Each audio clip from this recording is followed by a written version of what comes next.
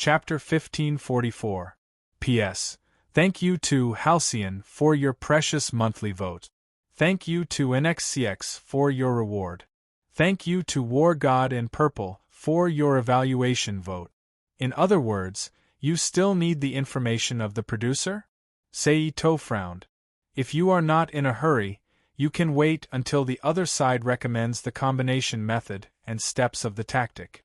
Kensei Yase was referring to the researchers from the Magical Technology Research Center of the Dimensional Administration. They were now responsible for the deduction of the tactic combination using the magical quantum computer. I see. Seito nodded. Then, after watching for a moment, he left and appeared at the location of the Technology Development Bureau.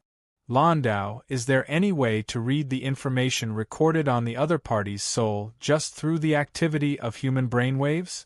Seito looked at Landau, who was trying to crack the temporary soul technology of Sayasu Karisho on a test bench. Yes. Landau, who was in the middle of his research, replied faintly without raising his head. Well, get ready and help me get a guy's memory out. Seito was overjoyed and said quickly. Got it. Landau agreed. Then, he straightened up and took off the clothes that were like an apron but not an apron. Then, he turned and left the laboratory to prepare what Seito wanted. Seeing Landau leave, Ito-sei, who stayed in the room, didn't hesitate. He immediately moved his mind and transferred a prisoner who was imprisoned on an isolated island above the sea area of the magic cube world. There wasn't even a teleportation door in front of him. In an instant, a man wearing a Chinese-style robe and Mandarin jacket appeared. A black-haired young man with a pair of frameless square glasses appeared in the laboratory. This person was none other than one of the escapees who escaped from the enchantment prison before Itagami Nether Chariot. At this time, his whole body was imprisoned by a special power in the Rubik's Cube world. It couldn't be helped.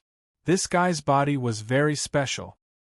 He was not affected by any special ability including magic power, spiritual power, and superpowers. Therefore, he himself didn't have any special abilities, but as one of the 6 escapees who escaped from the prison's barrier, he must have the strength to achieve all of this, which was a powerful physical technique that could defeat all kinds of strange powers. Therefore, in order to prevent him from causing trouble, he could only use a special confinement force that could only be released in the Rubik's Cube world to restrain him. Of course, the strength here referred to the Type 0 Assault Demon Subduing Machine Gun Nether Dawnwolf, which was equipped with the Divinity Vibrating Toggle. If it was just a simple bare-handed fight, although his physical strength was still strong, it was not so heaven-defying that he could ignore other experts of the same level. After all, even if his constitution made him immune to the effects of the xenogeneic powers, it didn't mean he wouldn't be harmed by the physical effects of the xenogeneic powers. As for why he chose to work with the Type 0 Assault Demon Subduing Machine Gun, Nether Dawnwolf, that was because the gun was originally his weapon, and the sealed item in the Lion King's hands was secondary. That was why Seito wanted to extract his memories, because he guessed that the memories of the string god Nether Chariot contained all the information regarding the Type 0 Assault Demon Subduing Machine Gun Nether Chariot. Seeing the string god Nether Chariot appear, Seito quickly appeared beside him and knocked him out with a palm. Although I can't directly use hypnosis to read your memories, I don't believe that I can't use technology to do so. Seito looked at the string god Nether Chariot that fell to the ground and sneered. Then, Seito bent down and lifted the string god Nether Chariot's collar. He walked out of the laboratory as if he was carrying a rag. In a moment, he arrived at Lando's room. At this time, other than Landau herself, her assistants Nye-in Meng and Yong-in Toru were also in the room. Seito threw the string god Nether Chariot's body on the ground and looked at the equipment prepared by Landau. The shape of the instrument was not unique. In fact, it could even be said to be very common. It was similar to the special monitors in the intensive care unit in the hospital. It was a combination of the instrument and the treatment table. However, there was an additional semicircular metal helmet connected to more than 10 strange wires at the position where the patient's head was placed. Put him on. Landau, who was adjusting the equipment, glanced at the string god nether chariot on the ground. She then looked away and ordered. Seito nodded and used psychokinesis to transform into several invisible hands. He grabbed the string god nether chariot's hands, feet, and chest and lifted it from the ground. He then moved the string god nether chariot to the equipment. Yong In Toru quickly took the string god nether chariot's body and straightened it. She then placed the equipment on the string god nether chariot. After everything was done, Yong In Toru automatically retreated to the side. It's done. At this time, Lando's voice sounded and announced. Then let's start. Seito nodded and walked to Lando's side. Landau didn't waste any time and immediately pressed the start button of the equipment to start the memory reader. Instantly, a wave of light unique to the spirit particles was faintly transmitted from the lines emitting blue light. Under the stimulation of this light, the string god nether chariot's face instinctively showed a touch of pain. At this time, Landau pressed another button on the equipment in front of her. It was also at this moment that the aquamarine liquid in the biological culture tank that was erected in the corner of the room suddenly started to boil. A large amount of bubbles gushed out from the bottom, stirring up the brain organs that were similarly connected by dozens of wires that flickered with blue spirit droplet. They were exactly the same as the human brain tissue, floating up and down unsteadily. The memory will first be stored in the artificial brain in the form of spirit particles. Then, through a special decoding method, it can be combined into a video image. Landau noticed Seito's gaze and explained. Seeing this, it reminds me of Nether Mayuri. Seito shook his head slightly and smiled. On the side, Nye Inming's face didn't change at all when she heard the name Nether Mayuri. By the way, how long will this extraction take? Seito retracted his gaze and asked. It depends on the time of his soul, if it's not too long. Half an hour should be enough. Landau thought for a moment and said. Seito nodded and quietly waited at the side. Just like this, the low buzzing sound of the equipment faintly echoed in the room. Half an hour passed smoothly. Beep. At this time, a clear sound came from the equipment. Then, the spirit particles dissipated. The blue light disappeared and the liquid in the artificial brain tank also calmed down. Obviously, this clear sound was the indication that everything was over. The time is really accurate. Seito exclaimed. Does he still need to stay here? Then, Seito looked at the string god netherworld chariot that was being helped by Nye Inmeng and Toru Che to remove the debris on its body. No need. Landau, who was operating something on the equipment, replied. After receiving the answer, Seito didn't hesitate and immediately sent the string god netherworld chariot back to Prison Island 2, where the felons who escaped from the enchantment prison were imprisoned. As for Island I, it was used to imprison Yi Soifeng, Suzu Tongxing, and other female Shinigami who were abducted from the Shinigami and didn't choose to surrender. This is his memory, but because it hasn't been sorted out, we can't choose to observe it. We can only watch it from the beginning to the end like this. Landau, who pressed a button on the equipment, said. It's okay. I also don't know where the thing I'm looking for is. Seito smiled casually. Then, his gaze fell on the small screen of the instrument in front of Landau, and he began to watch. In an instant, a baby in a cradle was reflected in Seito's eyes. Without guessing, Seito knew that this was the string god netherworld chariot when it was young. Then, the screen began to play the life trajectory of the string god netherworld chariot from when it was young until it was caught in the Rubik's Cube world, as well as what it experienced in this life trajectory, including the fragmented memories that even he himself might have forgotten, including all the memories of the event. But how vast was the memory of a human? If it was read in the normal way, It would take at least the same amount of time as the person being read lived to finish all of it. Therefore, the only way to quickly read all of the memories was to fast forward. With Sei Ito's extraordinary eyesight and memory, he could extract all the important information from the fast-forward playback. Even so, it still took Ito Sei nearly a week to browse through all the memories of the String God Underworld Chariot. It couldn't be helped. In a situation where he hadn't sorted out the information, even if he fast-forwarded it, he couldn't use too high a multiplier. Otherwise, before the information of the spirit particles could be edited, it might be destroyed in the process and everything would be in vain. Phew. Finally finished. Seito closed the screen and sighed.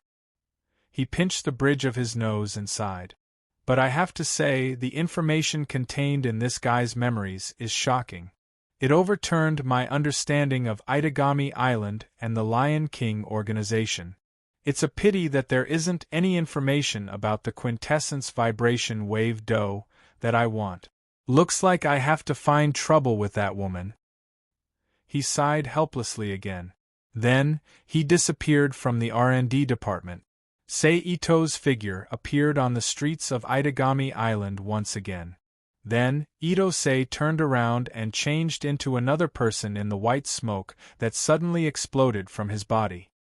He moved toward the target location, Saikai Academy. That's right, Saikai Academy.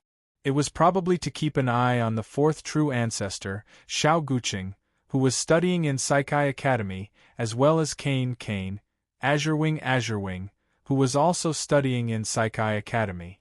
As one of the three sages of the Lion King organization, she was also studying in the school under a fake identity.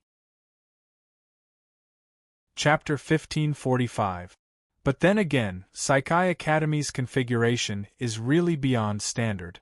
Not only does it have the Witch of the Void, but it also has a powerful person who stands at the end of boxing and immortal arts as a teacher.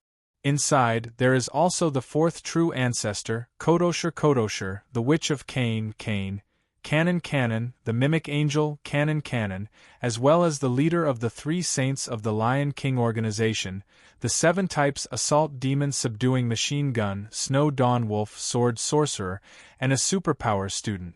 If it weren't for the fact that they each have their own goals, the combat power that erupted after the combination is definitely enough to kill the so-called gods and demons.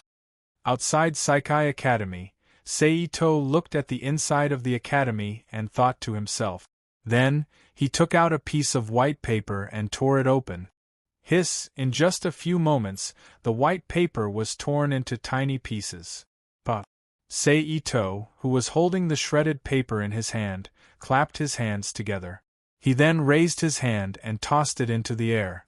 The shredded pieces of paper that scattered like snowflakes immediately transformed into small blue butterflies.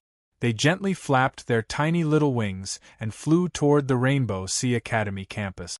Seito closed his eyes and turned his vision to those butterflies. Found it. After a while, Seito opened his eyes and said softly with the corner of his mouth slightly raised.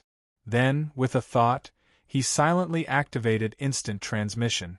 In an instant, the girl with glasses, who was pretending to be a good student and studying seriously in the classroom, changed her expression and suddenly disappeared from her seat. The student who found that the girl with glasses suddenly disappeared instinctively let out a cry of surprise. At the same time, outside the campus of Saikai Academy, the girl with glasses appeared in front of Seito. Seito made his move and slapped the girl with glasses on the neck, who was a little slow to react, and knocked her out. The girl with glasses, who only had time to see Seito's face, blacked out. Her body softened and fell. Seito reached out and hugged her. Then, he tossed her into the Rubik's Cube world. Then, Seito flipped his hand again and took out a piece of white paper. With a light shake, a paragraph of black ink appeared on the paper. After that, he teleported the paper to Motoki Yase's tree table in one of the first-year classes. Yase Motoki was Asami's childhood sweetheart. He was also Xiao Guqing's good friend. Aside from that, He was also a secret spy sent by the Lion King organization to watch over Xiao Guqing. He had a superpower called Sound Barrier. The so-called Sound Barrier. It was a type of sound-related superpower. It could spread the sound out like a radar, tracking and monitoring people within a certain range. Of course, apart from this method of application, he could also use a special drug similar to the Ultra Crystal that Takitsubuli had consumed in the magical Forbidden World to gain the ability to temporarily control airflow. Then, he could use this ability to create an air clone to track and monitor people from a distance. However, the weakness of this ability was that it could not withstand external forces. It would be destroyed with a little strong vibration. It was very unstable. Looking at the paper that suddenly appeared on his desk, Motoki Yace's expression immediately changed. He quickly grabbed the paper, ignored the teacher who was in class, and stood up. He said loudly, "Teacher, my stomach hurts. I want to go to the toilet." "Go." The teacher frowned and allowed him to go. Motoki Yace, who got permission, covered his stomach with one hand, bent his body slightly, and pretended to be in pain. He quickly walked out of the classroom and ran to the upper and lower floors where there was no one. Then, he opened the crumpled paper and lowered his head to read it. "The silence breaker is in my hands. If you want her to be safe, give me the Divinity Vibration Wave Drive Tactic DOE in exchange." The dark words pierced deeply into Motoki Yace's eyes. Motoki Yace frowned. He raised his hand to put on the earphones hanging on his waist, closed his eyes, and activated his superpower, Sound Barrier. In an instant, an invisible wave spread rapidly with him as the center. In the blink of an eye, it shrouded the entire Saikai Academy building. Inside the black and white enchantment space formed by the invisible ripples, there was a black and white enchantment space. The situation of each class in Saikai Academy was transmitted into his mind. Motoki Yace used his mind to block out the irrelevant parts and directly locked onto the class where the silence breaker was supposed to be. In the image transmitted back to his mind, the silence breaker, who was disguised as his girlfriend, was not sitting in her seat. The situation in the class also seemed to be a little chaotic. It did not look like a class was in progress. At this time, Motoki Yace's mind moved and included the blocked sound into the range of his receiver. In an instant, a large number of discussions that were originally low, but sounded like loud voices in his ears, rang out beside his ears. "What do you think is going on? Why did Koyama suddenly disappear?" Koyama was the silence breaker's disguised identity in the school. "Who knows, maybe she offended someone." "No way, Koyama is such an honest person. Or maybe her family got into some trouble." "That's right." Hearing this, Motoki Yace, who had basically determined how the silence breaker disappeared, deactivated his ability.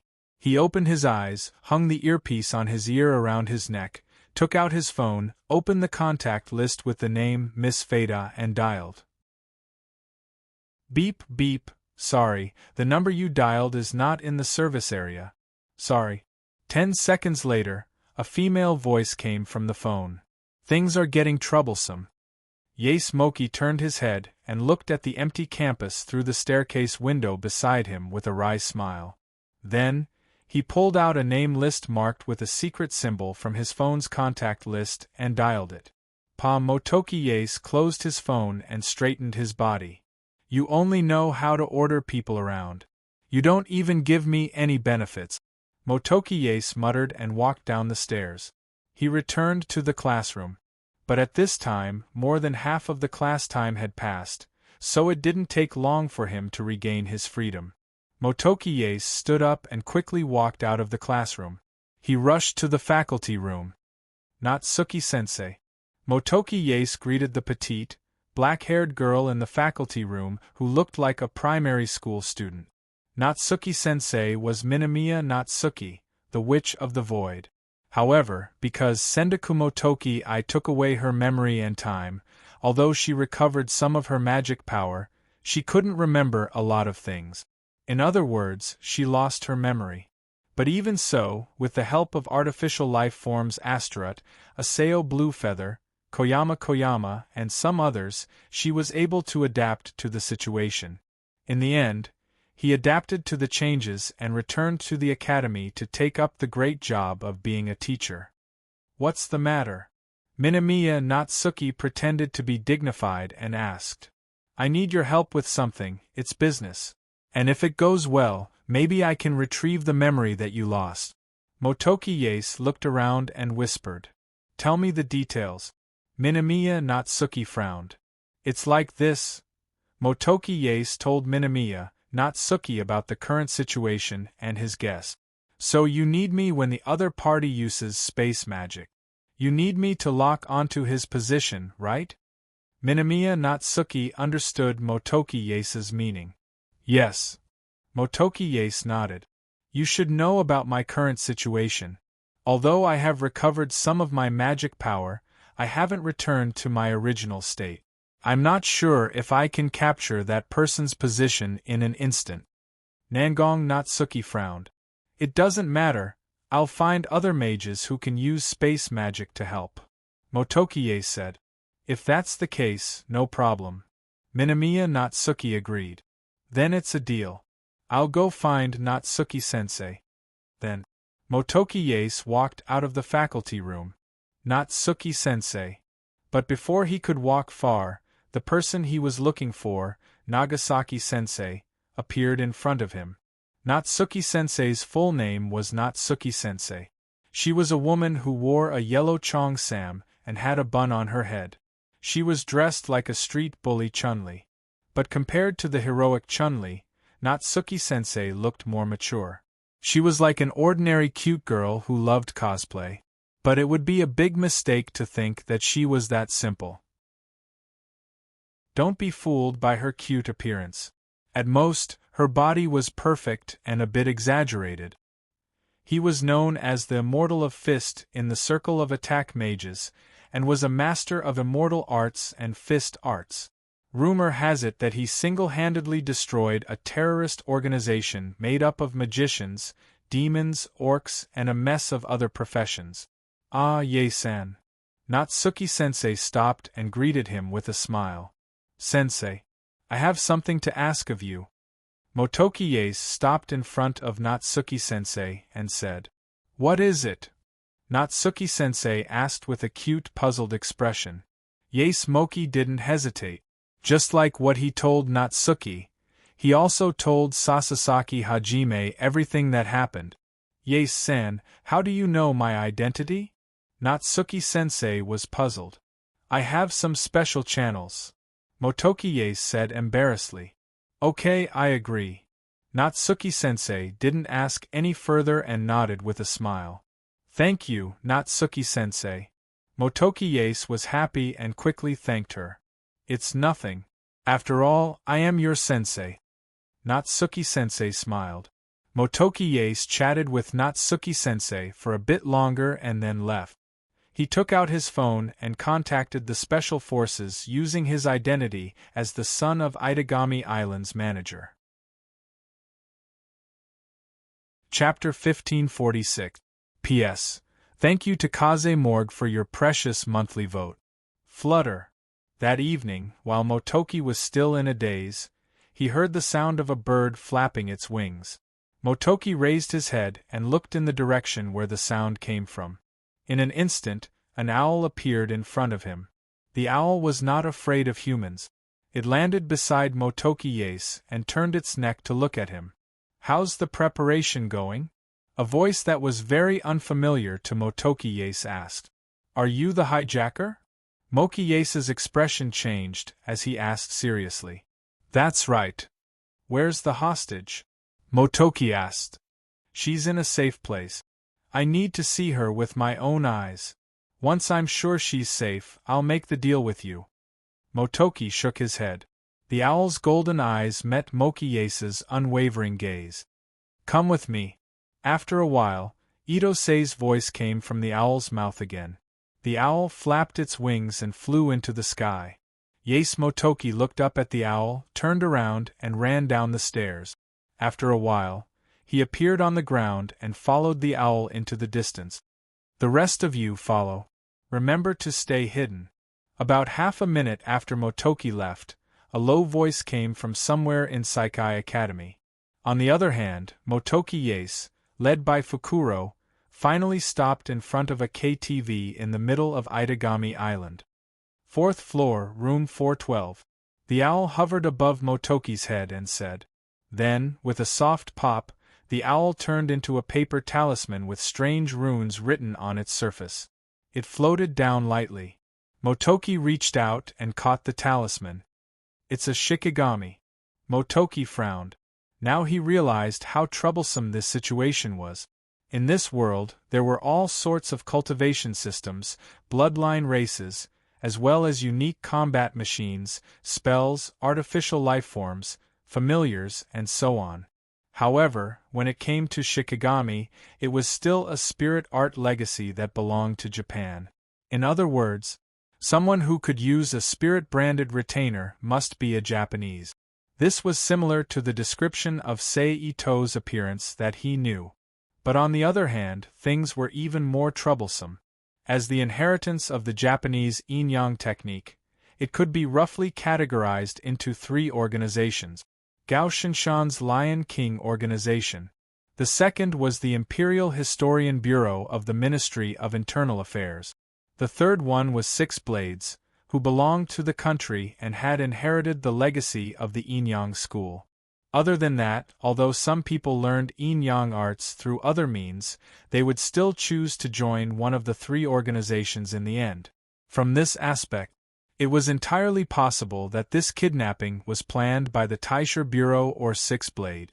Their goal was to obtain the highest secret technology of the Lion King organization, the Divinity Vibration Wave Driving Tactic DO. Moki Yase put the paper talisman into his pocket and sighed helplessly.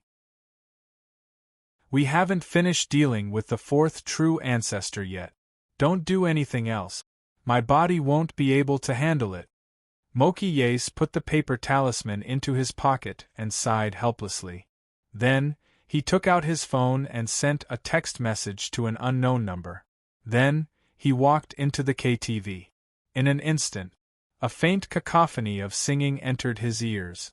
Welcome. The receptionist greeted him with a smile. Sir, how many people are there? I'm looking for someone. Moki Yase answered casually. Then, he ignored the receptionist and went straight to the elevator. He took the elevator to the 4th floor of the KTV. Ding. As the elevator door opened, Moki Yase walked out. He walked along the corridor and found the location of room 412. Soon, a room with 3 metal numbers 412 pasted on the door appeared in front of him. Moki Yase closed his eyes and put on his headphones again. He activated his ability, Sound Barrier. In an instant, a special wave spread out with him as the center. It enveloped the room in front of him. In his special perception, 2 figures of a man and a woman appeared in his mind. He did not recognize the man, but the woman's appearance was the head of the 3 sages he was looking for, Miss Oda. She was the girlfriend he announced to the public in school, Koyama. After confirming the existence of the 2 people, Moki Yase exhaled softly. He then reached out and twisted the door handle in front of him. He pushed the door open and walked in. In an instant, the 2 people he saw with his special vision appeared in front of his eyes. They were clearer and more in line with human vision. Are you okay? Moki Yase turned his head to look at Koyama. I'm fine. Koyama replied calmly. Where's the thing I want? Itomori asked at the right time. I want to confirm her authenticity first. Moki Yase looked at Seito and said. Itomori frowned when he heard this, but he didn't say anything. Tell me 2 things that only the 2 of us know. Moki Yase turned his head to look at Koyama again. You're a virgin, you. Koyama calmly said 2 things that made Moki Yase feel awkward. Okay, I know you're real and not some other metahuman's transformation. Yase Motoki was afraid that Koyomi would say something that would embarrass him, so he hurriedly stopped her. Then he walked toward Koyama. However, when he was about to reach Koyama's side, an obscure spatial fluctuation suddenly spread out. In this sudden spatial fluctuation, Moki jumped and grabbed Koyama's body and rolled her to the side. At the same time, Misaki Sasazaki, who was known as the Fist Immortal, and Natsuki Void appeared in the small room. Ha! Misaki lowly shouted, swinging leg toward Ito Saigaku swept over. A white immortal aura and a strong wind hit Sei Ito's face. On the side, Natsuki Nangong also used her spatial magic and disappeared from the room with Koyama and Moki. Boom! The next moment, a violent explosion resounded throughout the room, and the resulting strong shockwave immediately destroyed all the facilities and decorations in the room. Huh! Misaki Sasazaki's face showed surprise. This was because not only did her originally well-thought-out attack not have any effect, but it was also blocked by an invisible barrier. Ito Sei, who blocked Sasazaki's kick, smiled at her, and with a thought, he launched instant transmission. In an instant, the two of them disappeared from the room and appeared in the air above Itagami Island. Then, Sei Ito's figure flashed again and appeared behind Misaki Sasazaki. He used his palm to hit the back of her head. Misaki Sasazaki lowered her head and dodged Sei Ito's attack. At the same time, she turned around and swung her leg, creating a white immortal aura blade that slashed at Sei Ito's body. Sei Ito's figure flashed again and appeared behind Misaki Sasazaki. He swung his palm at her neck. Misaki Sasazaki raised her arm to block. Bang! Misaki Sasazaki's body moved sideways as she couldn't fly. But while she was moving sideways, Misaki Sasazaki swung her right fist at Sei Ito. Whoosh! A white beam of light shot straight at Sei Ito. It was a pure immortal aura attack. Sei Ito's body turned illusory and the beam of light went straight through his body. But in the next second, the illusory Sei Ito suddenly turned into several copies and appeared around Misaki Sasazaki at the same time. They attacked her from all directions. Misaki Sasazaki might be a fist immortal, but she was still a human. There were some unavoidable problems. For example, she only had a pair of hands and a pair of legs, so she couldn't defend herself in all aspects. Moreover, she was in the sky, which wasn't her main battlefield, so she was in a very difficult situation under the siege. Misaki Sasazaki, who couldn't think of a solution, was furious. She suddenly exploded her immortal aura. In an instant, a strong wave of immortal aura spread out in all directions with Misaki Sasazaki as the center. Under this impact, Sei Ito was forced to retreat a distance and became a person again. Misaki Sasazaki ignored Sei Ito. She stepped on the void and rushed down to the ground. Her speed was so fast that she created an explosive sound that could only be heard when she broke through the sound barrier during her fall. Sei Ito moved his mind and created a space tunnel above him. Then in the next second, Misaki Sasazaki's figure fell from the space tunnel. Sei Ito raised his arm and punched. Boom!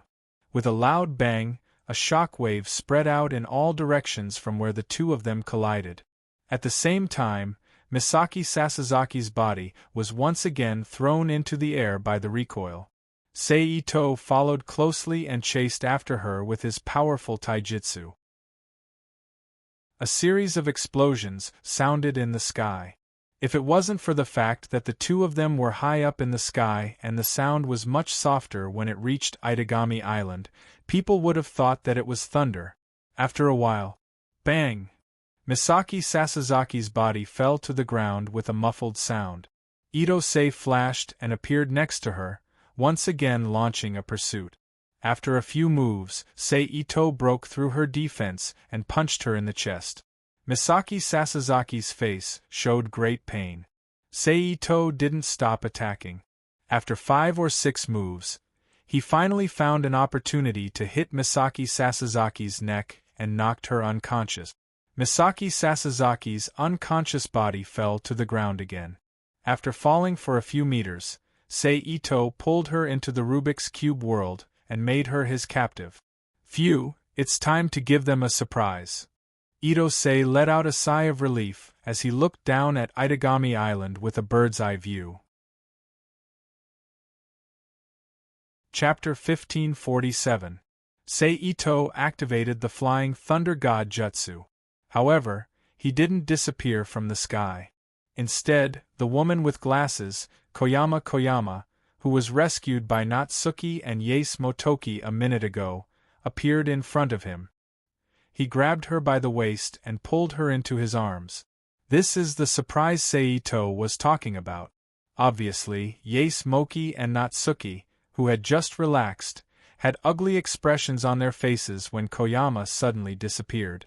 It seems like the leader of the three Saint Elders isn't worth much. Sei Ito looked at the bespectacled girl in his embrace and laughed. Who are you?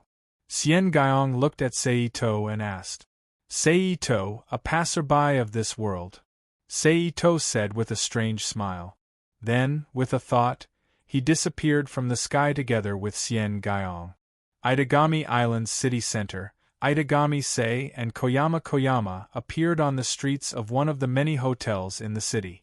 Ito-sei walked into a nearby hotel with Xian Guyong, whose spiritual power had been sealed, and her strength had been dissipated by a special technique.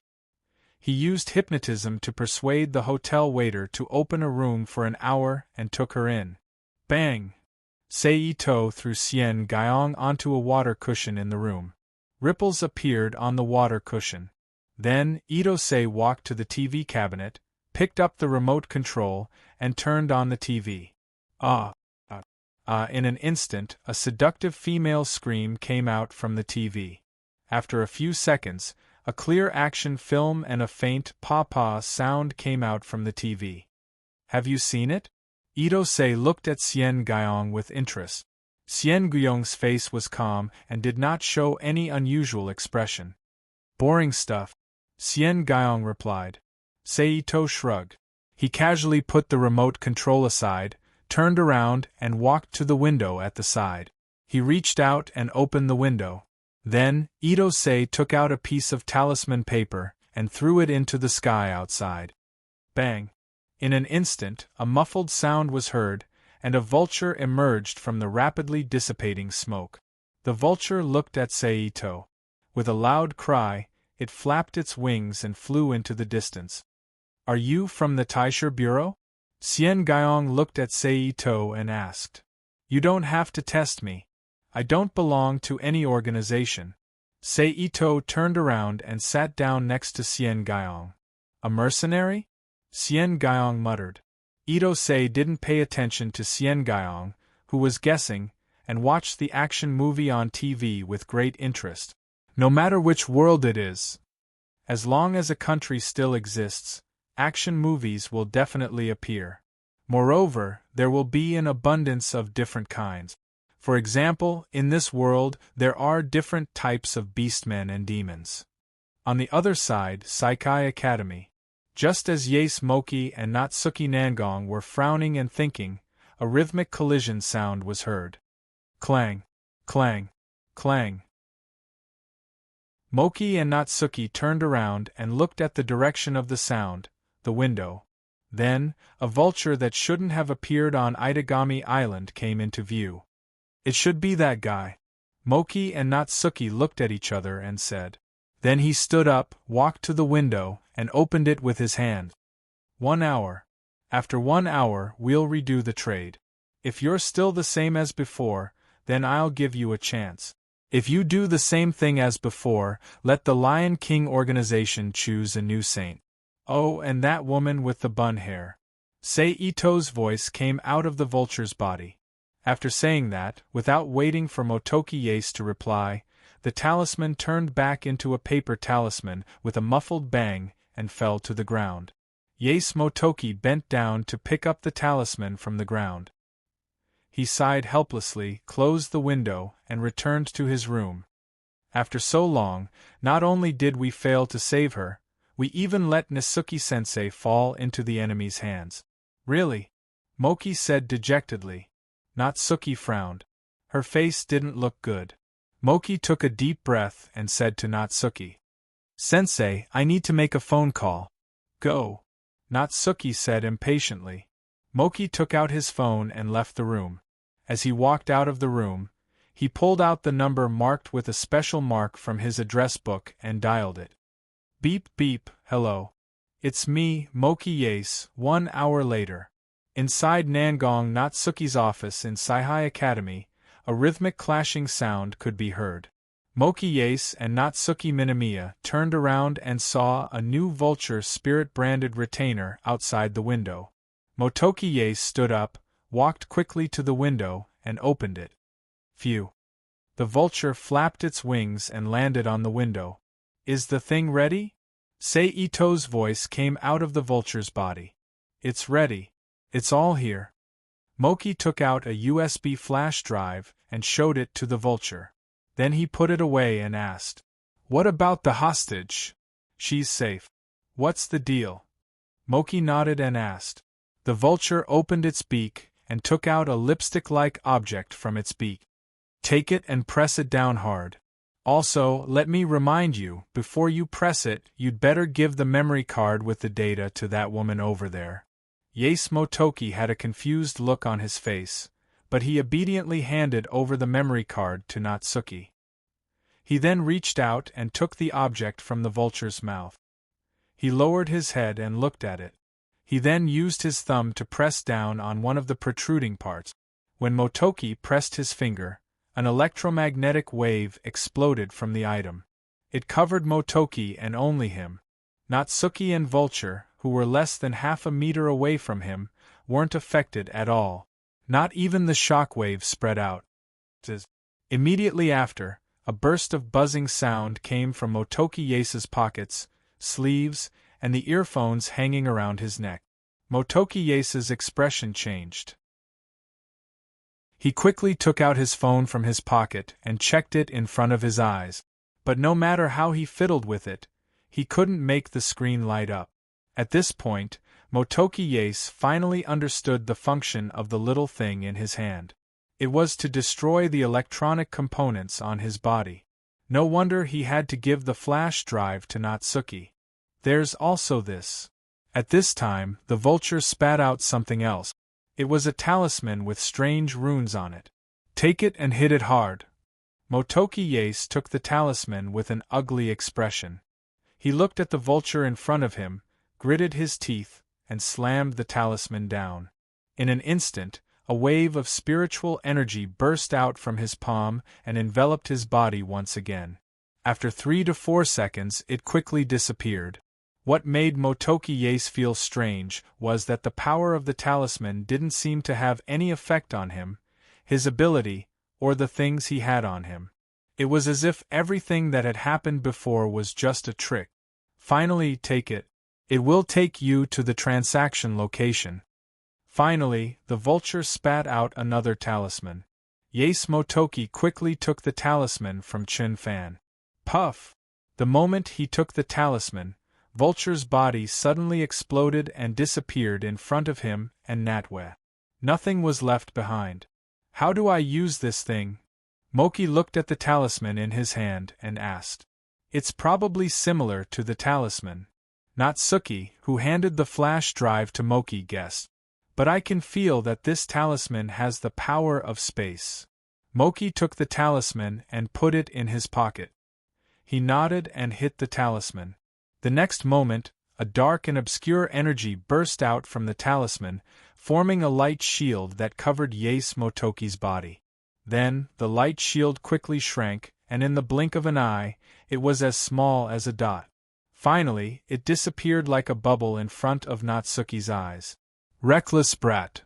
Seeing this, Natsuki Nangong scolded in anger. At the same time, in the hotel's hourly room, a dark hole suddenly appeared, and Yase Motoki's figure was spat out from it. He looked around vigilantly. Immediately, Itose, who was the one who made the deal, Koyong, who was the hostage, and the action movie that was playing on the TV came into his sight. Moki listened to the strange sound coming from the TV. Although he has never been here before, he is familiar with the pink and ambiguous environment. Moki's eyes became a little dull. Obviously, all of this had caused him to have some reverie. "Where's the thing?" Saito asked. "Here." Moki, who came back to his senses, quickly took out the flash drive from his pocket and said. Saito reached out and grabbed the flash drive. He then took out a quantum computer and inserted it into the flash drive in front of Moki and Koyong. He opened the flash drive and began to look at the information inside. Probably because they had heard of Itosei's methods, they didn't think that using a fake tactic would work. The people of the Lion King organization were very honest. They did hand over the real divinity vibration tactic Do, but it was only half of it. "Where's the other half?" Saito raised his eyebrows and asked. "It's hidden in another place, but only after we leave safely will the people who receive my orders put it down," Moki said in a deep voice. Chapter 1548.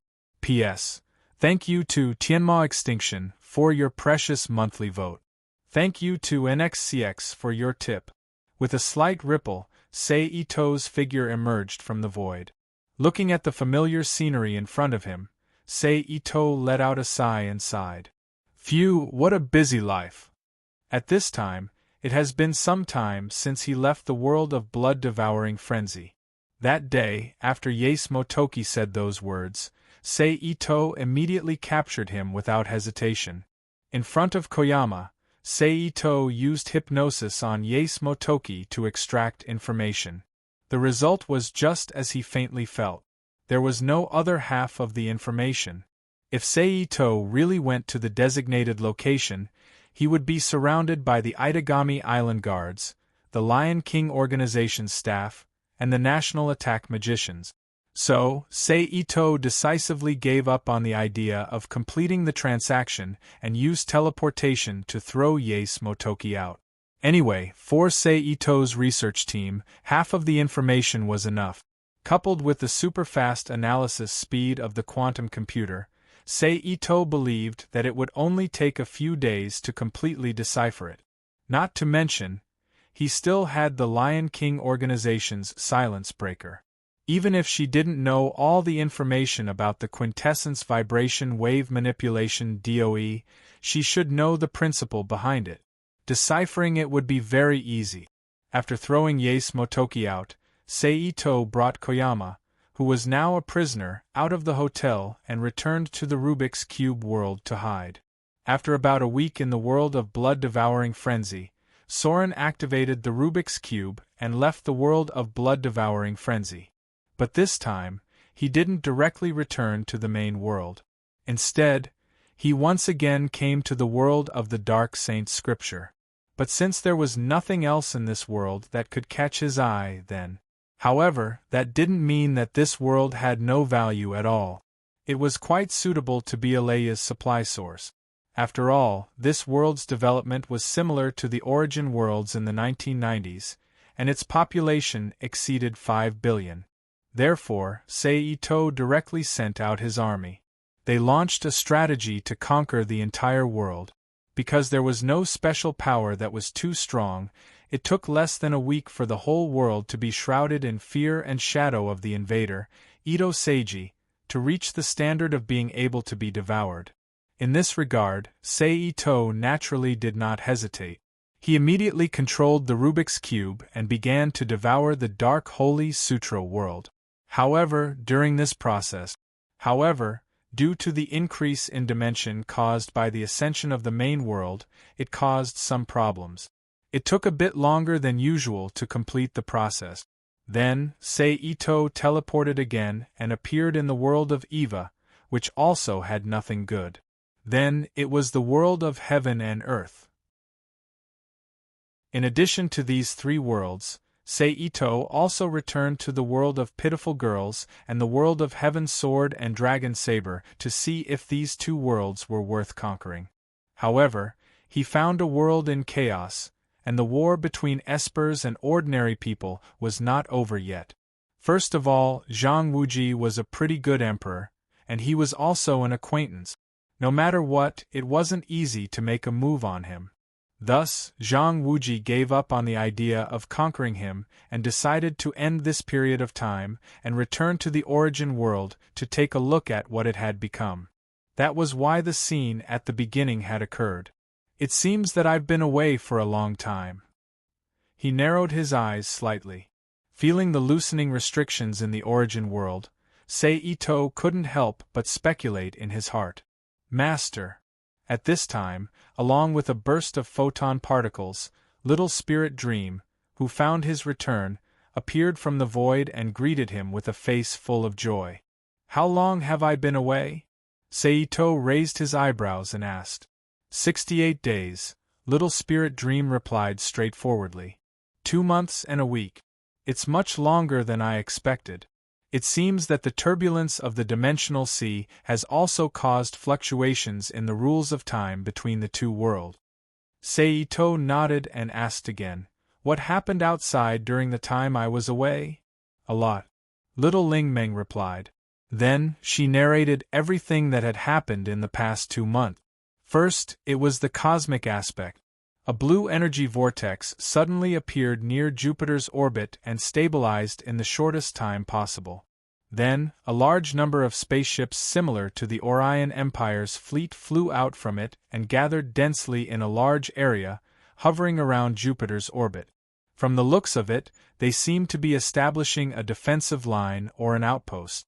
And under the influence of the Orion Empire, the Milky Way Federation's fleet completely retreated to Mars and did not move at all, as if they were afraid of causing a misunderstanding. Then, it was the interior of Earth. The first situation was still the continent that was squeezed out from the cracks in space due to the Earth's dimensional leap. They didn't know if it was because their space had merged with the Earth itself, but during this period of time, the size of the Earth was expanding outwards at an undetectable speed. In just a short period of 2 months, the Earth was already a small circle larger than before.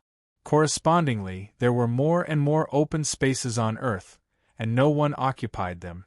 So, until now, they had almost become the nests of those biochemical monsters, and a large number of monsters were living on them. Then, it was the situation in each country. In the 2 months that Seito disappeared, many countries with no heritage and heritage were destroyed, causing the world's population to plummet sharply. At the same time, it also intensified the disconnection between countries, causing the surviving countries to become isolated islands on land, surrounded by the monster army that the Orion Empire replenished from time to time. But because of this, more and more powerful heritages began to emerge. For example, giants and berserkers appeared in Iceland and Greenland, werewolves ruled in Finland and Sweden, witches and druids who worshipped the way of nature appeared in Norway, rune magicians and rune technology derived from rune appeared in Germany, and wild knights who worshipped the earth with their swords appeared in Ukraine, and so on. As for countries like France, Italy, Spain, Portugal, Lithuania, and so on, they were all under the command of the Catholic Church. Of course, this was only the situation in Europe. In places like Africa, South America, and the United States, there were also tribes and clans that worshipped gods, wizards, pharaoh priests, and inheritors of the Mayan civilization system. And suddenly, in Central Asia and East Asia, there were the forces of Zoroastrianism, the last descendants of the Babylonian Empire, the inheritors of the Olympian gods, and so on. On the other hand, the real center of Asia, China, was very quiet during this period of time.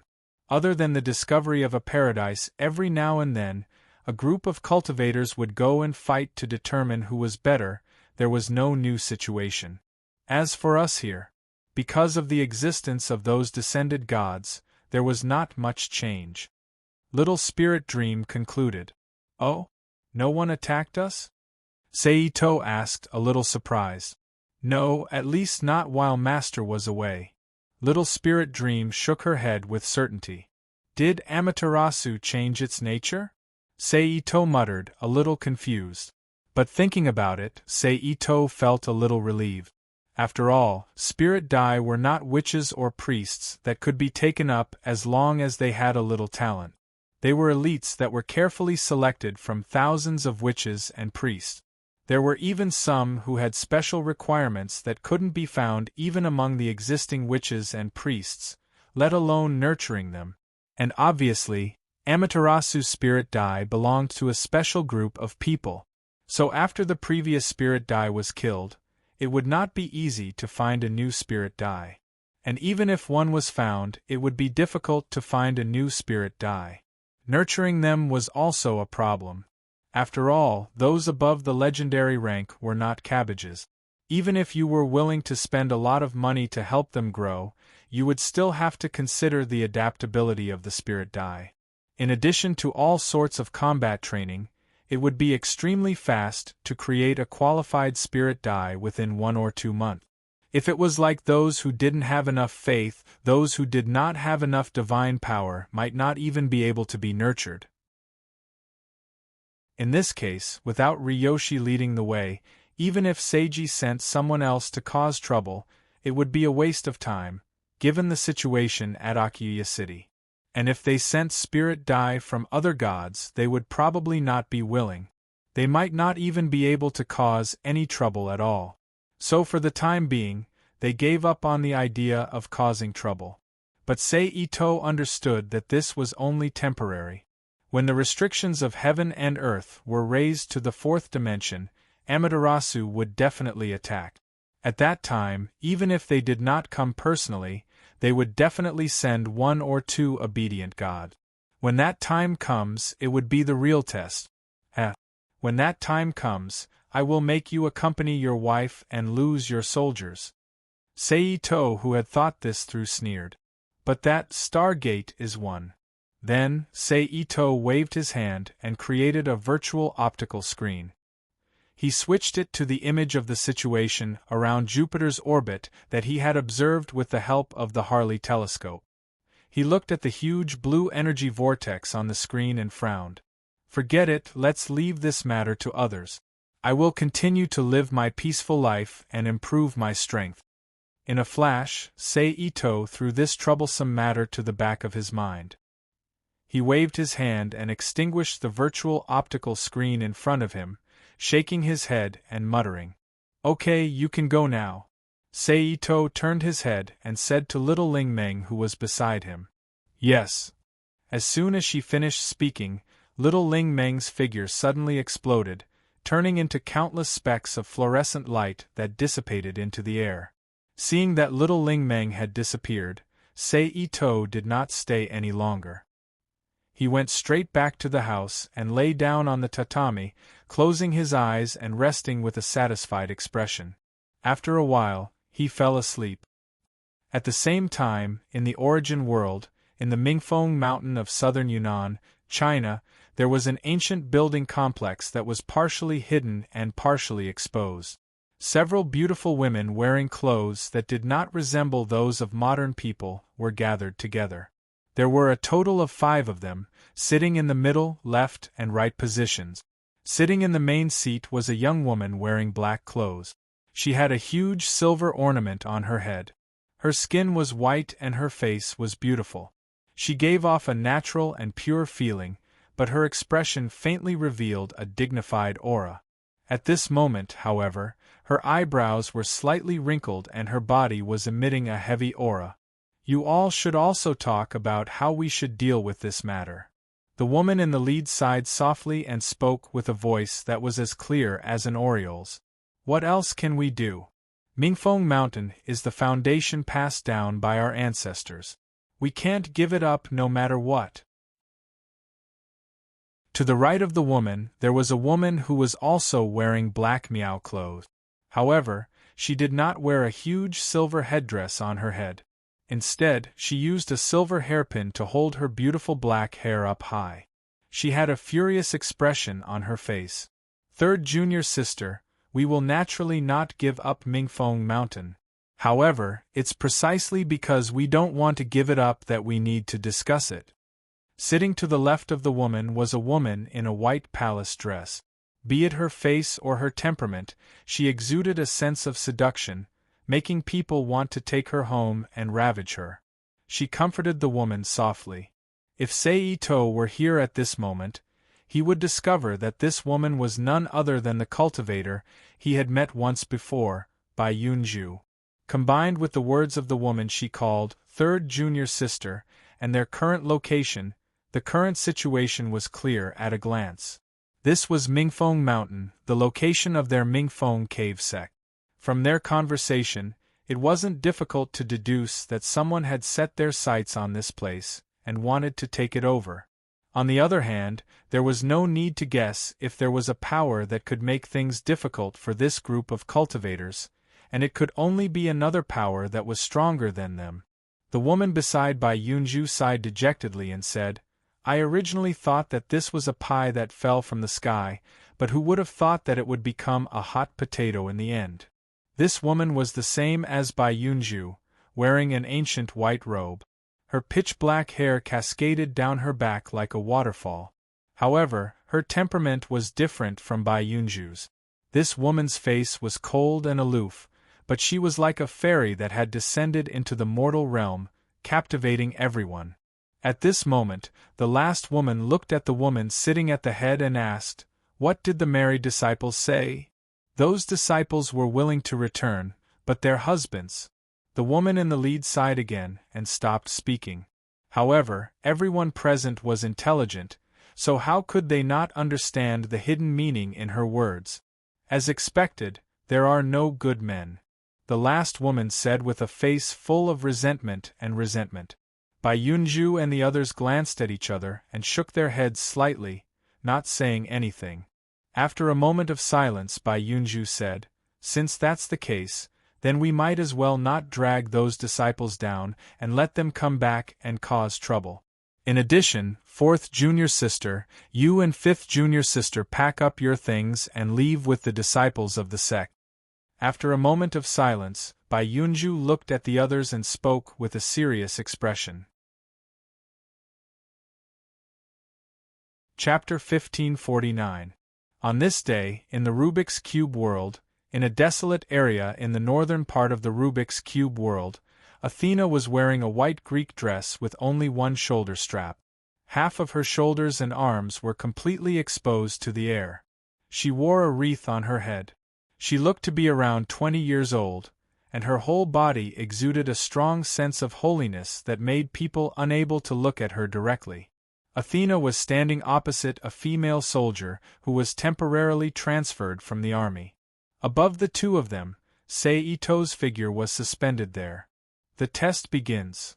Seito looked down at the two of them, then shouted loudly. Athena didn't do anything, but the bracelet on the female soldier's wrist instantly lit up. Then, a large number of fine light spots spread out, and almost in the blink of an eye, the female soldier's whole body was wrapped in light.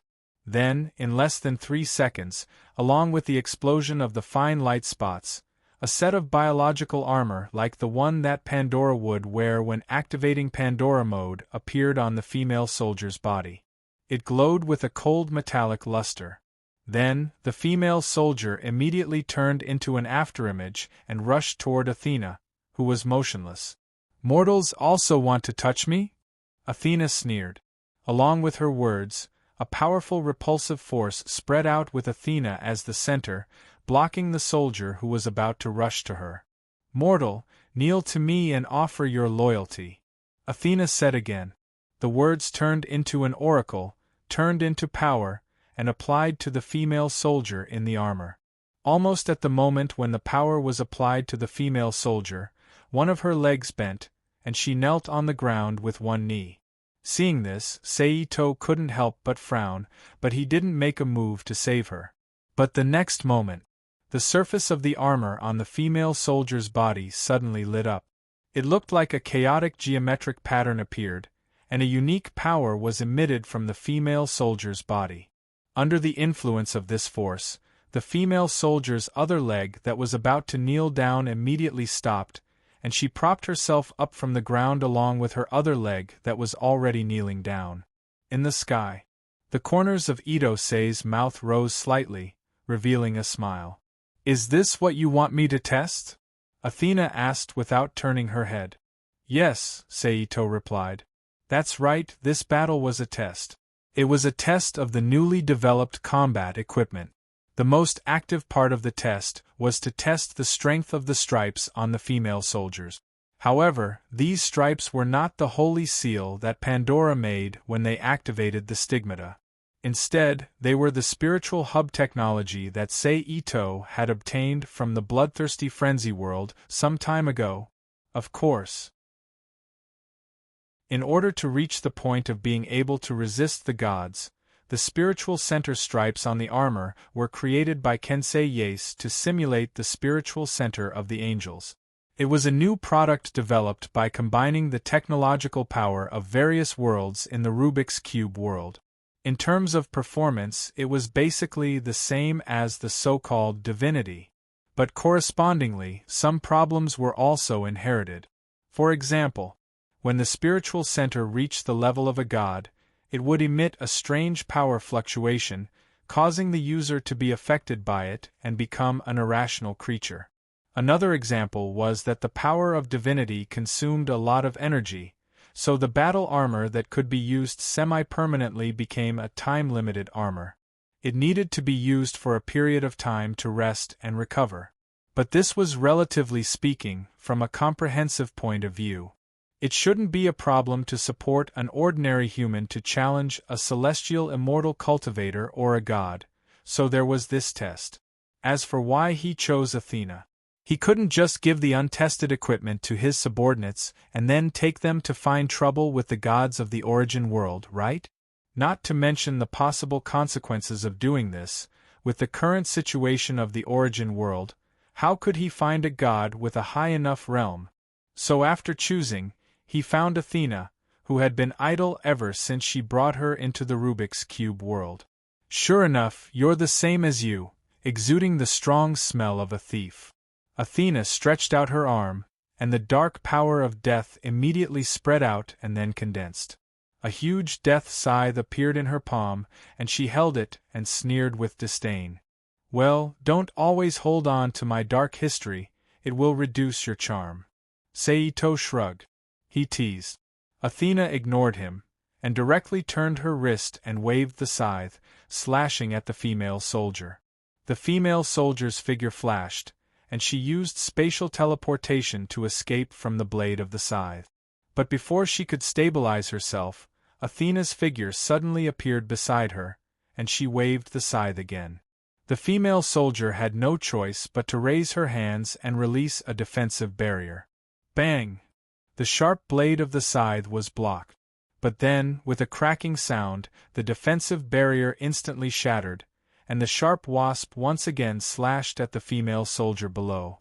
But with the previous block, the female soldier had time to reactivate spatial teleportation and once again escaped from Athena's attack.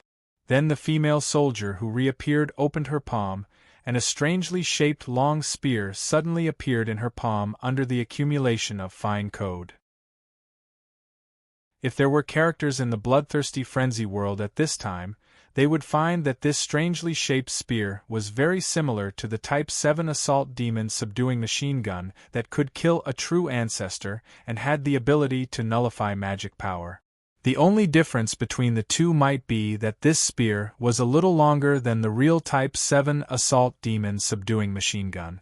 This was the second new equipment developed by Saito, the demon subduing spear. Its principle was the same as the Type 7 assault demon subduing machine gun made by the Lion King, but with the addition of the star weapon attribute. Compared to the real Type 7 assault demon subduing machine gun, it was much more convenient to carry. Unfortunately, the spiritual core and some other energy are affected by the power of the nether-hungry wolf, Type 0 assault demon subduing machine gun, and can't nullify the power of the entire domain.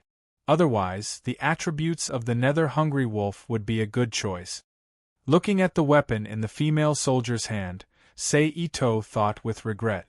The son of the god of Bayan and the high god sword sorcerer is here to pray, dawn of the demon subduing, divine wolf of the snow clouds, Quickly use the power of the god of steel to help me destroy the evil gods and demons."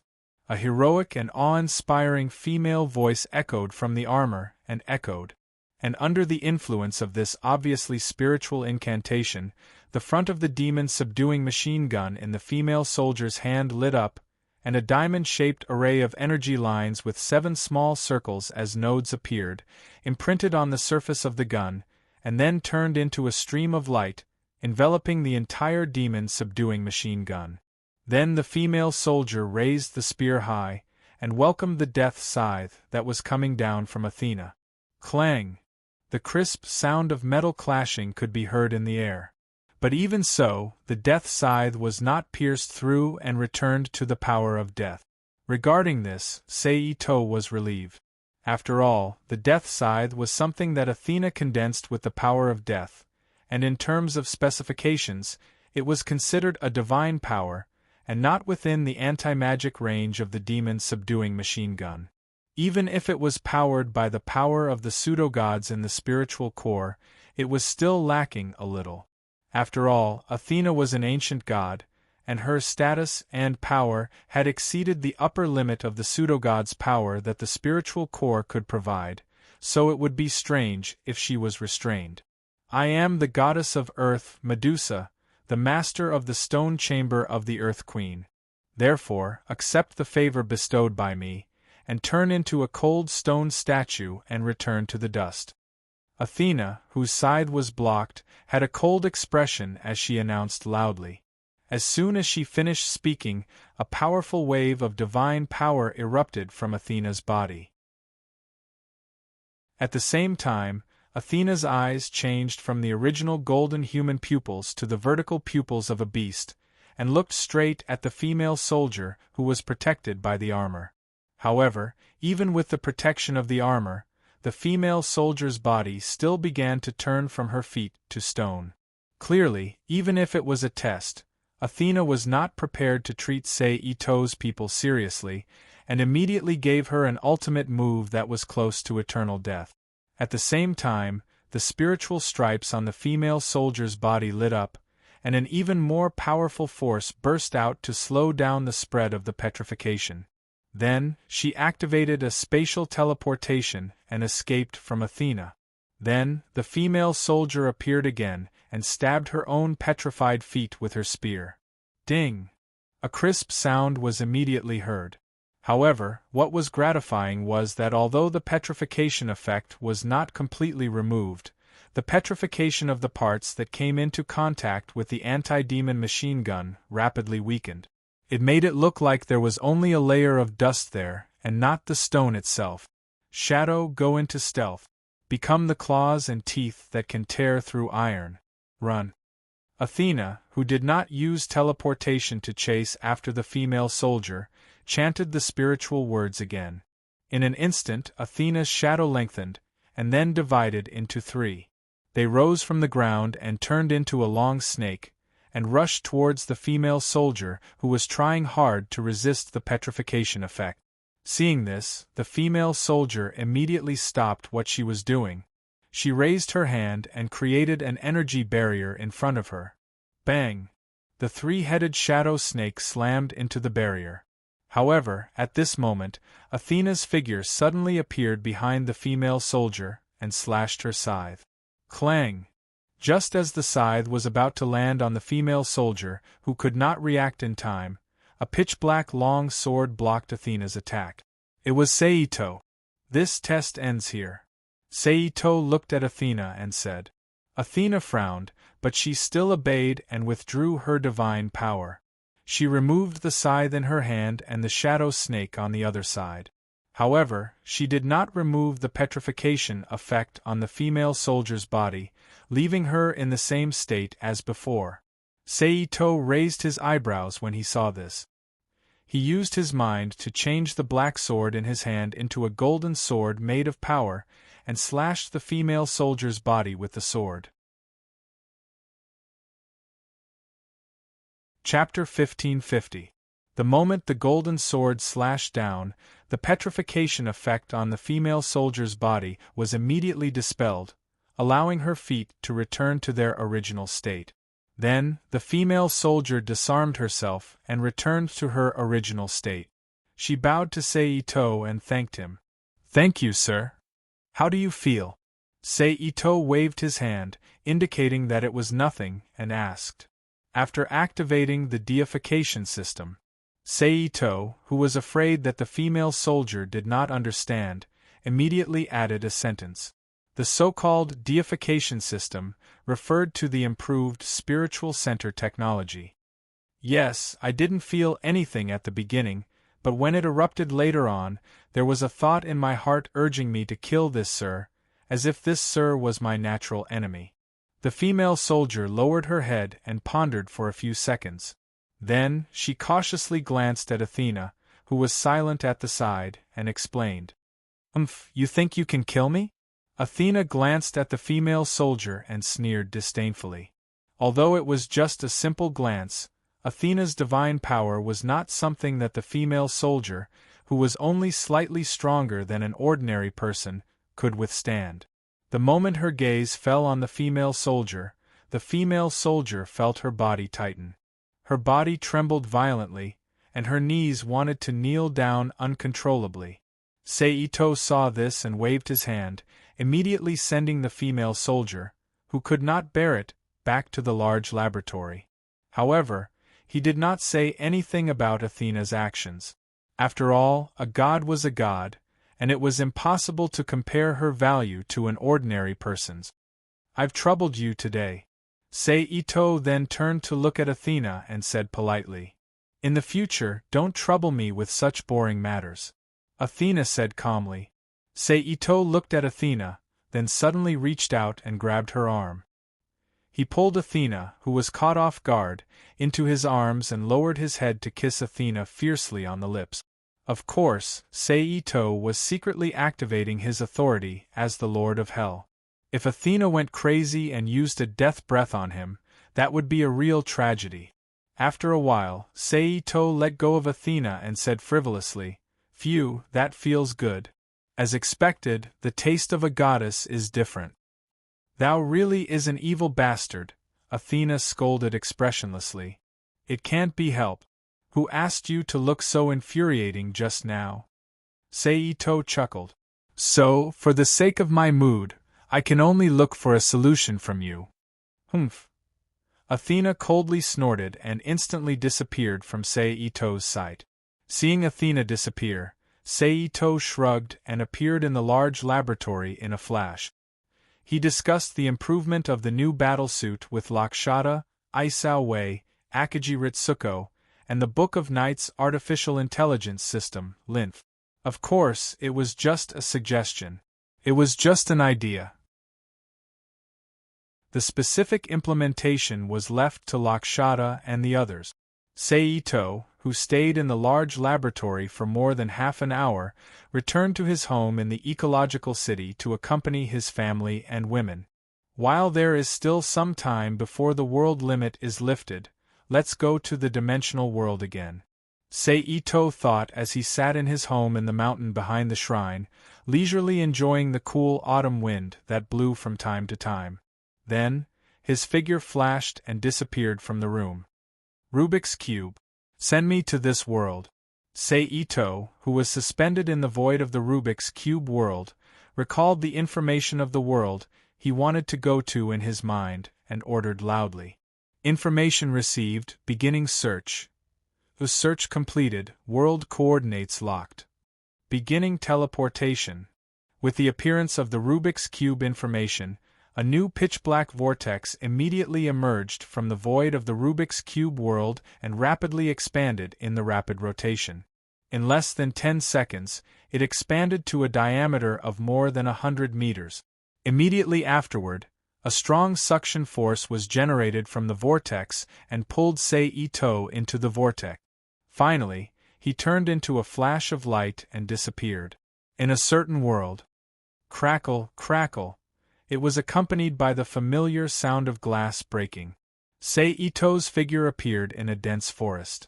However, just as he accepted the camouflage of the world force, in a strange space, a consciousness gently jumped, Then the consciousness turned into information and flew out of the strange space. At the same time, in a certain country in Europe, in an old house that looked very much like a civilian house, a middle-aged man who was about 1.9 meters tall and wore a blue priest robe similar to a windbreaker was sitting on a chair and reading the Bible. He had a peaceful face and a strange mix of gold and black hair.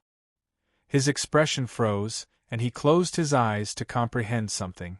"Yes, Lord." After a while, the man opened his blue eyes again and responded with a solemn expression. It was just that at this time, there was no one else in the room except for him. No one knew who he was responding to. Then the middle-aged man gently closed the Bible, stood up from the chair, walked straight to the door, pushed the door open, and walked out until he disappeared at the end of the road. The scene once again returned to Saito.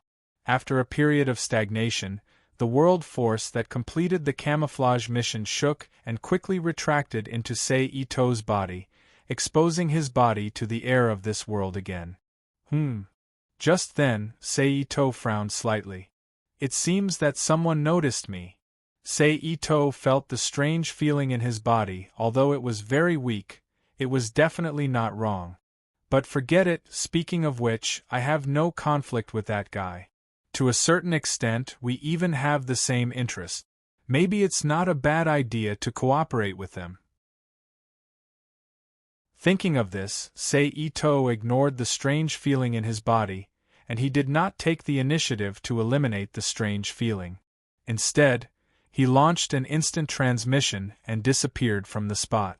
In just 2 or 3 flashes, Saito's figure appeared in a modern city.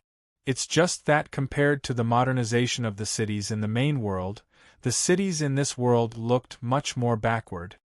I don't know if it's because I came at the beginning stage, or this city is so backward.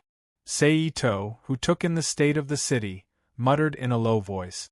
Following that, he walked into the city. Soon, Saito met the first passerby. Well, he was lucky. It was a blonde woman who looked passable. Saito quickly walked to the woman's side. While the woman's face was filled with shock, he wrapped his arms around her waist. While controlling the woman's consciousness with his mind power, he walked to the side with her in his arms. During this process, no one noticed the abnormality between the two of them. After walking like this for 5 or 6 minutes, Saito suddenly released the arm around the woman's waist. With a turn of his feet, he disappeared from the woman's side. The woman who was left in the same place blinked her eyes and looked around in confusion. Then, she turned around and walked back along the original path with a puzzled expression. I didn't expect it to be 1994, and it's not long after the first King of Fighters tournament ended. I just don't know what the development of this world is. Is it a game or a manga? Is it a manga? Which version of the manga is it?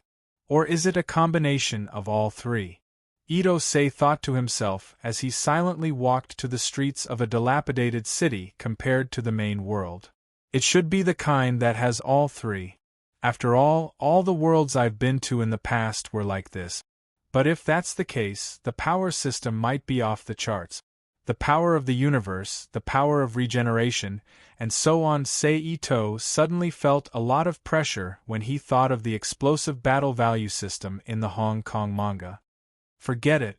I'll find someone to test it out and see what the power system of this world is like. Thinking of this, Saito began to think of candidates for the test. I'm currently in Europe. There don't seem to be any famous pugilists around here. I can find people in Brazil, America, Japan, Korea, China, Thailand, and a few other places. I've decided. I'll go to Korea and find Kim Japan. The reason why he chose him was very simple. Brazil, America, and Japan were relatively far from Europe. China's old Manjiu was too well hidden. Moreover, if he had the power of the universe, his ability to see through people's hearts would be very difficult to guard against. As for Thailand, Dong Zhang seemed to be training with Andy and the others everywhere. After thinking about it, only Kim Japan from Korea was the best candidate. Moreover, this guy was very famous in Korea. Anyone could easily find out where his dojo was. Coupled with the fact that if he wanted to challenge the Korean dojo, he would have to challenge the Korean dojo. This unlucky kid was the inevitable choice. Since he had made up his mind, Sei Ito did not hesitate. He immediately used his innate senses to pinpoint the location of Korea and teleported away. Oh, God! A passerby who happened to see Sei Ito disappear instinctively exclaimed. About half an hour later, Sei Ito appeared on the streets of Korea. Compared to the bustling Korea in the main world, Korea in this world was too shabby. If he did not know that he was in a city, Sei Ito would have thought that he was in a rural Korea. Then Sei Ito put away his emotions, reached out to stop a passerby and asked, "Excuse me, where is Master Kim Japon's dojo?" Sei Ito was speaking in Korean at this time. As for where he learned it, with the thousands of languages that came with becoming a godslayer, he could find a Korean in the Rubik's Cube world and learn it for a day. Follow this path and walk forward. The passerby who was stopped first looked at Sei Ito in surprise, perhaps wondering why he did not know where Kim Japon's dojo was. Then, he kindly told him the route to the dojo. "Thank you." After a while, Sei Ito, who had memorized the route, thanked the passerby and moved toward the dojo. Chapter 1551. P.S. Thank you to Sacred Knight for your precious monthly vote. Thank you to NXCX and G1992 for your tip. Ha! Ha! Ha! Ha! This was a Taekwondo dojo that occupied a large area. Dozens of male and female students wearing white Taekwondo robes with red, yellow, white, and black belts around their waists were neatly arranged in several rows at a relatively safe distance from the door. They were performing the basic Taekwondo movements of kicking and punching with rhythmic shout. In the middle of them was a short-haired young man who was about 1.75 meters tall. He was wearing a modified sleeveless Taoist robe that had 2 fewer sleeves than his usual robe. He pretended to be dignified as he walked among the students, observing their movements.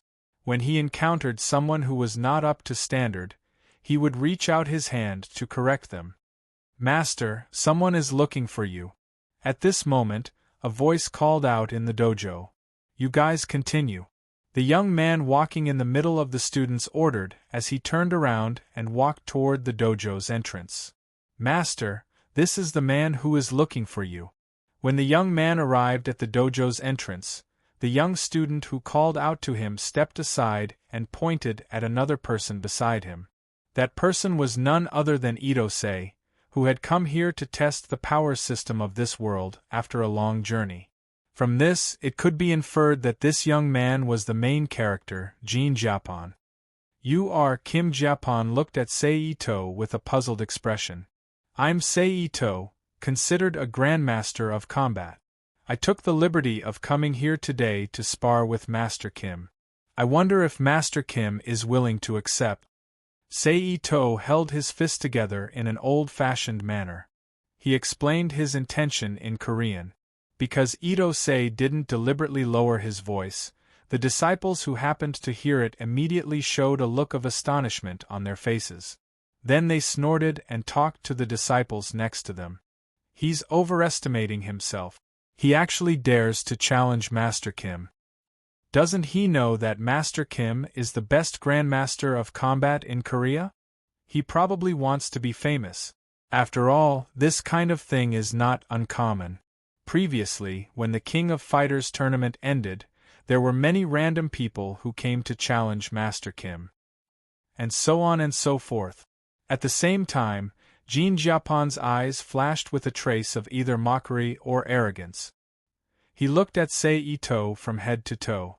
However, when combined with the fact that the training hall's floor was 10 centimeters above the ground, his height suddenly jumped to over 1.85 meters, giving him a sense of superiority.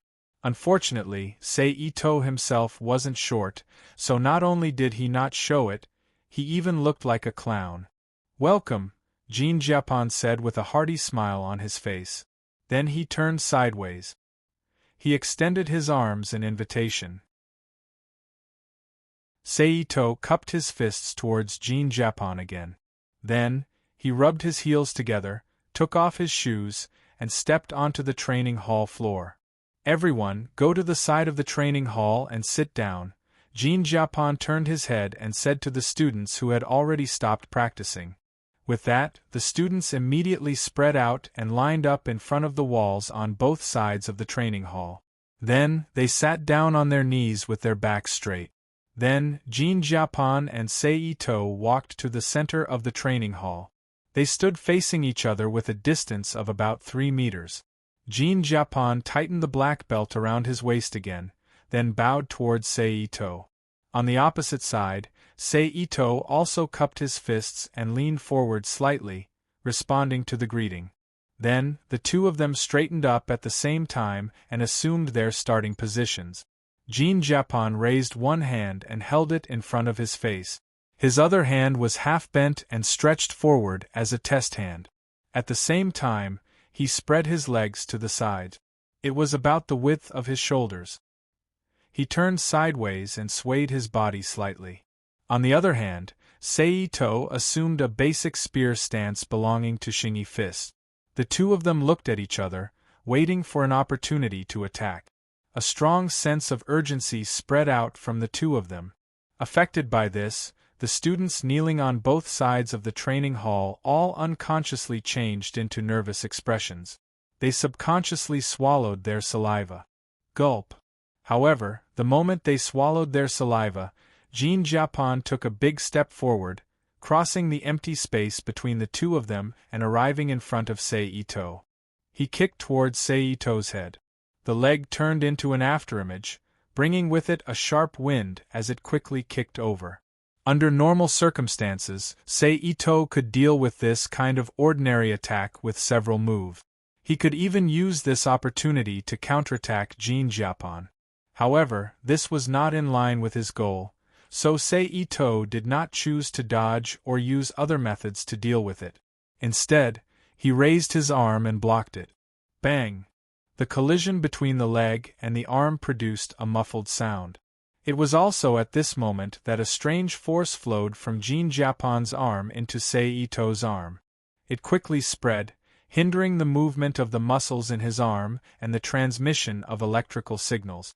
Seito estimated that if he did not react quickly, his arm would not be completely crippled, but he would not be able to control it for a short period of time. Is this the truth of the so-called stiffness? Seito thought uncertainly. However, even though he thought this, Seito's movements were not slow. He immediately used his strength to disperse the force from Jean Japon's arm and then kicked back. Jean Japon saw this and used more strength to continue his high kick towards Seito. At the same time, he twisted his body and jumped up. After dodging Seito's side kick, he used his other leg to kick towards Seito's arm. Seito landed on the ground, lowered his head, and twisted his body. He instantly dodged under Jean Japon's abdomen. Jean Japon, who found it difficult to land his attack, spun around and landed on the ground. He once again assumed a fighting stance and faced Seito. Then, Jean Japon raised his right leg and kicked out with a midsection kick. Seito lowered his waist and sat in a horse stance.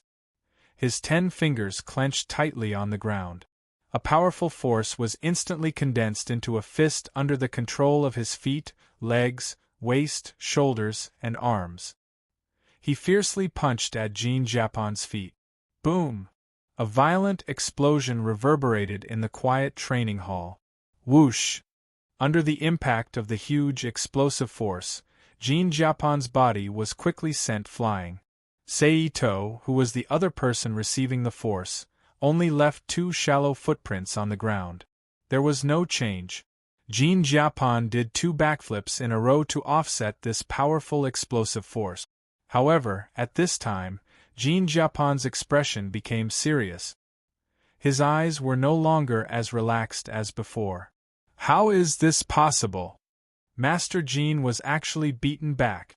I must be dreaming, the students exclaimed in disbelief. They had no choice. Their expectations of Jean Japon were too high, so high that they almost regarded him as the world's #1 expert. They did not believe that anyone could defeat the invincible Master Jean. Therefore, when this happened, it was already very good that they did not lose their minds on the spot. Phew! Jean Japon ignored the exclamations of the students on both sides and exhaled a long breath with a serious expression. Absolute strength 5% burst. Then, Jean Japon shouted. Then, in the next second, Jean Japon suddenly appeared in front of Sei Ito as if he had teleported. He quickly kicked at Sei Ito's neck. It was a sure kill move. Sei Ito narrowed his eyes. He did not dodge, nor did he block. He allowed Jean Japon's leg to hook his neck. Then, he used the strength of his body to twist and throw Jean Japon to the ground. Boom! Amidst the muffled sound, the entire training hall shook. And in the midst of this tremor, Sei Ito felt even more strange energy surging into his body. It froze his body and caused him to crash into the ground. As expected, this energy that can affect the movement of muscle tissue and the transmission of electronic nerve signals is the foundation of a grandmaster of combat. Sei Ito was even more convinced as he felt the energy passing through his body. At the same time, Jean Japon, who had completely avoided the sure kill move, took a step back to express his goodwill. Oh, Master Jean is the best. I knew it. How can this guy be Master Jin's opponent? Master Jean is the best. In an instant, once again, the students erupted into thunderous cheers. However, at this time, Sei Ito, who the students thought would only get up after lying down for a while, got up easily. He casually patted his body twice, as if he was trying to get rid of the dust. Absolute strength. Sei Ito raised his head and looked at Jean Japon, who was surprised. That's right, Jean Japon admitted. As expected, this world is an extension of the Hong Kong manga's strength attribute system. Sei Ito curled his lips and thought to himself. Do you want to continue? Jean Japon asked kindly.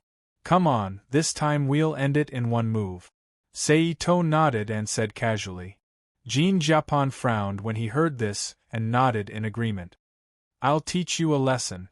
With that thought in mind, Jean Japon abruptly unleashed 10% of the absolute power that he had recently mastered. In an instant, a strong aura emanated from Jean Japon's body. Then, Jean Japon stomped his feet and leaped in front of Sei Ito in midair. As if he was stepping on a small staircase, he quickly kicked at Sei Ito's chest. Sei Ito sneered. He lifted his leg and took a step forward. In the next moment, he suddenly appeared beside Jean Japon. Then, he turned around and kicked Jean Japon's back. Bang! With a huge muffled sound, Jean Japon's body was kicked away. And the direction he was flying in was the group of students who were kneeling on the side. Seeing such a shocking change, the students panicked and instinctively exclaimed, Bang!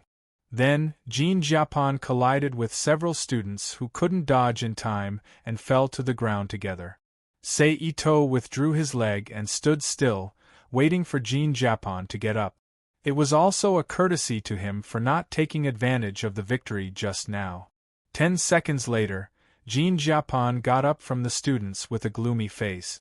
Then, he walked back to Sei Ito and forced a smile. He said politely, You're strong. I've lost this competition. Don't mention it. I just used a trick.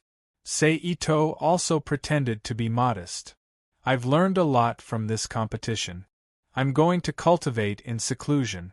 I hope I'll have the chance to compete with you again in the King of Fighters conference next year. Jean Japon first said humbly, then stared into Sei Ito's eyes. The King of Fighters conference. I'll participate. Sei Ito nodded slightly and agreed. After that, Sei Ito and Jean Japon chatted for a while more. Then, they bid farewell and left Jean Japon's Taekwondo dojo. Where should I go next? Ito pondered as he stood on the streets of Korea. Forget it. I'll go to Japan and meet the grandmasters of combat who live there.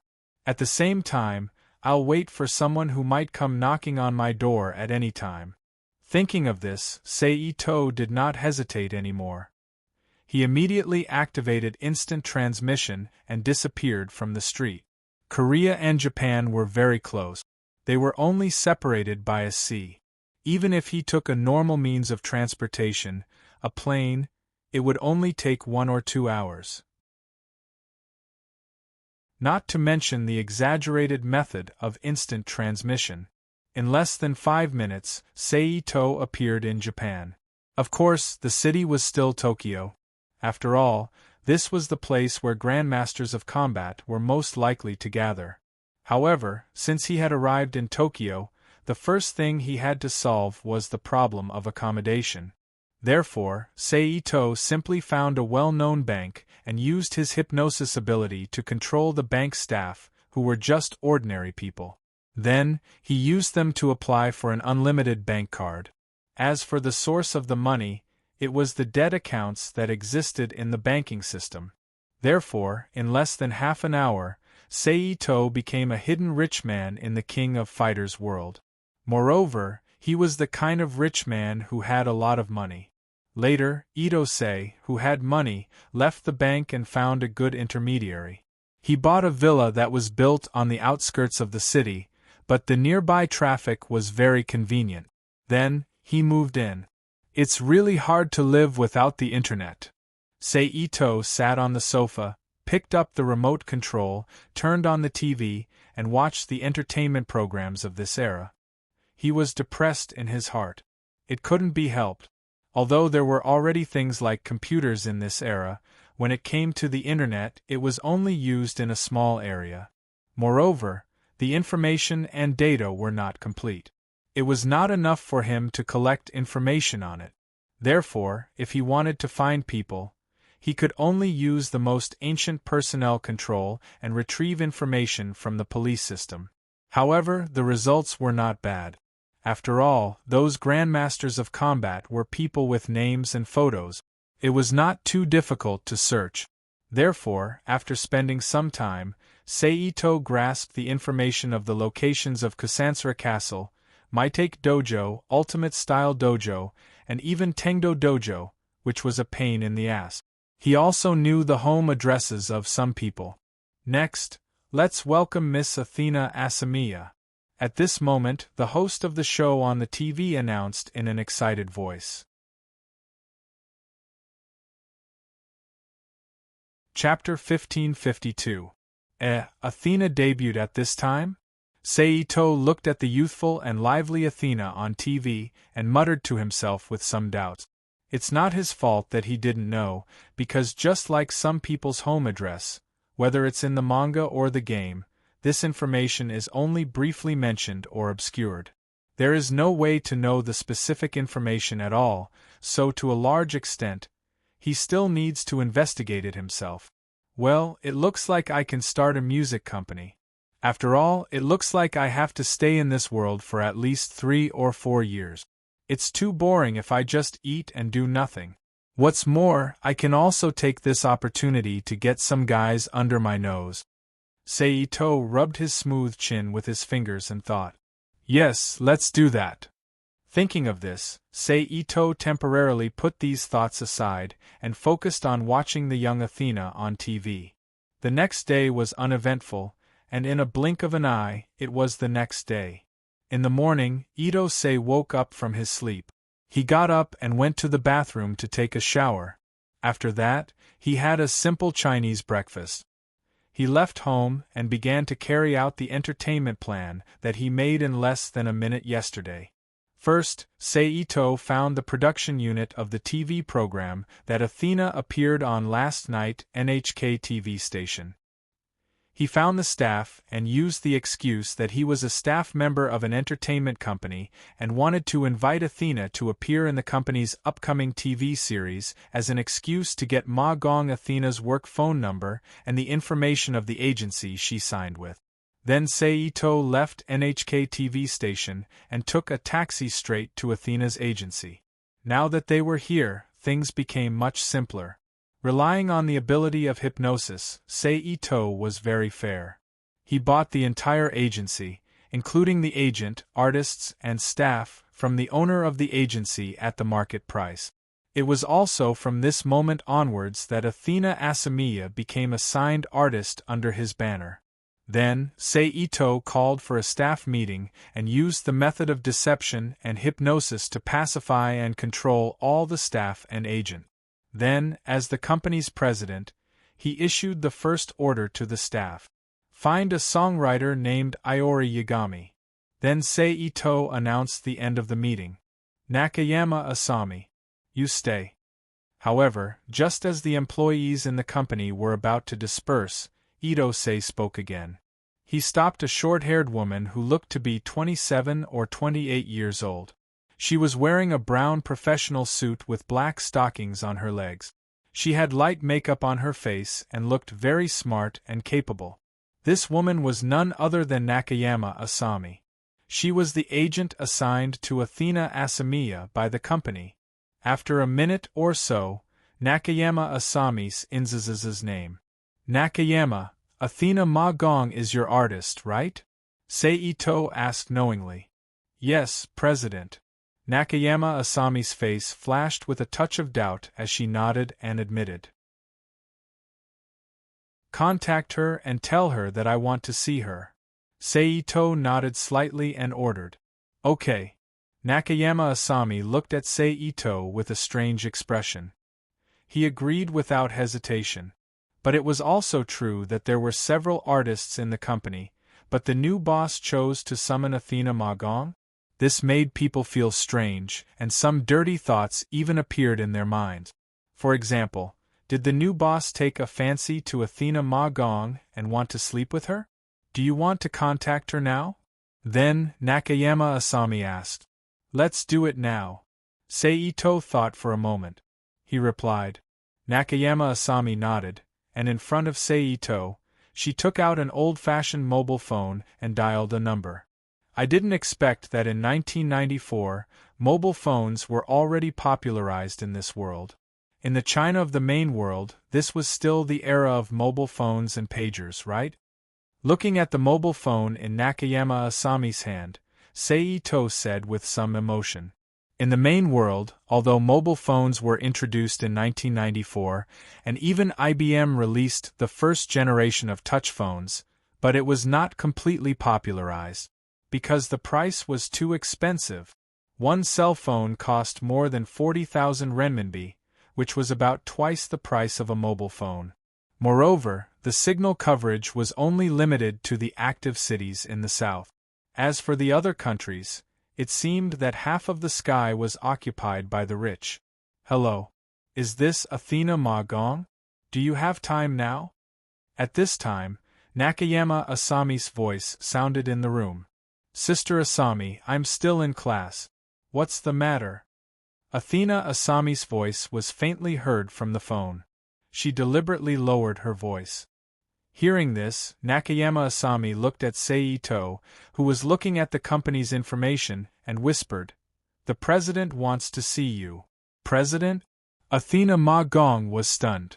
Yes, but it's not President Fujiyoshi, it's President Ito who just bought the company today. He personally asked to see you. Nakayama Asami explained. Athena Ma Gong exclaimed. So if you have nothing to do, come over. Feeling that Athena Ma Gong should have understood the importance of this meeting, Nakayama Asami said again. I know, Sister Asami, I will ask the teacher for leave. On the phone, Athena Ma Gong hesitated for a moment, then replied. Okay. Nakayama Asami said and hung up the phone. President, Athena Ma Gong has already asked the teacher for leave, and will come over in a while. Nakayama Asami looked at Seito and reported. Well, you can go. Seito nodded and said without raising his head. Nakayama Asami slightly bowed to Seito and left the conference room.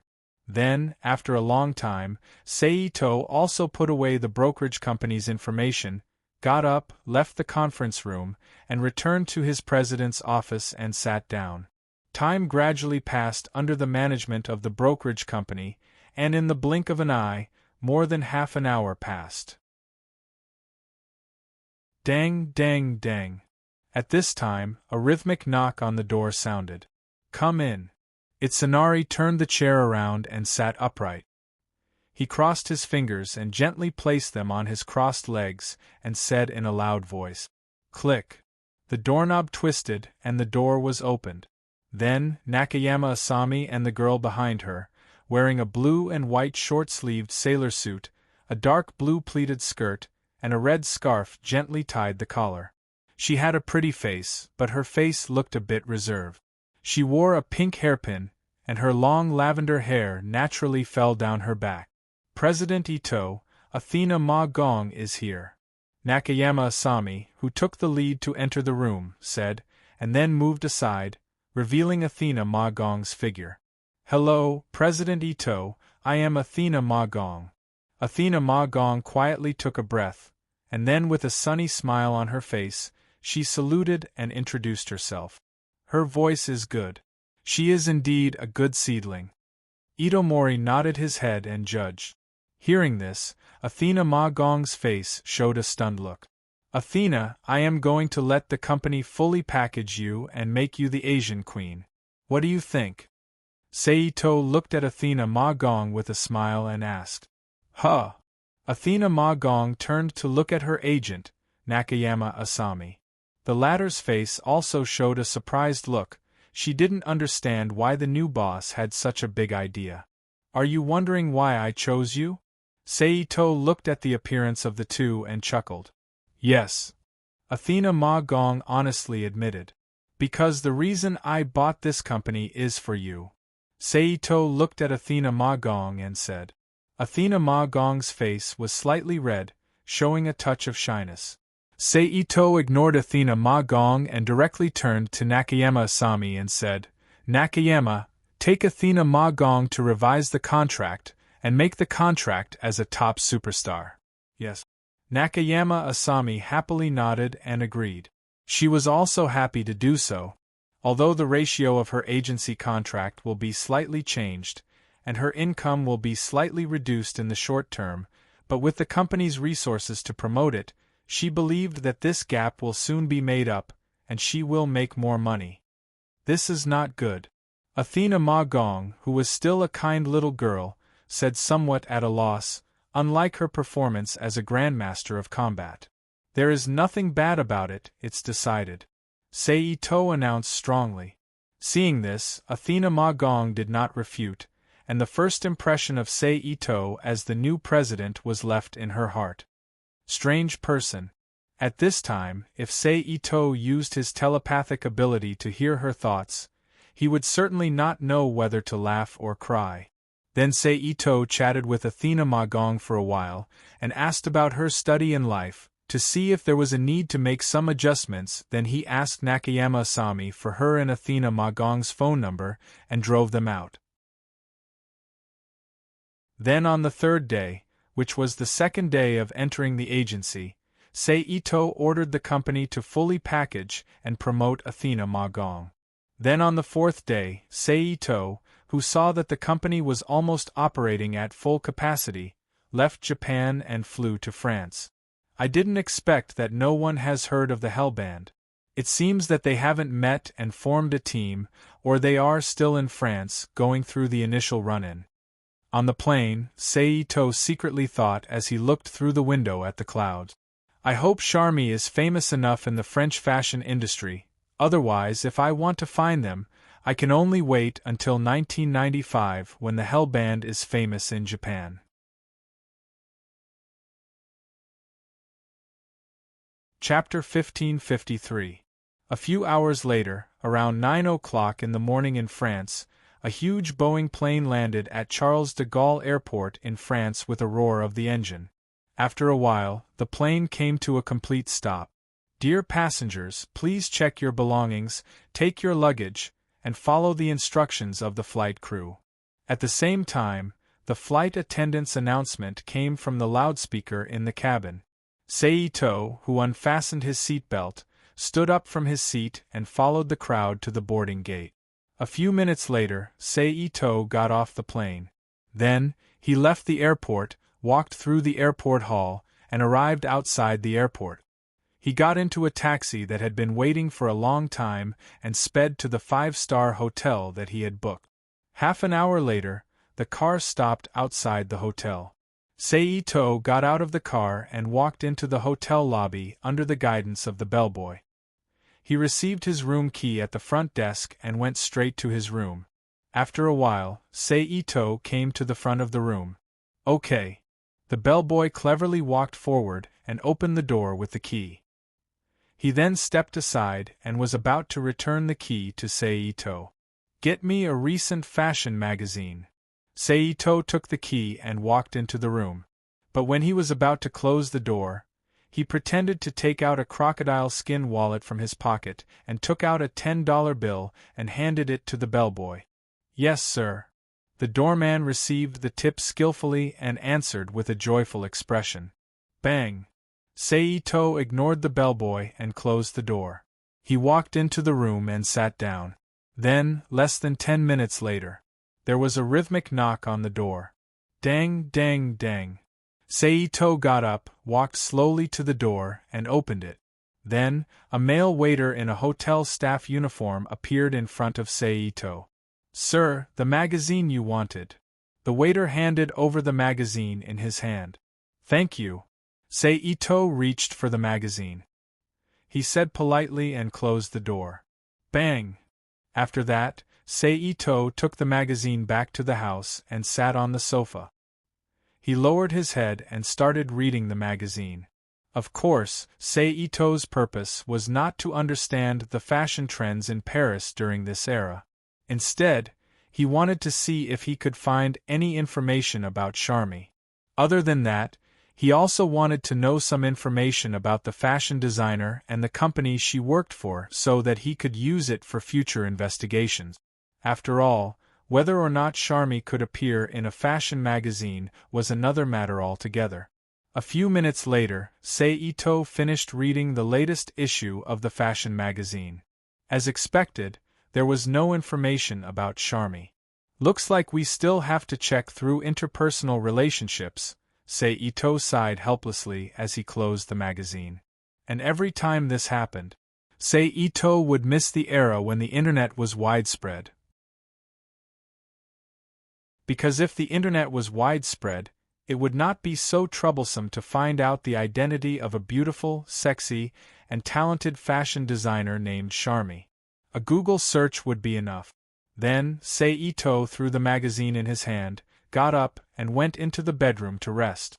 Until noon, more than 2 hours later. Only then did he slowly wake up from his sleep. After a simple shower, he left the hotel room and enjoyed his lunch in the hotel's restaurant.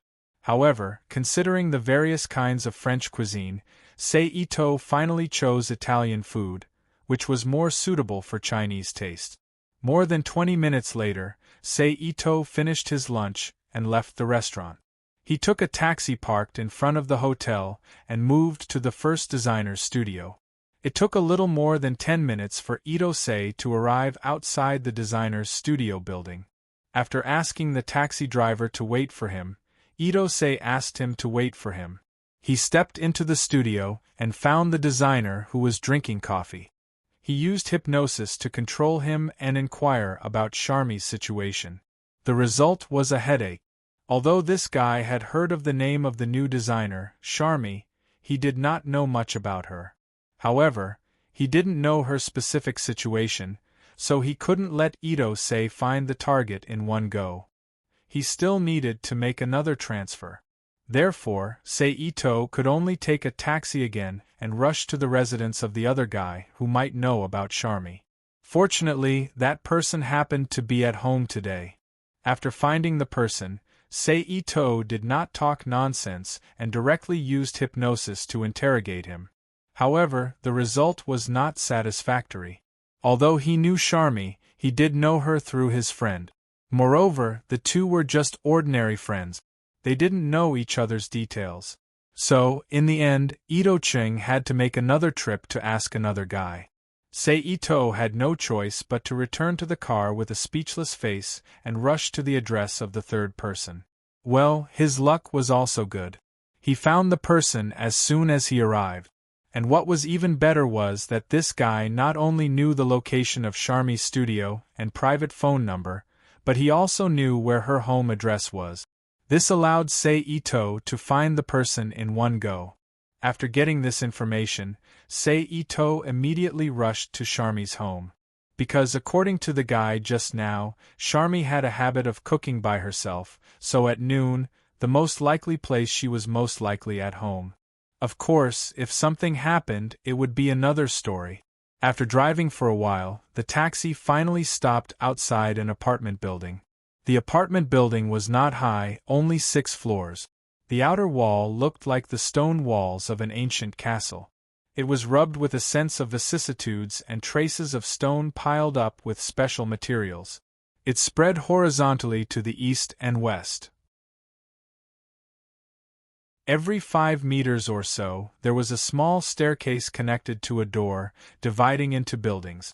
After paying the fare, Sei-Ito, who sent the taxi away, found the building where Charmy's apartment was located and started to walk in. After a short while, Sei-Ito stood in front of a steel security door and reached out to press the electronic doorbell installed next to the door. Ding dong, then soon, a feeling of being watched fell on him through the small peephole on the security door. Clang, clang, clang. Creak. Then, with a series of noises, the closed security door was opened. A tall woman, about 1.7 meters tall, wearing a set of clothes that only the waist and abdomen were purple, and the rest of the body was pink. There was a heart-shaped opening on the chest, exposing a pair of plump breasts to the air, looking sexy. There was a strange tight skirt around the collar and chest, red lips, white skin, and the upper half of her face was gently covered by a long fringe on her forehead. A sexy woman with dark red hair tied into 2 thin ponytails with a thin cloth ribbon at the back of her head appeared in front of Sei-Ito. However, Sei-Ito noticed from Charmy's aura at this time that she should not have awakened from her deep sleep and still retained the will of a human. "Hello, Charmy, I'm Sei-Ito, and I have something to talk to you about," Sei-Ito said with a kind smile on his face. "I don't think I know you," Charmy said in a delicate and cute voice. "It's okay, first-time strangers, second-time friends." Sei-Ito smiled casually, then pointed at the open door and continued, "Aren't you going to invite me in?" Charmy's eyes, hidden under her fringe, looked at Sei-Ito with interest. Then, she stepped aside and indicated that Sei-Ito could enter. Sei-Ito smiled and walked into the room. However, when he walked to Charmy's side, he noticed that in that instant, Charmy's muscles suddenly tensed up, and she entered a combat state that could attack at any time. Even if she didn't awaken, she still learned combat skills and became a grandmaster of combat? Sei-Ito thought to himself. Bang! After Sei-Ito entered the room, Charmy, who had relaxed slightly, closed the door. "Sit anywhere, what do you want to drink? Tea, coffee, or cola?" Charmy, who had also turned and walked into the room, asked. "Tea," Sei-Ito replied casually as he looked around the room. Charmy's room was quite big, and Sei-Ito wasn't sure exactly how big it was. However, the living room alone was more than 40 square meters, and with the master bedroom, which was usually no less than 30 square meters, the room should be no less than 100 square meters. The interior decoration was simple, with only the floor and some ordinary decorations. However, under the ingenious design of the designer, it didn't give off a simple feeling. Instead, it gave off a low-key feeling of luxury. "Okay."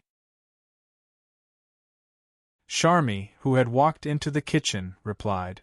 2 minutes later, Charmy returned to the living room with a white porcelain cup in each hand. She handed one of the cups to Sei-Ito. "Thank you." Sei-Ito, who had reached out to take the cup, thanked her. "So, what do you want from me?" Charmy walked to the side and stood still. Her left hand was half bent, bringing the cup full of coffee to her mouth. Her right hand was crossed over her body, making her already full breasts look even fuller. Then, she took a sip of coffee and asked, "Before we talk, let me formally introduce myself. I am Sei Ito, from Japan, the chairman of a management company." Sei Ito, who had also taken a sip of tea, put down the cup, took out a business card from his pocket, got up and handed it to Charmy. Charmy stepped forward and reached out to take the business card.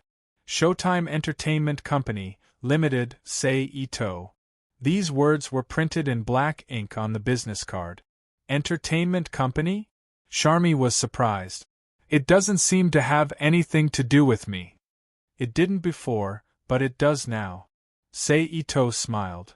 I now formally invite Miss Charmy to become the exclusive fashion designer of our company's artists. You will design clothes for all the artists under our company.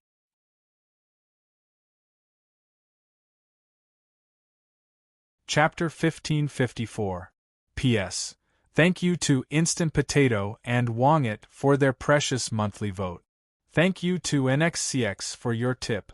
Why me? Charmy's brows, which were hidden under her bangs, were slightly furrowed as she asked. Because of your hobby. Sei Ito smiled. Without waiting for Charmy to ask, he continued, From the information I received, you like music very much. You even had the idea of joining a band. Is this correct? Your investigation is quite thorough, Charmy said sarcastically. Sei Ito ignored Charmy's sarcasm and continued with a smile. And I am the boss of a management company. I have resources, channels, and methods to fulfill your wish. What's the pleasure? You mean you want to sign me as a singer? Charmy asked in surprise. As long as you are interested. Ito-sei looked at Charmy's eyes, which were hidden under her bangs. Very interesting condition, Charmy said softly. Charmy said softly. She then raised her cup and took a sip of the coffee, which was still emitting a faint steam. Also, even if you don't want to be a singer and want to continue on the path of a fashion designer, signing a contract with me to be the exclusive fashion designer of my artists is also a good choice. Sei Ito smiled and brought the topic back to the beginning. Charmy didn't say anything, but her actions showed that she was listening. Publicity. You should know that the exposure of artists is very high. Their every move will be noticed by the media and imitated by fans. Therefore, the clothes they wear will also become a trend and pursuit. Using this point, your reputation will spread quickly and you will become a famous designer in the shortest time possible. When the time comes, we will combine the company's resources. Connections will allow you to become a top fashion designer in the country. It should be no problem for you to become a trendsetter. Charmy tilted her head slightly and showed a thoughtful expression on her face. To be honest, your proposal is very tempting. Charmy smiled and said in a sweet voice. But, do you believe in my ability that much? She then changed the topic and asked back. You have already shown your strength in front of me, haven't you? Ito Seigo looked at Charmy's body and said with a smile. How can you tell? Charmy asked in astonishment. Charmy was wearing the clothes that she had designed herself. Although she usually dressed like this when she went out to meet people, most people only thought it was a novelty and did not think that she had personally designed this set of clothes. Therefore, she did not think that Sei Ito, who came from the Far East, would be able to see anything. At most, he would think that it was the latest fashion in France. But what she did not expect was that. She couldn't help but feel a little surprised that the other party actually recognized her. Feeling. She's a good match for you, Sei Ito said. All right, since you have such a strange feeling, I'll agree. Charmy was stunned for a moment before she chuckled. She walked up to Sei Ito and extended her hand. She said in a charming voice, Welcome to the team, Charmy. Sei Ito extended his hand and shook Charmy's hand. By the way, if I may ask, do you have any plans to debut? Ito-sei asked as he withdrew his hand after a simple handshake.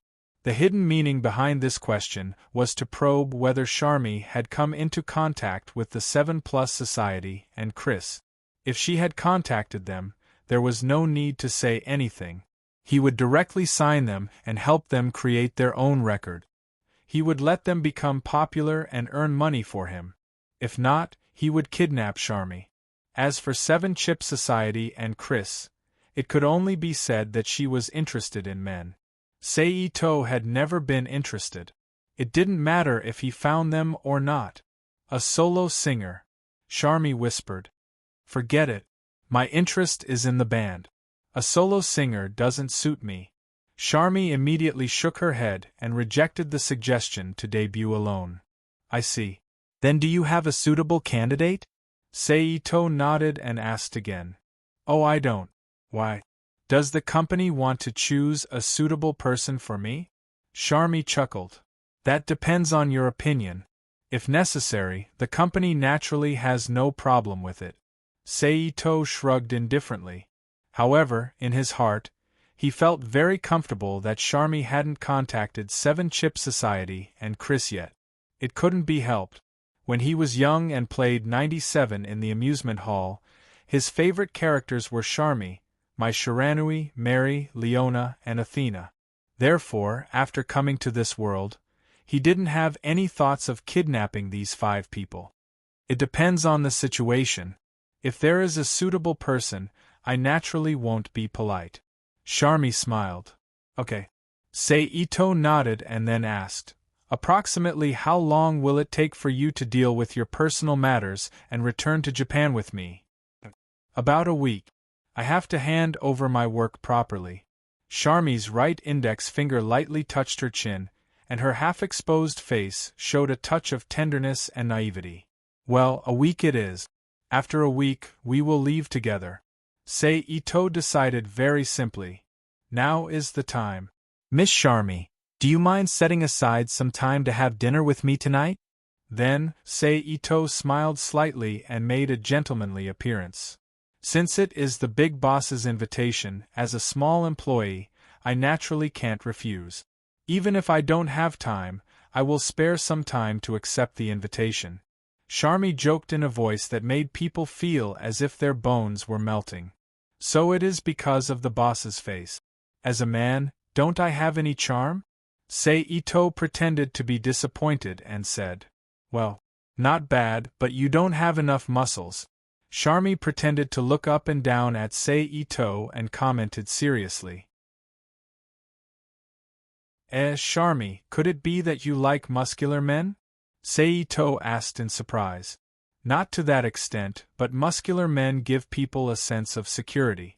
Also, Charmy tilted her head and looked at Saito and teased. Could it be that boss wants to pursue me? Why not? Saito raised his eyebrows and said. Then boss, you have to work hard. My requirements are very high. Charmy laughed lightly. Then, Saito and Charmy chatted for a while. After agreeing on a time to meet at night, they said goodbye and took a taxi back to the hotel they were staying at. However, at the same time, in the room, Charmy, who was originally tidying up the teacups, suddenly paused. A berserk aura filled with a sense of destruction erupted from her body. Traces of biting cold, killing intent shot out from her eyes. Her bangs were blown away, revealing her eyes that had been covered up all this time. Traces of lightning could be seen flickering in the depths of her dark pupils. But very quickly, all the abnormalities produced by Charmy's body disappeared. She once again returned to her previous state. Charmy, who regained her senses, had a puzzled look on her face. Strange, what happened to me just now? I was in a daze. Charmy picked up the teacup on the coffee table and muttered in a low voice as she straightened her body. Then, she shook her head slightly, turned around, and walked to the kitchen. After a while, the sound of water splashing could be heard from the kitchen. A few hours later, around 5 o'clock in the afternoon, Saito once again appeared in Charmy's home. Beautiful lady, can we go now? Saito smiled. At this time, Charmy was still wearing the sexy pink one-piece dress that showed off her impressive figure when they met at noon. Other than that, there were no other changes. She didn't look like she was going out to eat with her boss, but rather, she was just going out for a meal with friends. Of course. Charmy smiled. Then, Charmy picked up a dark red leather bag from the side cabinet. She walked out of the house with Sei Ito, went downstairs, and went outside. At this time, Sei Ito quickly walked in front of a luxury car parked on the side of the road.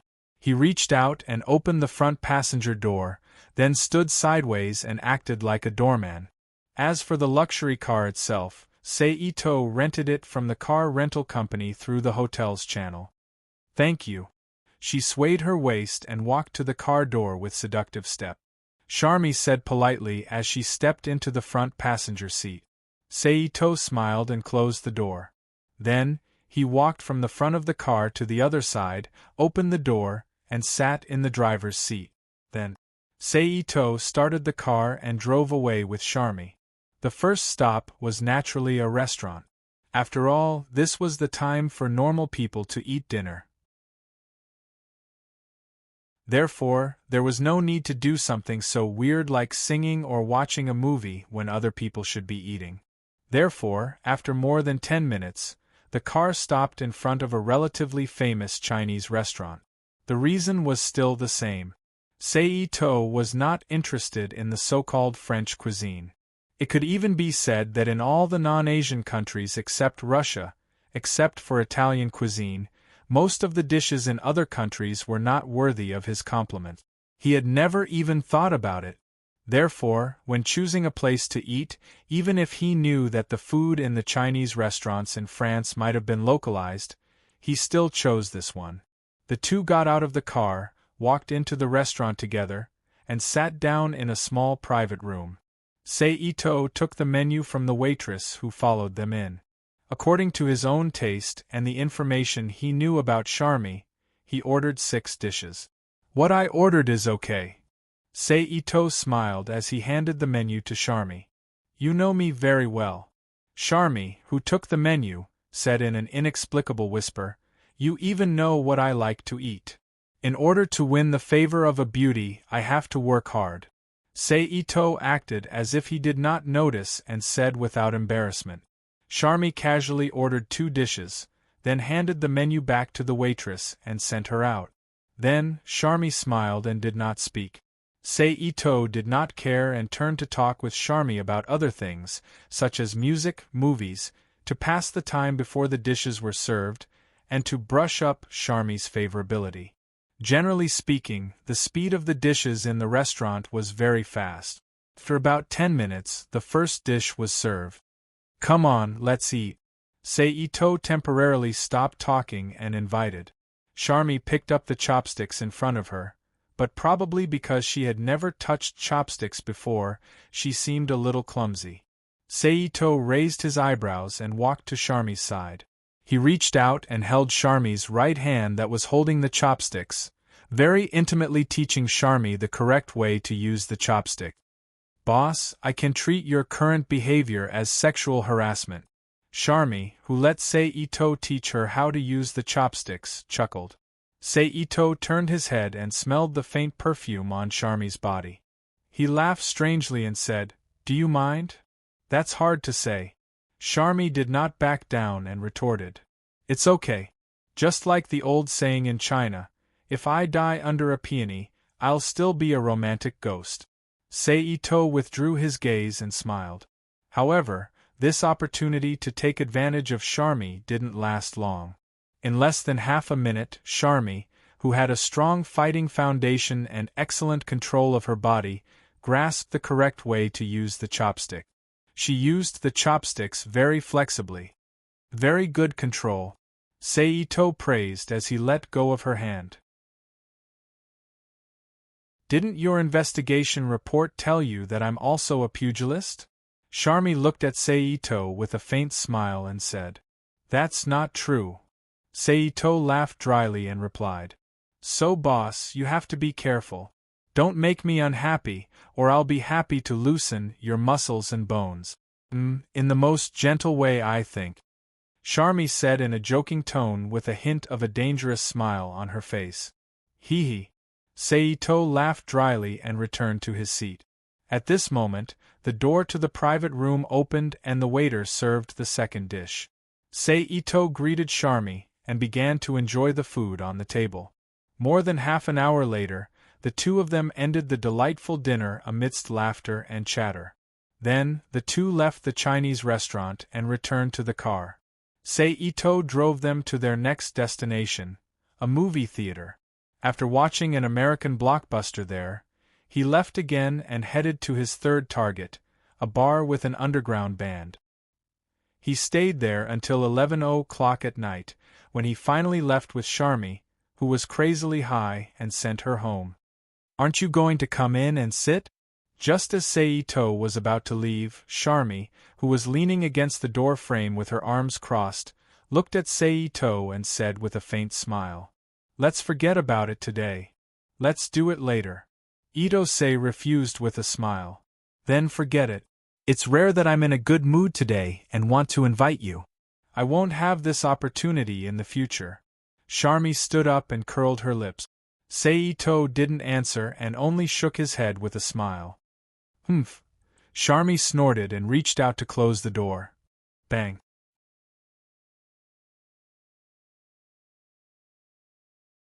Chapter 1555. Squeak, accompanied by a strange friction sound, a huge passenger plane landed at Tokyo International Airport in Japan. After a short buffer, it came to a complete stop. The cabin door was opened, and the passengers walked down the metal stairs at the entrance of the cabin. Soon, Seito and Charmy, who was carrying a small bag, walked down from the plane. At this time, Seito found Charmy a week later. And in this week, Charmy used the fastest speed to deal with all the things in her hands, and after saying goodbye to her colleagues and friends, she and Seito took an international flight from France to Japan. It was worth mentioning that after getting along with each other for a week, although Charmy and Itoseiji were still in a weak state, their relationship had become much closer. They had become a couple, and they even occasionally had some ambiguous ordinary friends, which was a good progress. "Let's go, you can stay at my house for the night. I'll arrange for someone to find a house for you tomorrow," Seito, who took the large luggage with Charmy, said. According to the time difference between the two countries, it was early morning in Japan. The sky was shrouded in darkness, and the stars fell from the sky, emitting a faint starlight. Hearing this, Charmy turned her head and looked at Itose with a suspicious expression on her face. Hey, is it necessary?" Seeing Charmy's expression, Seito immediately pretended to be hurt, holding his chest, and said sadly, "That's hard to say. After all, this is Japan, your territory. As a foreigner, I have no foundation here. Even if you really did something, you would still be in trouble. Even if you do something, you can completely deal with it, right?" Charmy stated seriously. "Coupled with your actions in France, I wonder if you'll do something terrible later. Even if I want to transform into a wolf, you have to be a sheep first, Miss Charmy, Grandmaster of Combat." Seito curled his lips and said, "I seem to remember that someone is also a Grandmaster of Combat," Charmy said in an erratic tone. Seito was speechless. Speaking of this matter, we have to start from Seito's time in France. One day, as usual, Seito invited Charmy out to play. However, this time, the location was not in the city, but in an underground band's venue in the suburbs. It had to be known that this was 1994, and France was known as the capital of mercenaries. Although it wasn't as chaotic in the middle of the night, it wasn't as chaotic as before. However, there were quite a number of people who lived in seclusion, such as gangsters and all kinds of drug dealers. In addition, it was in the suburbs where the police force was weak, so it was even more so. Therefore, Charmy, who was dressed in a sexy way, attracted the attention of some young men. He was surrounded by them. Naturally, in this situation, it was Seito's turn as a man. The result was, of course, without any suspense. In less than 10 seconds, all the people who came knocking on the door were lying on the ground, emitting painful cries of, ouch, ouch. But it was precisely so. This made Charmy, who was already a grappler, realize that Sei-Ito was also a grappler. Because of this, Charmy specially requested to spar with him, but Sei-Ito did not agree. Forget it, since you don't appreciate it, I'll send you to the hotel. Sei-Ito curled his lips and said, You're willing to? Charmy asked in a coy voice. Why wouldn't I be willing to? Sei-Ito said snappily. Forget it, I'll go to your house. Charmy suddenly announced, then the corner of her mouth curled up and said softly, Don't say I didn't give you a chance. After saying that, she took a step forward and pulled her luggage out of the waiting hall. Sei-Ito was speechless as he looked at Charmy, who was swaying her hips as she walked out. He stepped forward and followed her. Boss! Not long after Sei-Ito and Charmy walked out of the waiting hall, a man's voice rang in Sei-Ito's ears. Sei-Ito turned his head and looked at the person. Then, a young man in a black suit entered his sight. He also knew this person. It was one of the employees from the management company that he had acquired. And behind this employee, a black imported car was quietly parked there. Let's go, he's here to pick us up, Sei-Ito said to Charmy beside him. Then, the two of them walked toward the young man and the car. Creak. The young man was very perceptive and opened the car door for Sei-Ito and Charmy, letting them in. Bang! After the two of them were seated, the young man closed the car door, then lowered his body into the driver's seat, started the car, and quickly drove away from the airport. About half an hour later, the car stopped outside the villa that Sei-Ito bought. Sei-Ito and Charmy got out of the car. Go back and rest, and I'll give you a day off. Come back to work tomorrow. Sei-Ito turned his head and said to the young man beside him. Thank you, boss. The young man's face lit up when he heard this, and he quickly bowed to thank him. Sei-Ito ignored the young man, took the suitcase from the trunk, and led Charmy into the villa, and finally arranged for her to stay in one of the empty rooms. The bathroom is on the right side of the entrance. If you want to wash up or something, go ahead. I'll go to the kitchen to get something to eat, Sei-Ito said. Okay. Then, Sei-Ito left the room and walked to the kitchen. Charmy, who watched Sei-Ito leave, smiled softly. She opened her small suitcase and found a few changes of clothes. She walked out of the room with them in her hands and went straight to the bathroom. Not long after, the sound of water splashing could be heard from the bathroom. Sei-Ito, with his sensitive five senses, immediately heard the sound of water. At the same time, the image of Charmy bathing in the bathroom involuntarily appeared in his mind. White skin, flowing water, and an extremely attractive and proud figure, but then, Sei-Ito's expression changed, and he turned his head sharply to look in the direction of the bathroom. It turned out that just now, a violent aura full of destructive aura suddenly spread out from the bathroom. At the same time, a trace of the law of thunder power was transmitted to his heart through his perception. Uncultivated rice lightning. Sei-Ito narrowed his eyes and thought to himself. But soon, the power disappeared abruptly just like when it appeared, leaving only the sound of water splashing and the hissing sound from the metal bag placed on the gas stove next to him. After a while, Sei-Ito withdrew his gaze and continued to cook the food in the pot as if he didn't notice what just happened. After a short while, a clack sound rang out in the room. Pa pa pa pa. Then, the rhythmic sound of footsteps was transmitted to Sei-Ito's ears. Sei-Ito turned around and looked in the direction of the sound. In an instant, Charmy, who was wearing a pink spaghetti miniskirt and transparent gauze pajamas, appeared in front of Sei-Ito's eyes. Her slender legs, pink arms, flat abdomen, and smooth neck were all exposed in the air. Her wet red hair was naturally scattered, and she exuded a lazy and seductive aura. Seeing this, Sei-Ito's eyes flashed slightly, and a bitter smile appeared on his face. Are you trying to tempt me to commit a crime? However, he secretly heaved a sigh of relief, because he noticed that Charmy's body was still the same as before.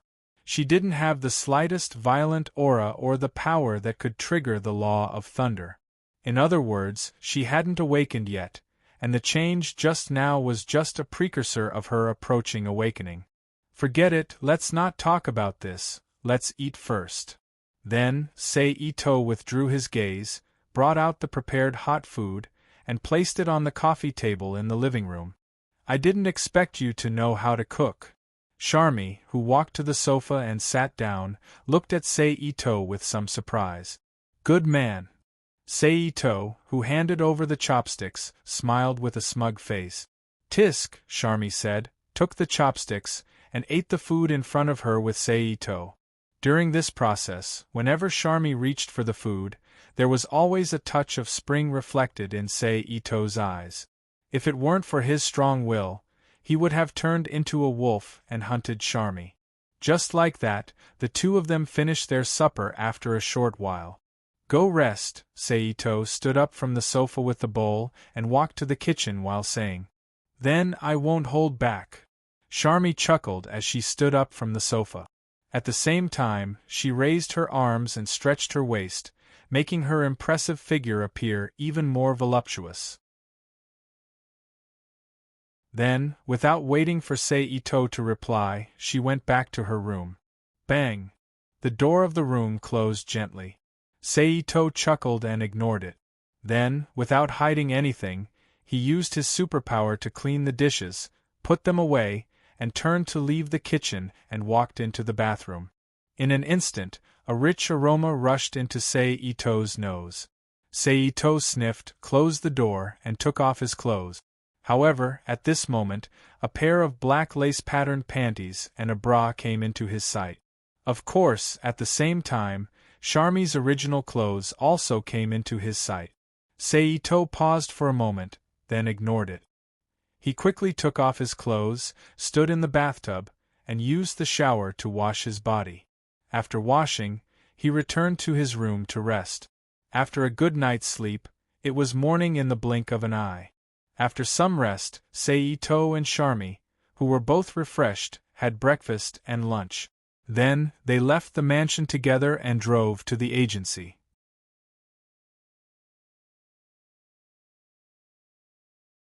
Chapter 1556. P.S. Trapped to death, dang dang dang. There was a knock on the door. Come in. Sei-Ito, who was sitting behind the desk, said softly. Creak. With a soft sound, the door was pushed open, and then a beautiful woman in a professional suit and short skirt with black stockings wrapped around her legs walked in. Her long black hair was tied up in a simple bun, and she had light makeup on her face. President, this is Miss Athena's publicity plan. Please take a look. The woman walked to the desk and stood still as she handed the document to Sei-Ito. Sei-Ito reached out and took the document, then lowered his head to read it. There wasn't much content. It was mainly about the detailed planning directory for the publicity and the use of funds. In less than a minute, he finished reading it all. Then Sei-Ito put down the document in his hand, reached out for the pen, and signed his name on the document. Take it, Sei-Ito said as he picked up the document and handed it back to the woman. The woman took the document, put it away, turned around, and walked out of the office. However, just as she was about to close the office door, a breeze suddenly rushed into the office. Sei-Ito's eyebrows twitched, and his gaze fell not far away. In the next second, the cool breeze turned into a gust of wind, forming a visible tornado column. Then, it exploded violently. Then, a middle-aged man with a square face, short beard on his chin and cheeks, and a pair of rimless round glasses appeared in the office. His blue eyes behind the glasses were emotionless and cold. He was wearing a blue priest robe that looked like a windbreaker, and his left arm was half bent. He was holding an old brown Bible in his arms. Then, a middle-aged man with a square face, a short beard on his chin and cheeks, and a pair of rimless round glasses on his face, appeared in the office. Seeing a stranger suddenly appear in the room, the female employee who hadn't left yet exclaimed subconsciously. Sei-Ito glared at her, and her eyes immediately became confused. She mechanically left the room and completely closed the door. Bang. You're a bit slow. Seito turned his gaze back to the middle-aged man in blue and said softly. But at the same time, a powerful force erupted from Seito's body and washed away the hidden seals that had been lingering on his body. I am Gaunitz. I have been ordered by my master to meet you. Seeing all of this, Gaunitz's eyes flashed slightly behind his glasses, and then he put one hand on his chest. He bowed slightly and said, What does your lord mean? Seito accepted Gaunitz's greeting without hesitation and asked, My lord wants to know the purpose of your visit. Gaunitz stood up and said in a deep voice, This world, Seito replied. As soon as these words came out, Gaunitz's eyes paused, and a hint of confusion flashed across his eyes. But Ito-sei, who was on the opposite side, vaguely felt it. An obscure willpower descended upon Gaunitz's body through the air. Orochi. Seito narrowed his eyes. What is this world? At this time, Gaunitz, whose eyes regained their luster, asked. This world, Seito replied with a serious face. Gaunitz's pupils suddenly shrank, and his body exuded a violent killing intent. At the same time, a gust of wind suddenly appeared in the office, stirring and tearing crazily, except for the boss chair under Ito-sei's buttocks in the office. Everything was destroyed. Is this your idea, or your lord's idea? Seito slowly released his aura to offset Gaunitz's power, narrowed his eyes and said coldly, Sorry, I lost my composure. Gaunitz's murderous aura paused and slowly retracted as he apologized. At the same time, the storm in the office quickly turned into a breeze, and then rushed out of the office window. Walalala, the broken debris fell to the ground. At this time, Seito didn't do anything.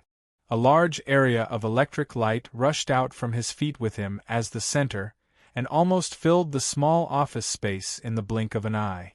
Then, the electric light flashed, and the broken objects seemed to be replaced by something, and returned to their original appearance, falling to the place where they were supposed to be. Such a situation. Once again, Gaunitz's heart beat violently. What kind of power is this? The power of the Creator. It's the same power as the God he serves. In other words, the guy sitting in front of him as a human might be a god. At the same time, Gaunitz understood why his lord didn't order him to be killed just now, and the meaning of asking him to come in person. But at the same time, Gaunitz also understood that Seito's previous words of this world were not empty words, but it was very likely to be the truth. My lord said that he is looking forward to meeting you, Kornitz said respectfully. He had unknowingly changed his address from you to you.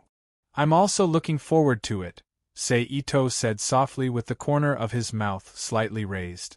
In addition, you and your companions can do whatever you want. Don't worry, I won't interfere with your actions. Then, Seito made another promise to Gaunitz. Thank you very much. Gaunitz put his right hand on his chest and bowed. Go, Seito said lightly. Gaunitz bowed slightly to Seito again, then turned into a storm, rushed out of the window, and quickly disappeared from Seito's perception. Meeting. I just don't know how you will receive me when the time comes. Seito stood up from the boss chair, turned around and walked to the open window. He looked at the bustling crowd on the street outside the company building and thought silently in his heart. After a while, Seito withdrew his gaze, closed the window, and turned to leave the office. Boom! A plane slanted into the sky and flew into the distance. Screech! Bang! Go to Nanjin! Seito got into a taxi and said to the black driver, It's too far, I'm not going. The driver refused without hesitation. Seito didn't waste any time and directly threw out a $100 bill. Hey buddy, you know it's chaotic there. There was a hint of hesitation in the driver's eyes as he made up an excuse. Seito flicked his finger and turned the 100 into 500. At the same time, he said coldly, Don't be greedy, that's all. Otherwise, I don't mind twisting your head off and driving there myself. Itose put his left hand in front of the black driver's eyes and pressed down on the back of the co-pilot's seat with a little force. Creak, creak, amidst a series of strange noises, the seat was crushed, revealing the deformed metal support inside. I know. The black driver took the money and said with a sad face. Then he turned around, started the car, and quickly drove away from the airport. Nearly 10 hours later, around 11 o'clock at night, the taxi finally drove into Nanjing, a place known as the Land of Chaos. As soon as the car entered Nanjing, it was surrounded by the biker gang in the town. Sir, what should we do? The black driver asked with a trembling voice. Okay, I'll take care of these guys. You can leave after that, Saito said as he opened the door and got out of the car. Oh, there's a pretty boy coming down. Hey look, it's a yellow monkey. Tom, catch him. Obscenities instantly poured into Saito's ears. Saito narrowed his eyes, and a violent murderous aura instantly erupted from his body. Like a biting cold wind, it enveloped everyone present. Under the influence of this murderous aura, all the biker gang members' expressions turned sluggish, and they fell silent, leaving only the roar of the motorcycle's engine echoing in the field. Then, Saito's mind moved, and a powerful telekinetic force erupted, instantly enveloping everyone's bodies. It entered their bodies through their mouths and noses, like an invisible hand, squeezing everyone's hearts. Ugh! In an instant, all the biker gang members' expressions changed, and a painful expression appeared on their faces. Pooh! However, in the next moment, an orderly muffled sound rang out. Aside from one of them, all the biker gang members present were stunned. They spat out blood and fell from their motorcycles, heavily falling to the ground. Not long after, all of them stopped breathing. Plop! The only surviving biker gang member was not affected by this change. Immediately, the crotch of his pants was wet, and he sat on the ground. Of course, at this time, the black taxi driver's pants were also wet. He was so blind that he could not even drive. Do you know a person called King? Saito asked coldly. I know. The only surviving biker gang member answered instinctively. Where is he? Saito asked. Over there. The biker gang member stupidly pointed to the side as he answered. Address. Soon, the biker gang member gave Saito an address, as well as the route to get there. After obtaining King's address, Saito could not be bothered with this small fry. He immediately used his telekinetic force to wrap him up and threw him far away. Plop! The biker gang member fell heavily to the ground. Although it was very painful, he was still alive and could still cry out in pain. Saito ignored the biker gang's cries of pain. He casually picked up a motorcycle, started it, and drove it to King's location. The moment he left, the taxi driver came back to his senses and hurriedly started the car. He rushed out of Nanjing as if he was running for his life, and soon disappeared into the darkness of the night. More than 20 minutes later, Saito ignored the wanderers, nightingales, gangsters, biker gang members, and drug buyers in Nanjing all the way to the bar that the biker gang had mentioned. He stopped in front of the door.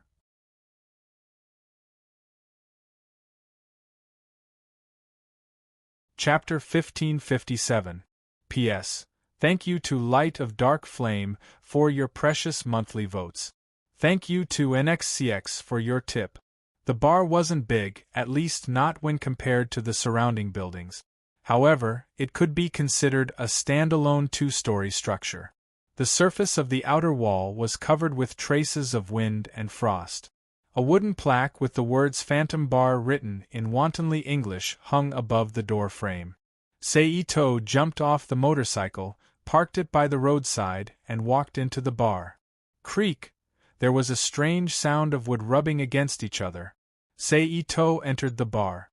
In an instant, a bar with an area of about 100 square meters and a decoration that was very similar to the Western style of the United States came into Itosei's sight. Dozens of guys dressed in fancy clothes were sitting around wooden round tables, drinking and chatting freely. Two blonde young women who looked exactly the same but with slightly different hairstyles and black and white made uniforms were shuttling back and forth, serving drinks to the customers who needed them. Behind the bar counter, a young man dressed like a bartender, with short blonde hair and a heroic aura that made it difficult to distinguish his gender, was quietly wiping the empty glass in his hand. He was the owner of this bar, a fighter and an evergreen in the Caliph series, King. When he heard the door open, King looked up at Seito. Itosei let go of the arm that was holding the door panel and let it close by itself. He walked straight to the bar counter. Along the way, the other people in the bar also looked at him curiously. A Bloody Mary. Seito sat down on a high chair in front of the bar counter and put his hands on the counter. He looked at the blonde King in front of him. Okay, King replied. He put down the glass in his hand, turned around, and took out the drinks he needed from the hidden compartment under the counter. He then made the so-called Bloody Mary for Seito. In less than a minute, a glass of bright red wine was pushed in front of Seito. "Enjoy," King said softly. Then he picked up another glass and lowered his head to wipe it. Seito picked up the glass and took a sip. "I heard you sell information?" Seito put down the glass. He looked up at King and said softly. King, who was wiping the wine glasses, paused and looked up at Itosei. Then he lowered his head and continued to wipe the wine glasses. "Occasionally, I'll do it. I want to know something." Seito looked at King with a burning gaze. King didn't say anything. He didn't stop what he was doing. However, it seemed like he was listening. "A young female private investigator named Mary," Seito continued. "She's not from Southtown, right?" King asked without looking up. "Yes. But I heard she has a grudge against guys." Seito nodded and gave him a new piece of information. "This is very dangerous." King put down the glass and picked up a new one to wipe. "We can negotiate the price." Seito smiled. With his alchemy skills, Seito was never short of money. As long as he had paper, he could make it on the spot. The only thing that could cause trouble was the only thing he had to deal with was the identification label of the coins. Moreover, he could hypnotize the bank staff and take the bad and debt accounts for his own use. He didn't have to worry about that. "I'll get back to you in 5 days," King said softly. Seito nodded and quietly drank the wine in his glass. "I have another job, but I'm not sure if you're willing to take it." After a moment of silence, Seito spoke again. "Celebrity bodyguard," she said before King could ask. Before King could ask, Seito said it out loud. "Tell me the details." King raised his head and looked at Seito. Seito didn't explain immediately. Instead, he reached into his pocket and took out a business card. He placed it on the table and pushed it in front of King. "Showtime Entertainment Company, Limited, Seito." A paragraph of black text appeared in front of King's eyes. "I'm the boss of an entertainment company. I have a few celebrities under me and I'm planning to promote one of them to a superstar.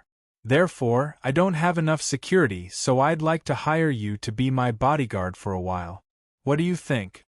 Seito raised his glass and took another sip of wine with a smile. "Why me?" King frowned. "Because I only trust martial artists. Also, the celebrity under me is a woman," Seito said softly. "For how long?" King was tempted. Compared to the dangerous job of selling information and running a tavern in a place like Nanjing, being a bodyguard for a period of time was an extremely easy job for her. Judging from the situation, the pay would be high as well. Why not? After all, she had a huge debt and was worried about how to make money to pay it back. "I don't know for how long," Seito replied. King was hesitant. Although she wanted to take on this comfortable job, This bar was still one of her properties. If it was just a bodyguard job for a short period of time, it would naturally not be a problem. As long as the bar was temporarily handed over to Sari and Elizabeth to manage, it would be fine. However, if it was a long-term job, the bar would need to temporarily close down, which was not in her interest. A month at most, King said after a moment's thought. Okay. Seito nodded. Then, there was another period of silence. I'll come back in 5 days to get the news. Ito-sei raised his head and drank up the wine in his glass. He took out $100 bill and put it on the table, got up and said, "Okay." King quickly pressed down on the bill and took back her drink. However, although she moved quickly, some people in the bar who had been paying attention to Ito-sei and King still saw the face value of the dollar bill. Their eyes lit up, and a greedy look flashed in their eyes. Then, those people looked at each other, got up together, and followed Seito out of the Phantom Bar. Although they were greedy, they weren't stupid enough to open a bar in a place like Southtown. And those who were not afraid of people coming to cause trouble either had a lot of connections behind them, or their own strength was strong enough to lay a stable foundation for themselves. They were not comparable to this group of hooligans. Naturally, they would not put their greedy thoughts on the boss, so it was very simple. The generous Seito became a fat sheep in their eyes. What's more, Seito looked Asian and didn't have a big waist. He looked like a pushover. Who else could they look for but him? Of course, King took note of their actions. His brows furrowed slightly. Then, she put down her drink, turned around, and left the bar through the back door. She quickened her pace and took a detour to the front. Although she was fast, she couldn't beat Seito's psychokinesis. So, by the time she reached the front, she saw the gangsters with broken limbs and rolling on the ground, howling in pain. Seeing this, King's eyes narrowed. She thought to herself, "He's a master. I was wrong. I didn't expect the boss of an entertainment company to be so powerful." Then, King turned around and left, mocking herself. On the other hand, after leaving King's Phantom Bar, Seito disappeared from the streets of Southtown and returned to the villa he bought in the suburbs of Tokyo. Then, Seito left the house again and drove to the location of my Okinawa dojo. This time, he was going to use the same excuse to fool the beautiful Mai Shiranui. Dozens of minutes later, Seito arrived at my Okinawa dojo and stopped the car. My Okinawa dojo was the same as other Japanese dojos. The dojos were built in the suburbs, some distance away from the city. There were few cars around and there was plenty of vegetation. It was very peaceful. A white wall surrounded the dojo of my Chi-Ryu. There was only a double wooden door in the middle of the white wall that protected my Chi-Ryu. Seito got out of the car and walked slowly into the dojo with the door open. In an instant, a wooden house from the Edo period appeared in front of Seito. Seito stopped and shouted, "Is anyone home? Is anyone home? Hey, I'm coming, I'm coming." Almost at the same time as the words left his mouth, a crisp voice that gave people a sense of liveliness reverberated throughout the training grounds. Tap, tap, tap, tap, then, along with the sound of hurried footsteps, a beautiful woman about 1.65 meters tall, wearing a pair of black trousers and a beige short-sleeved shirt, with her long black hair tied into a high ponytail behind her head with a special hairpin, ran out from the outside corridor of the house. "Hello, I'm Mai Shiranui, the owner of my Okinawa dojo. May I know why you're here, sir?" Mai Shiranui, who walked quickly to Seito, bowed politely to Seito and asked softly, "You're so beautiful. May I call you Wu?" Seito first praised her and then asked shamelessly, "Well, sir, we're not familiar with each other. You'd better call me by my surname." Mai Shiranui's face flashed with a trace of surprise, and then she politely refused. "May I know why you're here, sir?" Then, without giving Seito a chance to refute, Mai Shiranui asked again, Well, I have a job here that I want to invite Miss Wu to perform. Seito still called Mai Shiranui Wu cheekily. Job? Mai Shiranui asked doubtfully. Because of her doubts, she didn't even care about Seito's brazen address. Yes, job. Seito said with a smile. Shall we talk here? Excuse me, sir. Please come with me. After being reminded, Mai Shiranui, who suddenly came to her senses, hurriedly bowed to Seito again, and invited him sideways. Seito didn't refuse and followed Mai Shiranui to the guest room of the dojo. A moment later, Seito and Mai Shiranui both came to the guest room. Mai Shiranui first asked Seito to sit down on the tatami, then she turned and left the guest room again. It wasn't until a few minutes later that she came back with a round wooden tray with 2 porcelain teacups on it. She knelt down opposite Seito. Please have some tea. Mai Shiranui put one of the cups in front of Seito and said politely, Thank you. Seito picked up the teacup, put it in his mouth, and took a sip. Great tea ceremony, Seito praised. Let me introduce myself first. I'm Seito, the president of Showtime Entertainment Company, Limited. Seito put down the teacup, took out a business card from his pocket, and handed it to Mai Shiranui while introducing himself. Mai Shiranui leaned forward, took the card with both hands, held it in front of her, and looked down at it. I took the liberty to visit you this time because I have a job to give to you, Miss Wu, a well-known martial artist, Seito continued. What job? Mai Shiranui put down the business card and asked in confusion.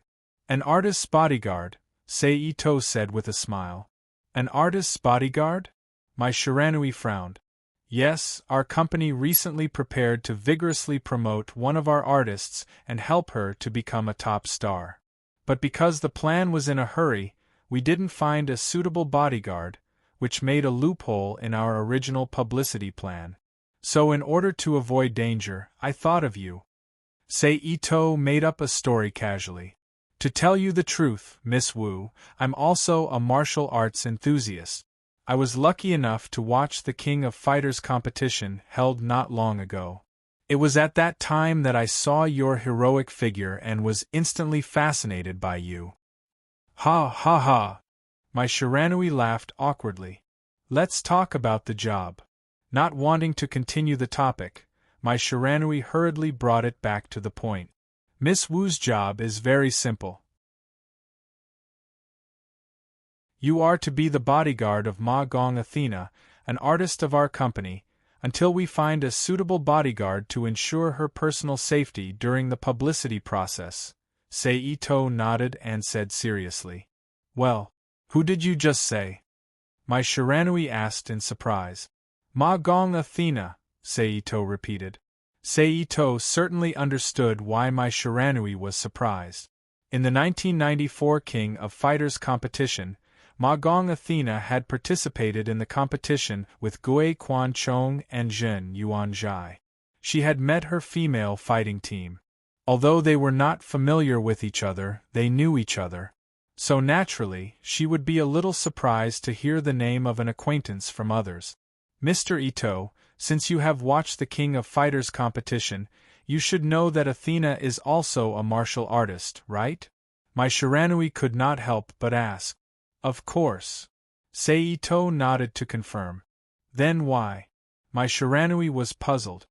In the King of Fighters competition, she is naturally a martial artist. But in private, she is just an ordinary artist of my company.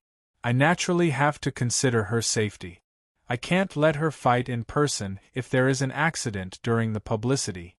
That will damage her image, Seito explained very patiently. I see. Mai Shiranui suddenly understood, then nodded and agreed. Well, I'll take the job.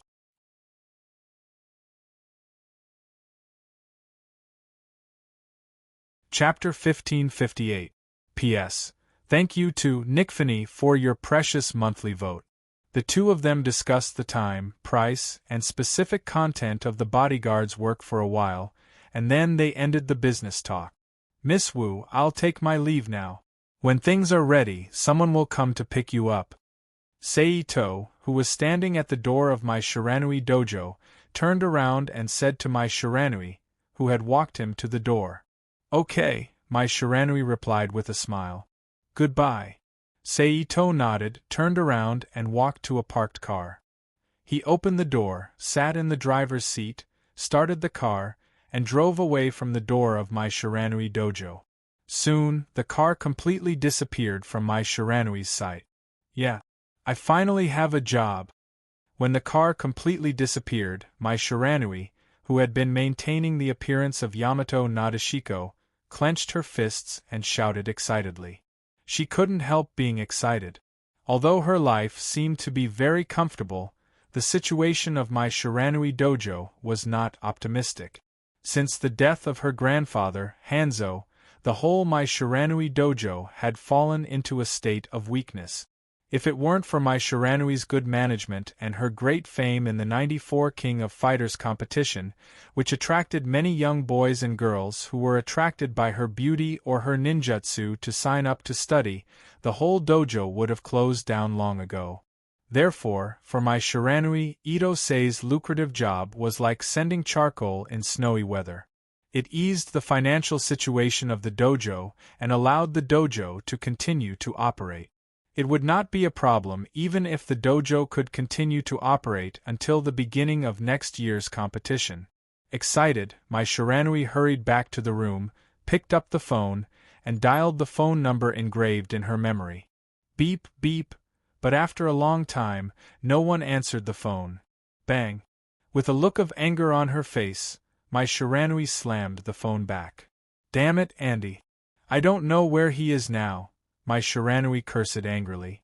On the other side, Seito, who had left my Shiranui dojo, drove slowly on the road, enjoying the summer breeze through the window.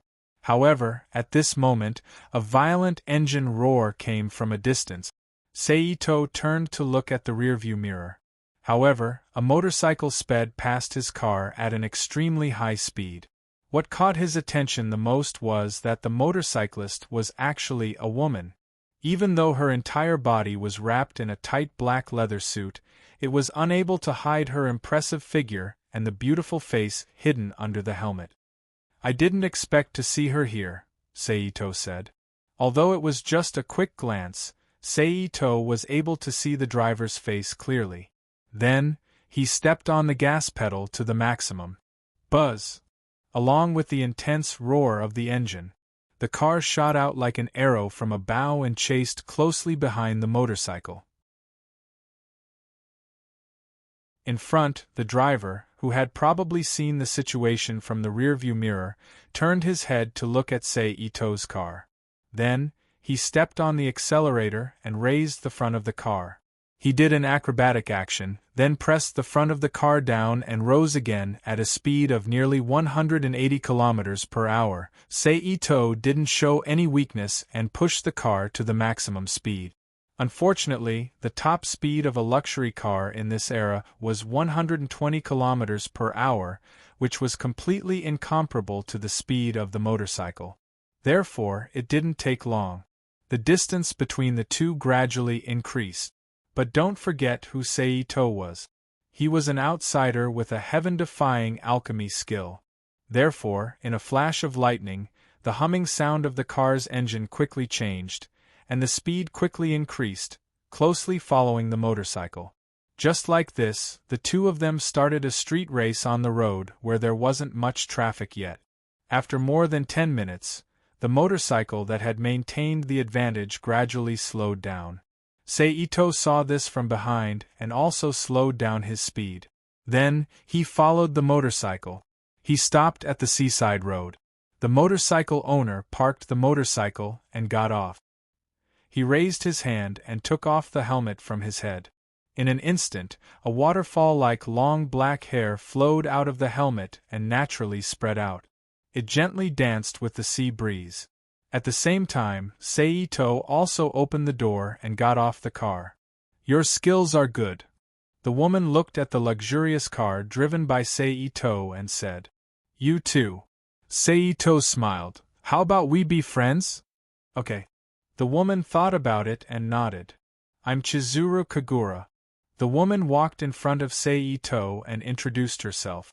That's right, this woman was one of the 3 divine artifacts of this world, the second daughter of the Kagura family of the Miko Chizuru Kagura. Seito. Seito said and shook hands with Chizuru Kagura. After a simple handshake, the two of them withdrew their hands at the same time. Seeing this, Chizuru Kagura's eyes showed a touch of satisfaction. Well, there's no aura of the so-called divine artifact. That is to say, the successor of the divine artifact, Kagura no Turtles, hasn't been killed by the storm yet? Ito-sei speculated on the situation through the simple touch just now. Let's go for a drink? Seito looked at the almost dusk sky and suggested. Forget it, let's wait for another chance. Chizuru Kagura decisively refused. Then forget it. Seito shrugged indifferently. Then let's exchange phone numbers. We can hang out together in the future. Seito said as he took out an old cell phone that was suitable for this era. Okay. Chizuru Kagura thought about it and agreed. Then she said a phone number, and according to the number rules, it was also a cell phone number. But thinking about it, it made sense. With Chizuru Kagura's family's wealth, they could even hold a money-burning event like the King of Fighters tournament in 1996, let alone buy a new phone from a factory in 1994. Maybe they didn't even spend any money on the phone, and it was sent directly by the manufacturer. Okay, I'll remember it. See you later. Seito shook the cell phone, then casually threw it into the driver's seat. He lowered his body, got back into the car, started it, and slowly drove away from Chizuru Kagura's side until it disappeared at the end of the road. Chizuru Kagura didn't stay for long after the car drove away. She put the helmet back on her head, went to the side of the motorcycle, jumped on, started the car, and drove away at high speed. Since Manchuri Kagura isn't dead yet, maybe it'll be good to use her as an example. Seito thought as he drove the car back. Vroom. With the roar of the engine, the car rushed forward at high speed.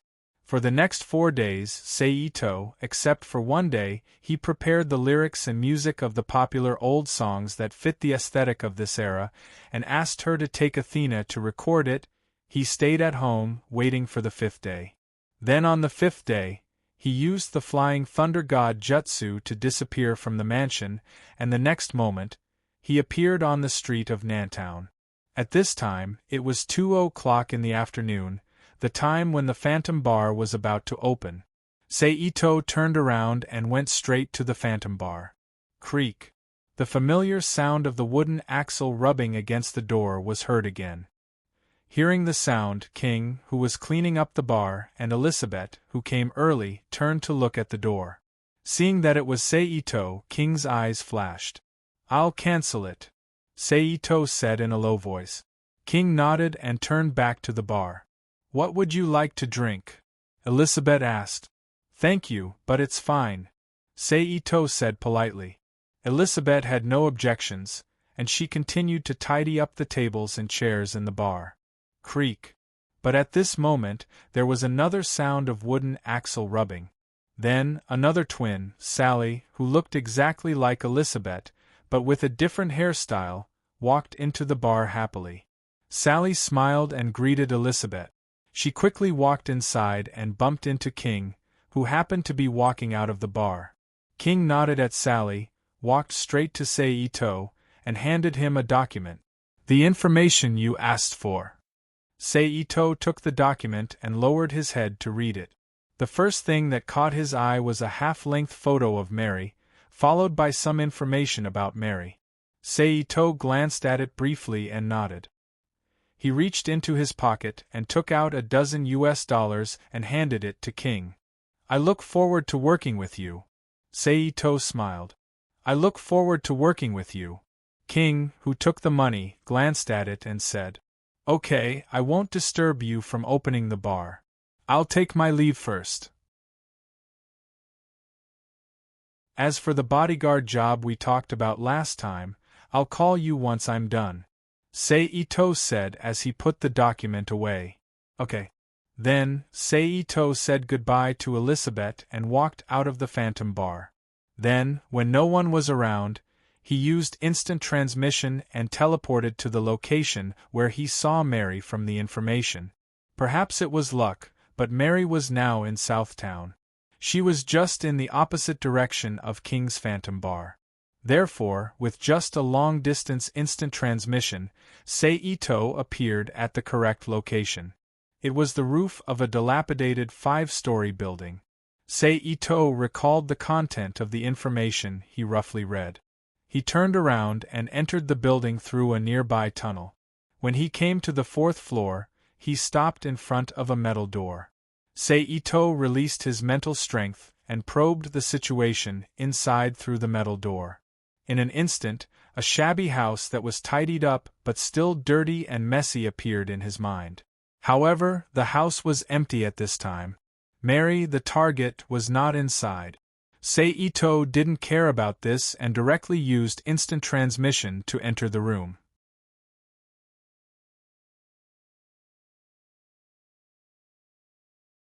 Chapter 1559. P.S.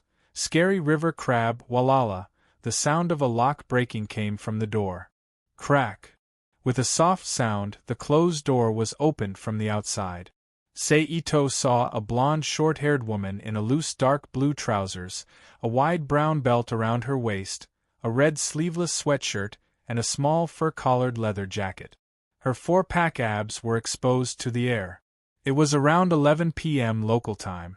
It had been almost 10 hours since Seito entered the house.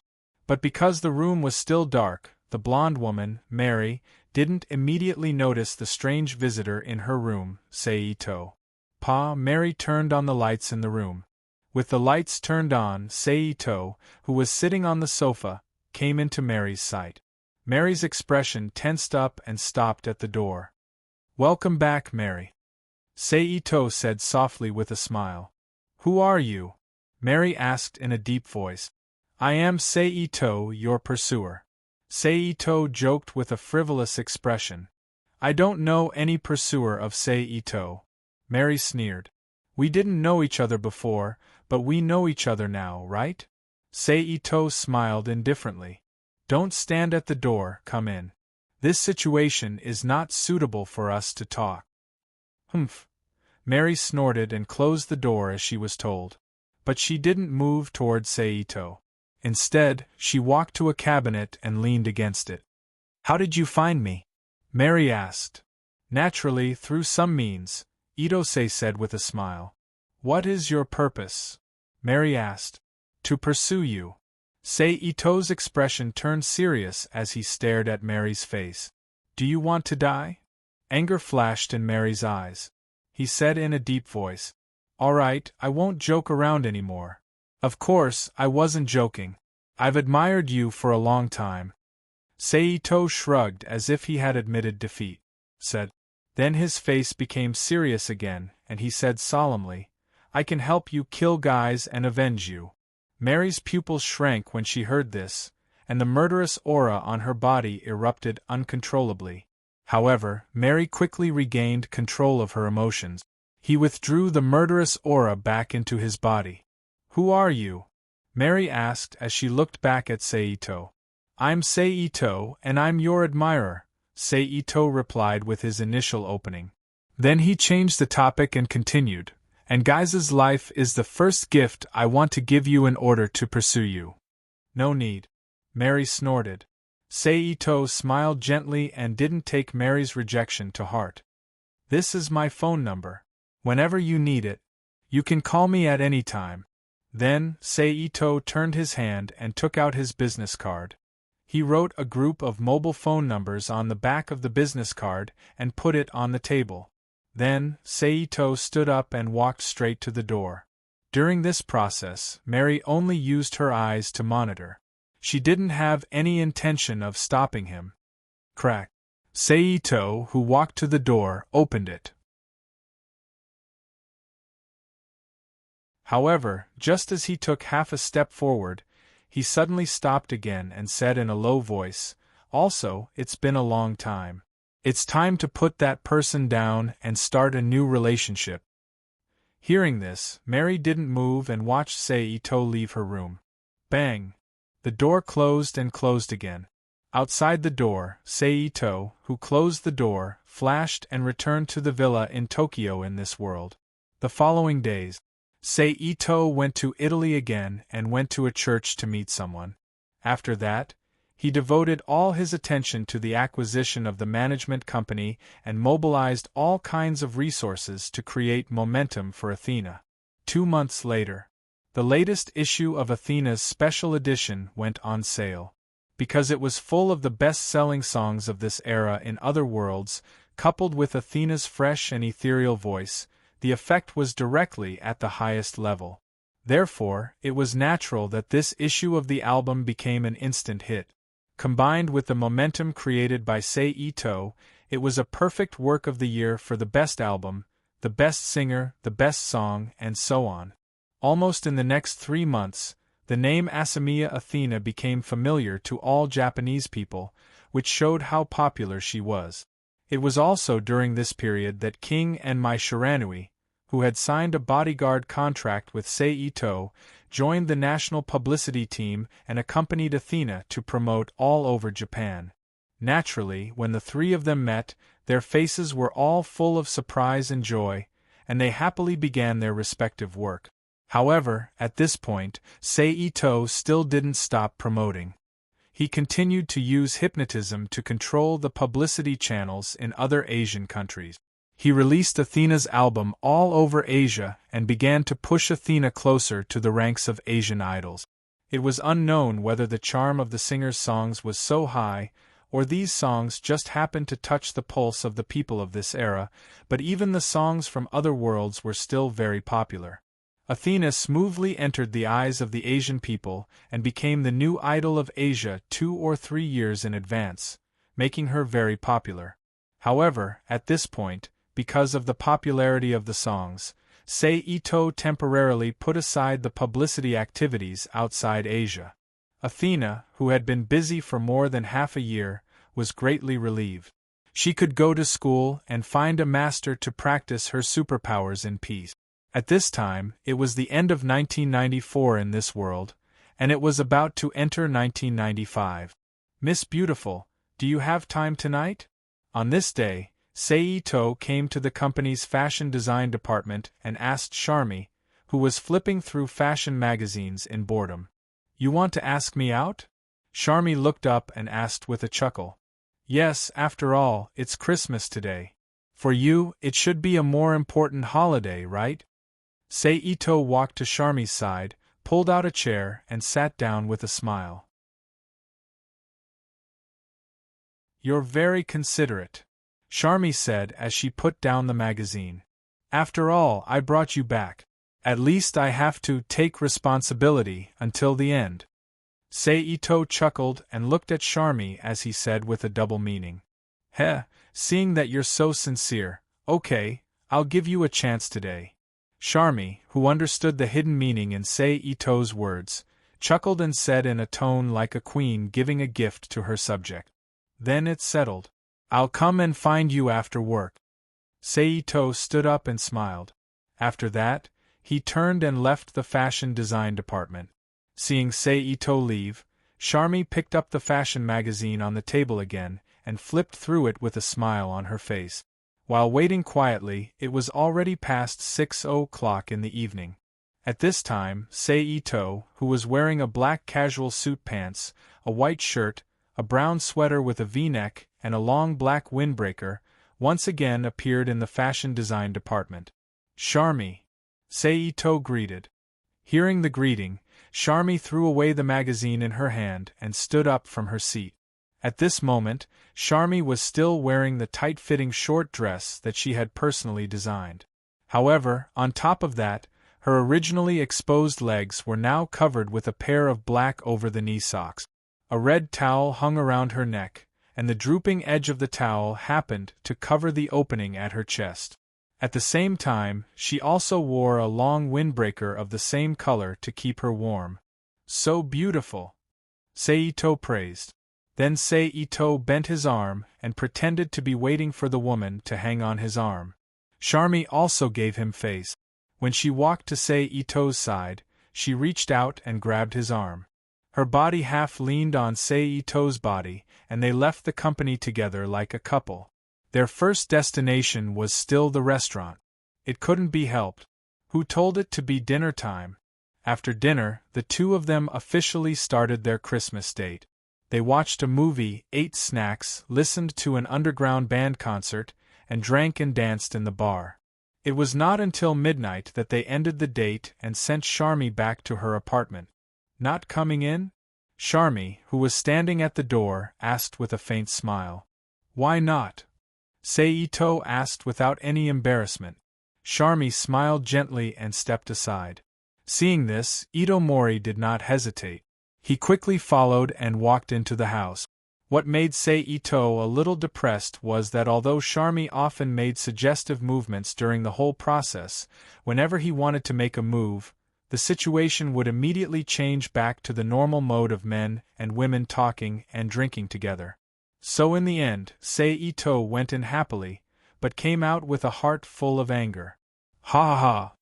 At the same time, in Charmy's apartment, Charmy suddenly made a snicker as if she had succeeded in a conspiracy. But despite this, Sei Ito still drove back to his villa in the cold wind. Then he flashed into the Rubik's Cube world to find Akagi Ritsuko, a mature beauty, to help him put out the fire. In the following time, except for disturbing my Shiranui's house on New Year's Day, which was the Japanese New Year's Day, and going to the shrine with Charmy on New Year's Day, Sei Ito's days returned to normal. He occasionally went to the fashion design department to chat with Charmy, and arranged staff to arrange publicity work to continue to keep Magong Athena's popularity at its peak. In this way, time passed again unknowingly. In the blink of an eye, it was the summer of 1995.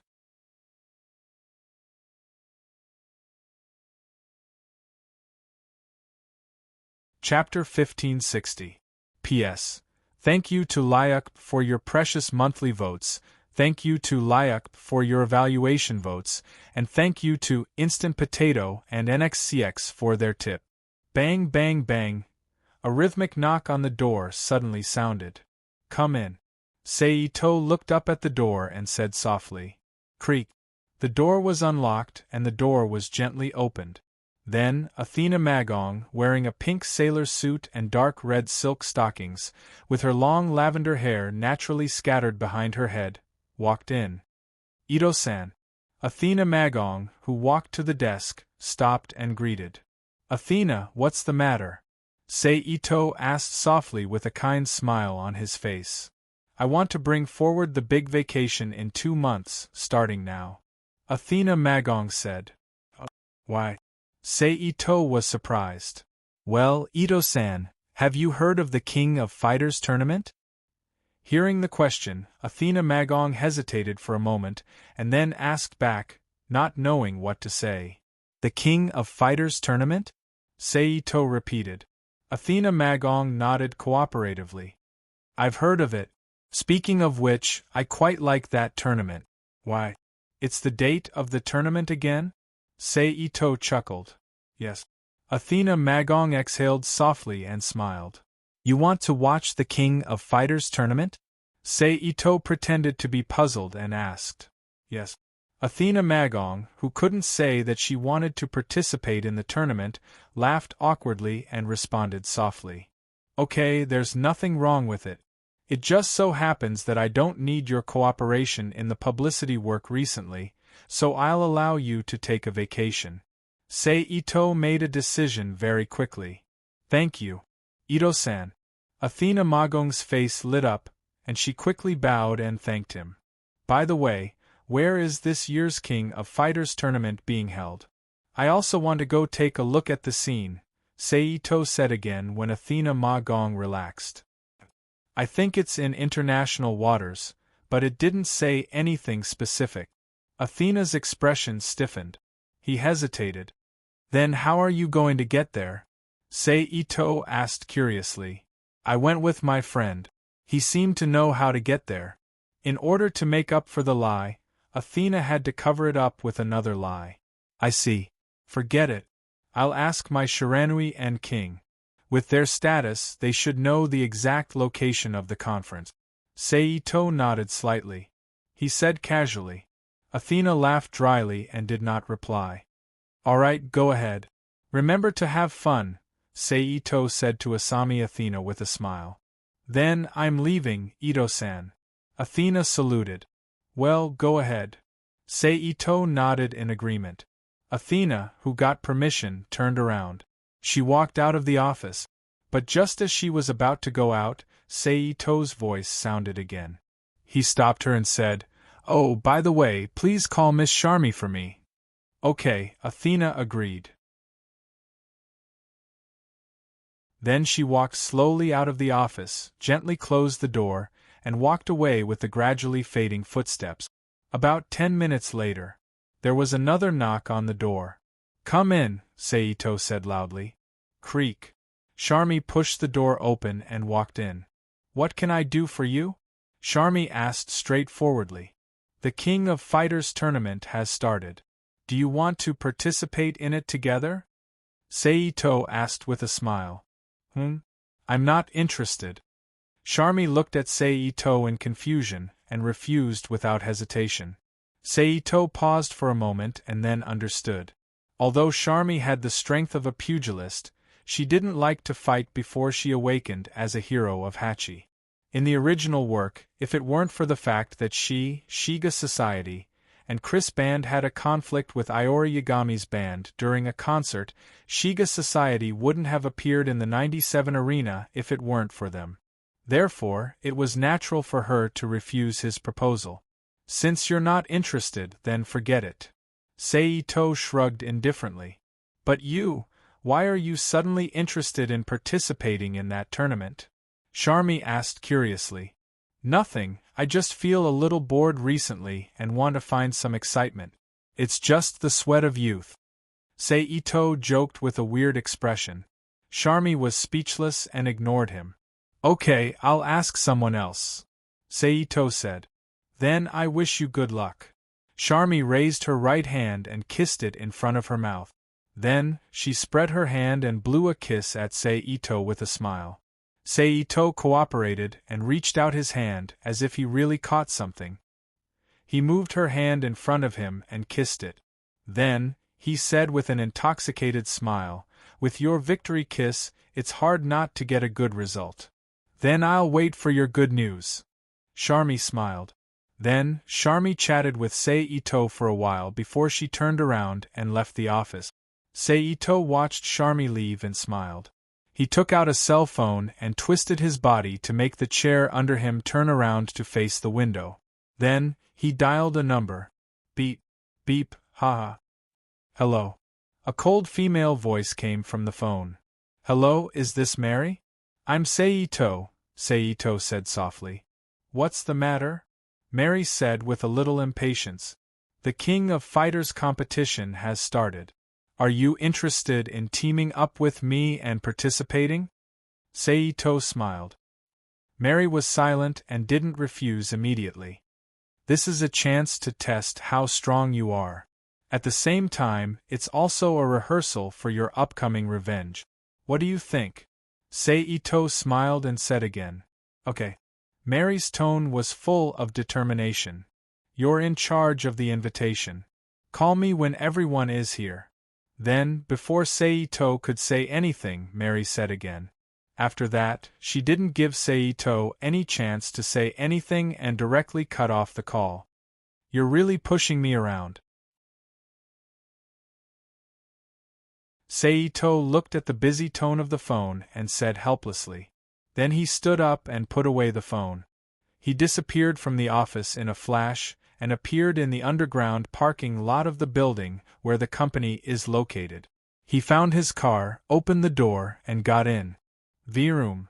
The next moment, the roar of the engine echoed in the parking lot. Then, a black luxury car rushed out of the parking lot at a very high speed. Creak, creak, along with a soft squeal, the black limousine stopped outside a training hall.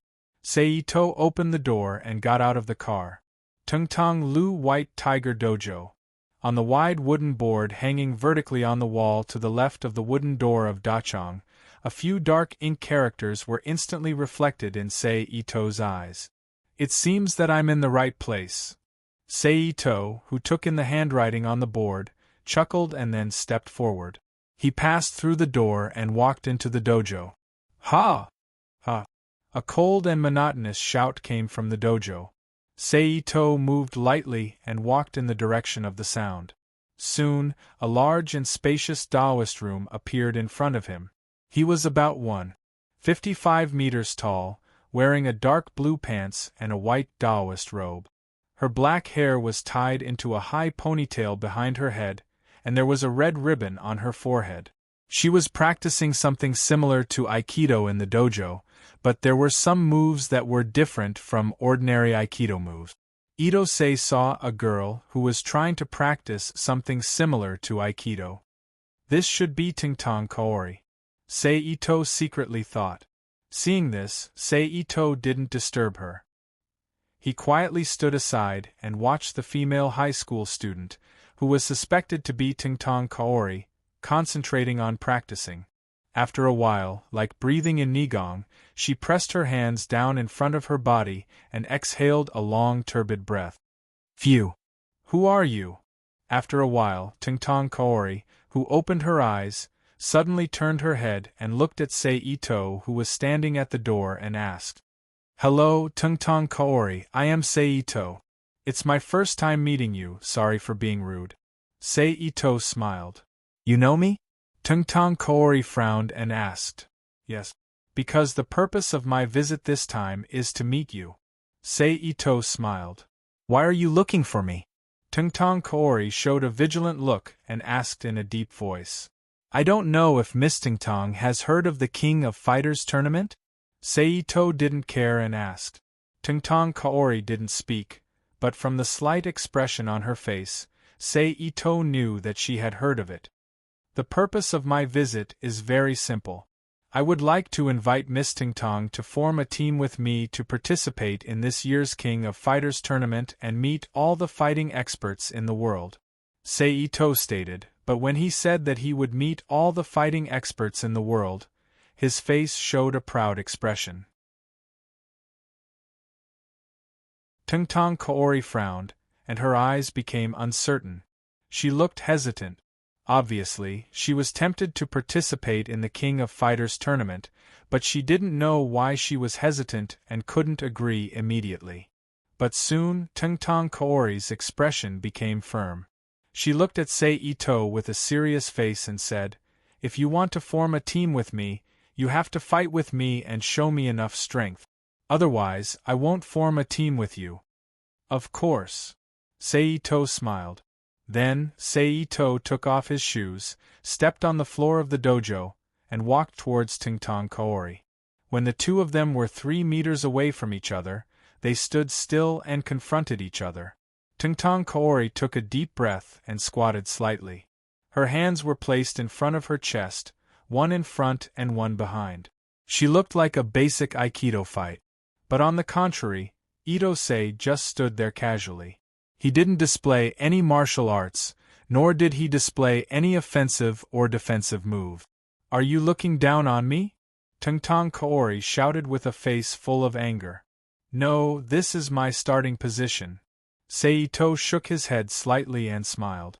Oh well, since you said so, then I won't be polite. Tingtong Kaori laughed angrily. She quickly crossed the distance between the two of them and arrived in front of Sei Ito. Then, she used her palm to hit Sei Ito's chin. Sei Ito dodged and moved to Tingtong Kaori's side.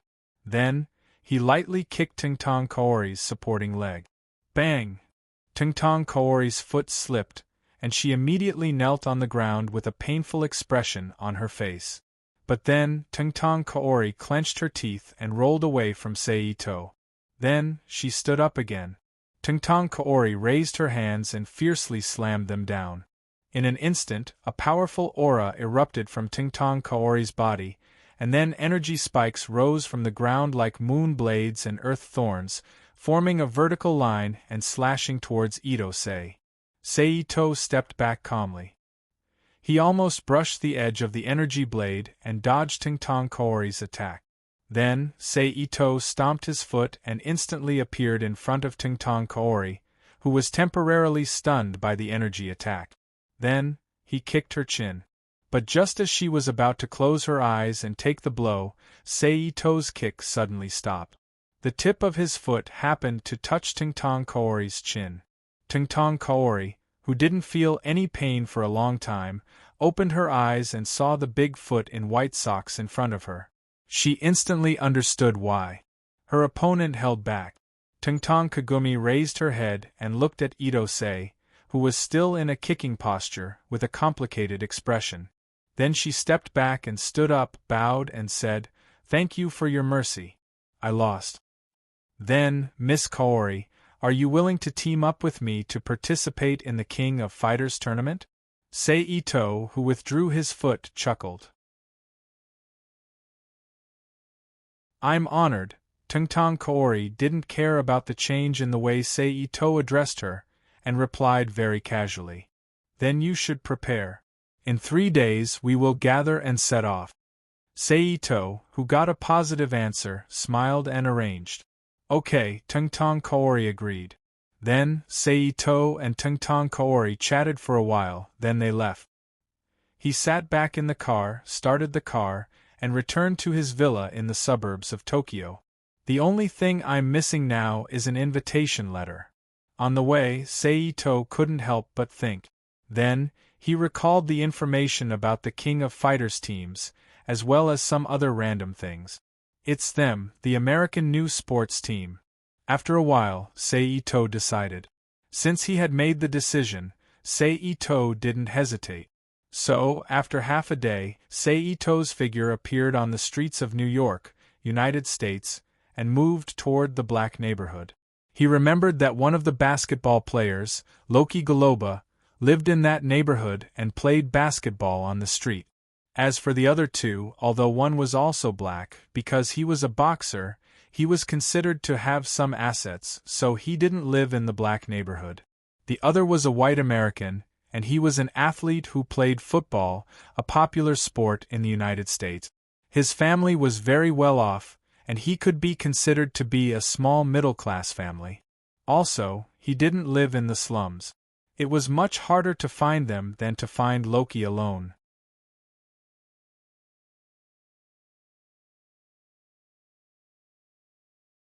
Chapter 1561. P.S. Thanks to Rui Kong for the tip. 10 minutes later, Seito arrived at the most famous black neighborhood in New York City, Brooklyn. As soon as he entered, a sense of decadence, chaos, and a completely different world from the bustling New York City flooded Seito's mind. But before he could sigh with emotion, a few black youths dressed in casual clothes slowly surrounded him. The black neighborhood was synonymous with chaos in America. As long as one was a normal person and was not a black person, no one would be willing to enter this area. This was because it was very likely that not long after you entered, you would encounter something that would make you angry, or even directly lose your life here. It couldn't be helped. Who told the black neighborhood to be the favorite place for drug dealers and violent people? Moreover, this was the black neighborhood in the 90s. It was even worse than the future. "Kid, if you don't want to die, hand over all the money you have." A black man with one hand in his pocket stared at Seito sternly and growled. His face was bulging like a gun barrel. Beside him, 3 or 4 other black youths blocked Seito's left, right and back, completely surrounding him. "Forget it, you guys will do." Seito, who didn't take the threat of the black youths to heart, muttered softly and suddenly released his mental strength. Almost in an instant, the black youths around him were controlled and looked at him with dull eyes. "Do you know a street basketball player named Loki Galoba?" Seito asked calmly. "Yes." One of the black youths replied mechanically. "Take me to him." Seito raised his eyebrows and immediately ordered. "Yes." After saying that, several black youths spread out. While the other black youths around them were confused, they surrounded Ito-sei and walked into the depths of the street. A few minutes later, They stopped next to a street basketball court. And in this street basketball court, a black youth wearing large purple sweatpants, a short-sleeved shirt of the same color but with the word Satu written on it, and a baseball cap on the back of his head, was playing basketball with 4 or 5 other black youths. More than 10 black youths were watching by the side. They were either cheering loudly or joking around with their companions. Seeing the familiar face of the black youth in purple, Seito knew he had found the right person. Then, Seito's mental strength spread out and covered all the black youths in the court. A tremor, other than the target, Loki Galoba, who didn't faint immediately but kneeled on the ground with his hands covering his head in pain. The rest of the black youths fainted. Seito retracted his mental strength and walked toward Galoba. Galoba was decisive. He didn't care who Seito was and directly grabbed the basketball ball beside him. Infusing it with chi, he threw it at Seito. Whoosh! The basketball ball turned into a yellow light and shot toward Seito. Seito swung his arm and hit the incoming basketball ball. Bam! Amidst a clear muffled sound, the blue ball flew out violently until it hit the side of a brick wall that was painted with oil paint before it came to a stop. It was then embedded into the wall. Then, Itose extended his hand and grabbed at the air in front of him. Loki Galoba's body flew uncontrollably into his palm. With a thought, Itose condensed his mental power into a needle and pierced it into Loki Galoba's mind. Ah! The pained Loki Galoba let out a scream. Where's the invitation letter? To coordinate with his mental strength, Seito used words to stimulate Galoba's brain to recall the information. Almost instantly, the information regarding the invitation letter was transmitted to Seito's mind through his mental strength. Is it with Darby D? Where is he? Seito asked again. Then, another piece of information was transmitted. After receiving the message, Itose immediately removed the mental attack and threw Loki Galoba's body, which was twitching slightly, away like he was throwing trash. Bam! Loki Galoba fell heavily to the ground. Then, Seito's figure flashed. He disappeared from the spot. Mary, I've got the invitation letter. Remember to gather at New Jersey Port at 2 in the afternoon tomorrow.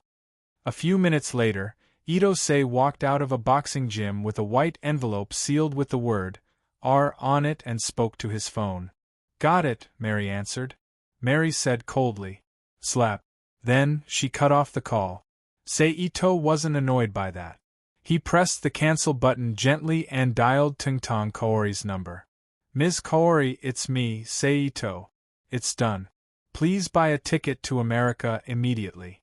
I'll be waiting for you in New Jersey, Seito said into the phone. Okay. I'll buy a ticket now, Tungtong Kaori said excitedly over the phone. Clearly, as a young person, she was thrilled to be able to participate in the King of Fighters tournament. Seito hung up the phone, bought a ticket for the earliest flight, and flew to New Jersey. A day later, Seito met up with Mary, who had rushed over from Southtown, and Tungtong Kaori, who had flown over from Japan. Let me introduce you. This is Mary, an expert in grappling martial arts. Seito introduced Mary, who was wearing loose trousers and a light yellow shoulder-bearing knitted shirt. She was still wearing the fur-collared jacket that her ex-boyfriend had given her. This is Tungtong Kaori, the successor of Tungtong Ryu Karate. Then, Itose pointed at Tungtong Kaori, who was wearing a knee-length dark pleated skirt, a white shirt, and a long-sleeved coat of the same color as the skirt. Her long black hair was tied into a high ponytail behind her head. At the same time, she was carrying a brown leather suitcase in her hand. Hello, I'm Tungtong Kaori. Nice to meet you, Tungtong Kaori bowed to Mary. I hope you won't drag me down, Mary said coldly. Tungtong Kaori raised her eyebrows. She straightened up and retorted seriously, that's exactly what I wanted to say. I hope your strength matches your confidence, Mary sneered. You can try, Tungtong Kaori retorted without backing down. I want to test her strength. If she doesn't pass, I won't accept her as my companion. Mary turned her head and said to Sei Ito. Me too, Tengtong Kaori said. Okay. Come with me. Looking at the tense atmosphere between the two, Sei Ito sighed helplessly. He then called out to them and led them away. A few minutes later, the three of them arrived at a relatively empty space, a warehouse area. I'm going to change my clothes, Tengtong Kaori said. Whatever. If you lose, you'll blame yourself for not wearing your clothes properly, Mary said with disdain. Humph. Tengtong Kaori snorted. She carried her suitcase and quickly ran to a small path between two warehouses. She began to change her clothes. After about 5 or 6 minutes, Tengtong Kaori came out with her suitcase. She was wearing a crotch pants and a red ribbon on her forehead. Ito-sei also noticed that in addition to the clothes on her body, Tengtong Kagumi had also changed the black square short leather shoes on her feet. She had changed them into Japanese-style foot bags and straw sandals. Ito-san, please take care of this for me. Tengtong Kaori walked to Sei Ito's side and put her suitcase at his feet and said, Okay. Sei Ito smiled and replied, Thank you. Tengtong Kaori slightly bowed. She turned around and stood in front of Mary. She took her Aikido stance. Mary snorted when she saw this. She took off her fur-collared leather jacket and threw it at Ito-sei. Pa, Sei Ito caught it. Kacha. Mary moved her body and slightly lowered her body. Her arms were half bent and her fingers were open. Her body was slightly swaying. This meant that Mary had entered her fighting state. Ito-sei, who was standing on the side, looked at the two of them and took 2 steps back. He raised his arm, waved it down, and shouted, Start! As soon as she finished speaking, Mary took the lead and rushed towards Tengtong Kaori. When she arrived in front of Tengtong Kaori, Mary kicked the inside of Tengtong Kaori's knee. Tengtong Xiangqing bent her leg and at the same time, she straightened her leg and slashed at Mary's shoulder. However, Mary's attack was meant to be a test, so the moment Tengtong Kaching launched her attack, Mary quickly retracted her steps and circled around Tengtong Kaching's back. She raised her arms and wrapped them around Tengtong Kaching's waist. Then, she performed a back throw. Bang! Tengtong Kaori's body fell heavily to the ground. Mary quickly got up and backed away from Tengtong Kaori. It had to be said that among the orthodox pugilists in the King of Fighters world, except for Soundnest, the 8 heroes, the Yuan clan, and the Chinese flying bandits, the other pugilists were basically messengers of justice. They paid attention to reciprocity and had the demeanor of a righteous person. Therefore, whenever there was a situation where they could take someone's life, they would take the initiative to retreat, showing the true colors of a pugilist. However, although their actions were righteous, their words were still harsh. Is that all you've got? If that's the case, you should go home and train for a few more years. The King of Fighters tournament isn't a place for kids like you to play around. Mary sneered. Damn it! Tengtong Kaori groaned and half knelt on the ground. She supported herself with one hand and gently rubbed the pain on her neck with the other. Then, Tengtong Kaori stomped her feet and rushed toward Mary. Mary jumped and rolled 360 degrees in the air. She then pressed down on Tengtong Kagura's shoulder with one hand and used the inertia of her falling body to press her down to the ground.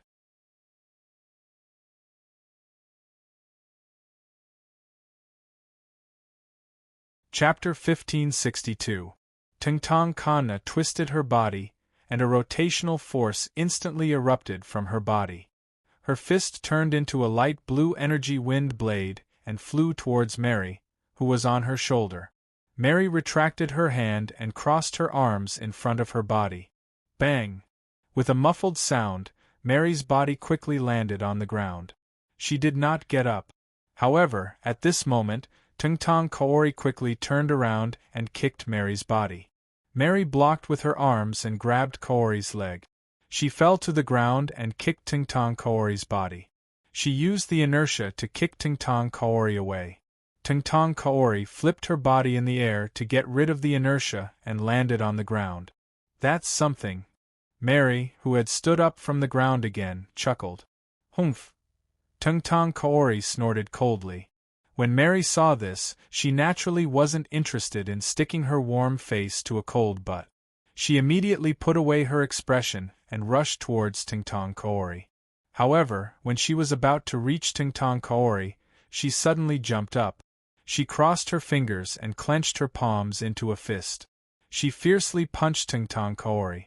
Tungtong Kaori used her hands to block Mary's attack and squatted down.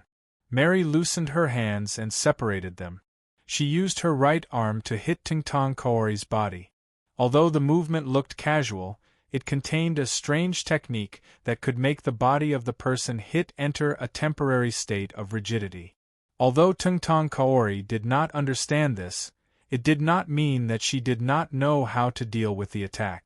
Therefore, when she saw the palm coming, she immediately moved her hands down. He grabbed Mary's palm with his bare hands like a blade, then turned around and used Tungtong Ryu extermination body toss. Mary's body quickly flew out from the impact of the obliterate toss. Bang! Mary's body fell to the ground. This is for you. Tungtong Kaori stood up and said seriously. Yes, I take back my evaluation of you as a child. Mary, who turned over and got up from the ground, said seriously. She then took a basic posture and carefully moved toward Tungtong Kaori. Tungtong Kaori also assumed an Aikido stance and focused her attention on Mary, who was opposite her. Under this situation, the two of them approached each other. At this moment, Tungtong Xiangqing quickly attacked. She punched Mary's waist and stomach. Mary clenched one arm. Tungtong Kaori's attack was blocked. But then, Tungtong Kaori's new attack came. She used her other palm to support Mary's chin. The force of the attack sent Mary flying into the air. Tungtong Xiangqing didn't stop. His empty right hand turned into a palm knife. He quickly struck down. He slashed Mary's shoulder, who had just flown up. Bang! With a dull thud, Mary's body was nailed back to the ground. Her body bent downwards. Tungtong Xiangqing kicked. A kick landed on Mary's unprotected chest. Bang! Mary was sent flying like a cannonball. Chain attack. After flying for about 2 or 3 meters, Mary's body fell heavily to the ground. Her face was full of pain. With one hand on her stomach and the other on the ground, she struggled to get up from the ground. Have you seen it? It has been passed down from generation to generation since the Warring States period. The history of Tungtong Ryu is not just superficial. Tungtong Xiangqing said proudly. Very good. Mary raised her hand to wipe her lips and said hatefully. Then, she straightened her body and stood up again. Tungtong Xiangqing's expression changed. She immediately got into a fighting stance. Mary sneered and rushed toward Tungtong Xiangqing again. But just as she was about to get close to Tungtong Xiangqing, she suddenly rolled on the ground. She rolled from Tungtong Xiangqing's side to her back. Tungtong Xiangqing's expression changed. She didn't even turn her head and used a side kick. Mary didn't get up. Instead, she hooked her legs around Tungtong Xiangqing's legs and pulled her to the ground. Then, she used the strength of her waist and legs to forcefully throw Tungtong Xiangqing to the ground on the other side. However, just as Tungtong Xiangqing was about to hit the ground, Mary once again exerted her strength and rolled on the ground, forming a circle with Tungtong Xiangqing and replacing her on the other side. But at this time, Tungtong Xiangqing's limbs were twisted into a strange shape by Mary. Then, Mary tightened her body and used grappling technique on Tungtong Xiangqing. Crack! In an instant, a crisp sound of bones rubbing against each other was heard. Humph! Tungtong Xiangqing also let out a painful groan. Mary let go of Tungtong Xiangqing's limbs and got up from the ground. She looked mockingly at Tungtong Xiangqing, who was sweating because of the pain. It was obvious that she was replying to her words about Tungtong Ryu. Perhaps Mary's expression stimulated her self-esteem, or perhaps Tungtong Ryu's honor couldn't be tarnished. Tengtong Xiangqing ignored the pain in her body and turned around to hit her arm on the ground. Crack! The crisp sound of bones rubbing against each other was heard again. But compared to before, Tengtong Xiangqing's dislocated arm regained its mobility. Then, Tengtong Xiangqing endured the pain and held her dislocated leg. She used force to fix it. During this process, Tengtong Xiangqing didn't cry out in pain. Again, Tengtong Xiangqing endured the pain and stood up and said, "Do you think I'm afraid of you?" Mary sneered. Okay, we're all teammates, there's no need to go too far." Seeing this, Itose, who was on the side, quickly appeared between the two of them. He opened his arms and stood in front of them to act as a peacemaker. Humph! Tengtong Xiangqing and Mary looked at each other and coldly snorted and retracted their hands. "You two, come here." Seeing the two of them stopped fighting, Seito also retracted his arms and called out to them. "What?" Mary frowned and asked. Tengtong Xiangqing looked at him with a puzzled look, but compared to Mary who didn't move, Tengtong Xiangqing obediently walked over. "Healing your injuries, why? Do you want to fight other guys with your injuries?" Seito stretched out his hand and grabbed Tengtong Xiangqing's arm. Tengtong Xiangqing's face was slightly red as she struggled. He put his right hand on her dislocated joint and used medical ninjutsu to heal the swelling and internal injuries. In an instant, a cool aura poured into Tengtong Xiangqing's injury through the green energy light, relieving her pain. Seeing this, Mary's eyes flickered slightly. With Seito's current strength, medical ninjutsu can also play an exaggerated role, so in less than 2 minutes, all the injuries on Tengtong Xiangqing's body were completely healed. Then Seito walked to Mary, ignoring her objection. He directly pressed his hand on her abdomen and started to heal her. "Okay, done, but it seems that we can't go today. In that case, we will rest here today, and tomorrow we will take a special ship from the port to the final venue." Seito didn't take much advantage of them, so he stopped and said. Looking at the filth on their body, Mary and Tengtong Xiangqing didn't have any objection. They took their jackets and suitcases, then followed Seito out of the warehouse area and checked in at a 3-star hotel. In order to strengthen their relationship, Seito took the initiative to invite the two of them, and the three of them had dinner together in the hotel's restaurant. Then the next morning, the three of them reunited and left the hotel, then went to the port according to the address on the invitation letter, and found the person responsible for sending them to the final venue of the competition. The three of them boarded a cruise ship under the guidance of the person responsible for sending them to the final venue, then set sail towards the international waters. After more than 2 days, the cruise ship reached the international waters. Not long after, a huge aircraft carrier appeared in front of everyone's eyes. The cruise ship didn't change its direction and approached the aircraft carrier. "The three of you, we have arrived at the competition venue." At this moment, the person responsible for sending them to Seito, Mary, and Tengtong Xiangqing said to them, "Don't tell me that the competition venue is on top of that." Tengtong Xiangqing pointed at the aircraft carrier that was right in front of her with a look of astonishment. It gave off a strong sense of oppression. "Yes." The person responsible for sending them to the airport confirmed. Tengtong Xiangqing was speechless, she didn't know what to say. "Let's go. If we have the opportunity to see a real aircraft carrier, this trip will be worth it." Seito reached out and patted Tengtong Xiangqing's shoulder, joking. Then, the three of them followed the person responsible for sending them out of the cabin and came to the front deck of the cruise ship. Finally, they stopped in front of a row of metal rope ladders that hung down from the aircraft carrier. Seito didn't say anything. He reached out and grabbed the rope ladder, then quickly climbed up with his super high body control. Seeing this, Mary and Tengtong Xiangqing also grabbed the rope ladder and climbed up. A few minutes later, the three of them stood on the huge deck of the aircraft carrier. At the same time, Another young man who was dressed like a bodyguard appeared in front of them. He was wearing a black suit just like the pick-up and drop-off staff. "The three of you, please follow me." The person responsible for receiving them extended his arms and invited them. Seito nodded and followed him with Mary and Tingtong Xiangqing. Under the guidance of the person responsible for receiving them, the three of them passed through the deck where only 3 or 4 American military fighter jets were parked and entered the interior of the aircraft carrier. They walked along the corridor and walked into the depths of the aircraft carrier.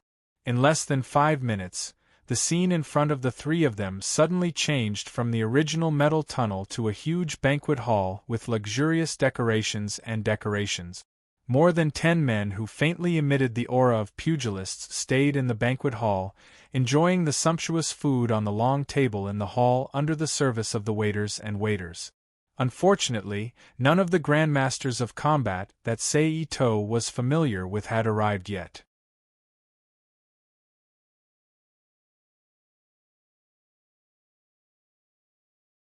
Chapter 1563.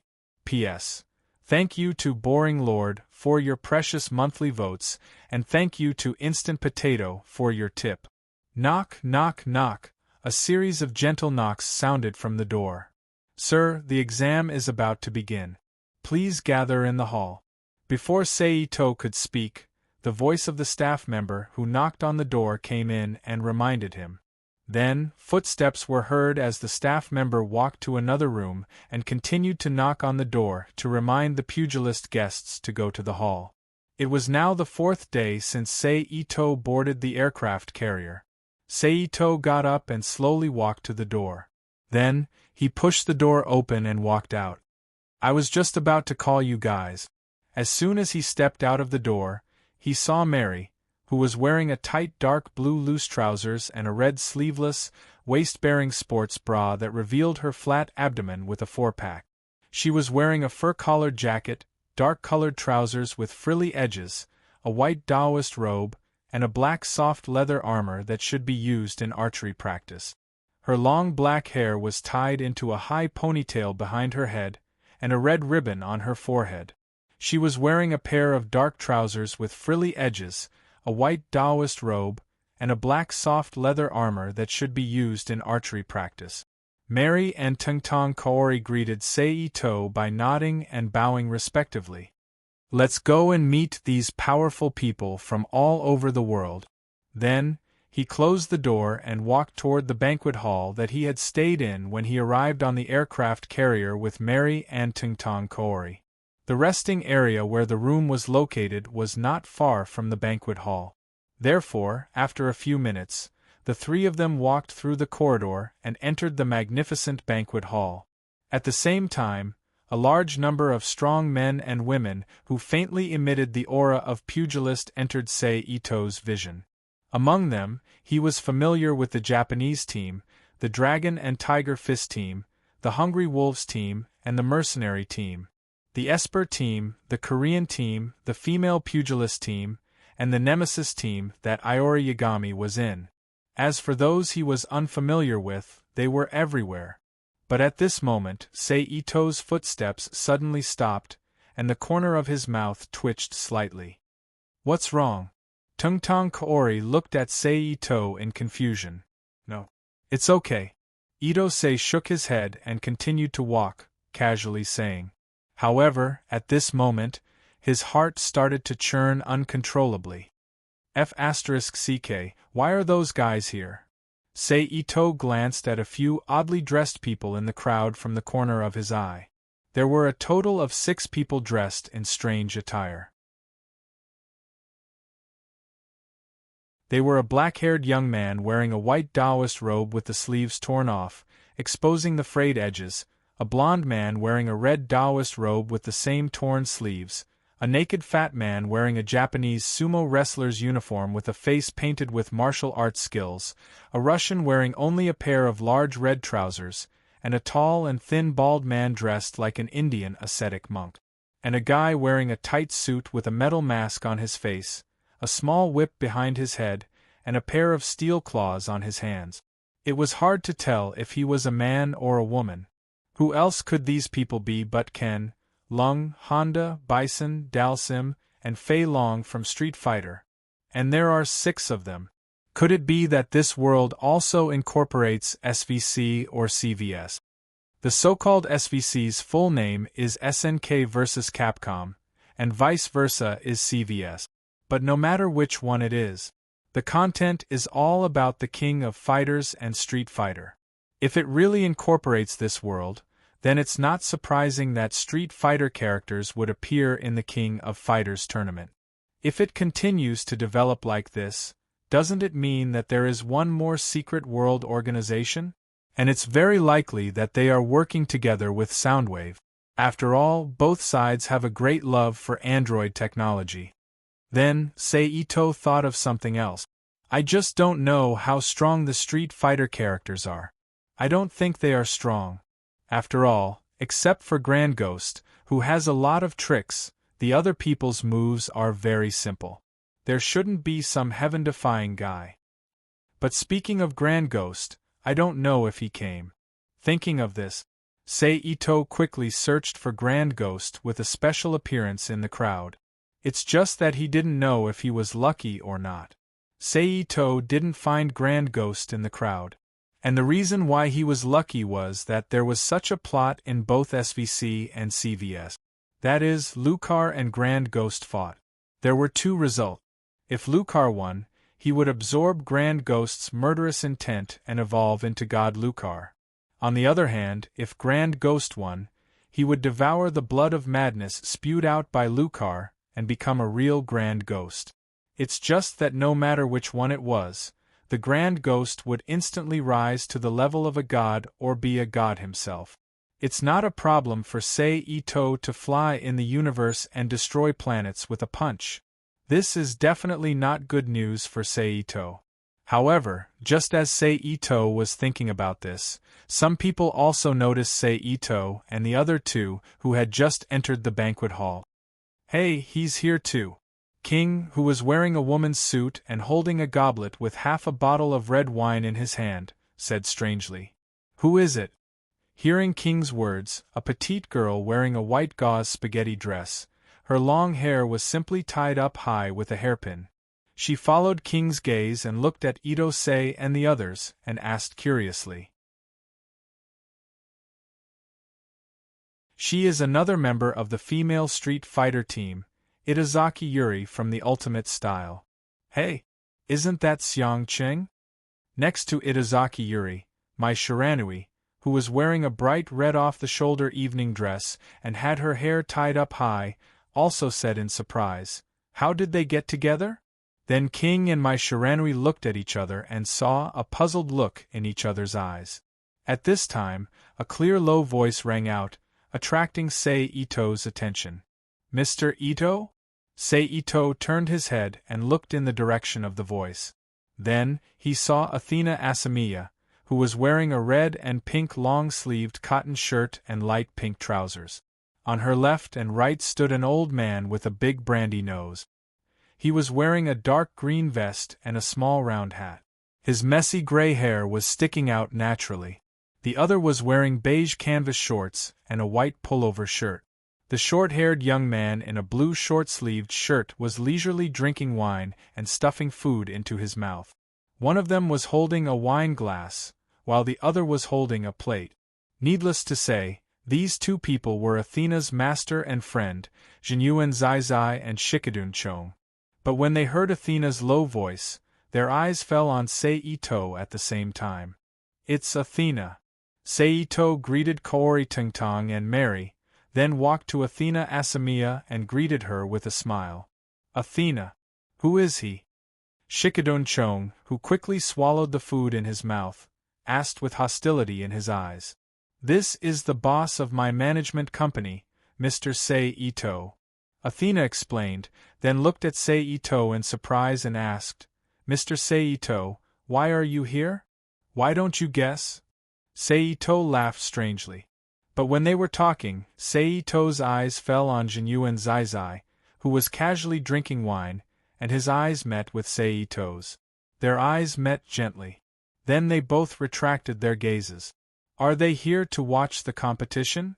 Athena, who didn't notice Seito and her master's reaction, guessed, no, so far, other than the service staff, the people in this hall are all grandmasters of combat who are here to participate in the preliminaries. There are no other spectators. Athena's expression changed slightly. She looked at Seito in shock and said, "Could it be, that's right? That's it. I'm also here to participate in this competition as a contestant." Seito smiled and confirmed. "Ah, Mr. Ito is also a grandmaster of combat?" Athena was surprised. "Yes." Seito smiled and said, "So if there's a chance to fight later, remember to go easy on me." "Mr. Ito, you're joking," Athena said embarrassedly. Seito smiled and didn't say anything. He changed the topic and chatted with Athena. During this process, Shikadun Chang's face was full of displeasure. As if he was venting, he crazily ate the food on the table. After more than 10 minutes, a middle-aged man in a black suit walked up to the platform in the middle under everyone's gaze and took a microphone from a staff member on the side. Ahem.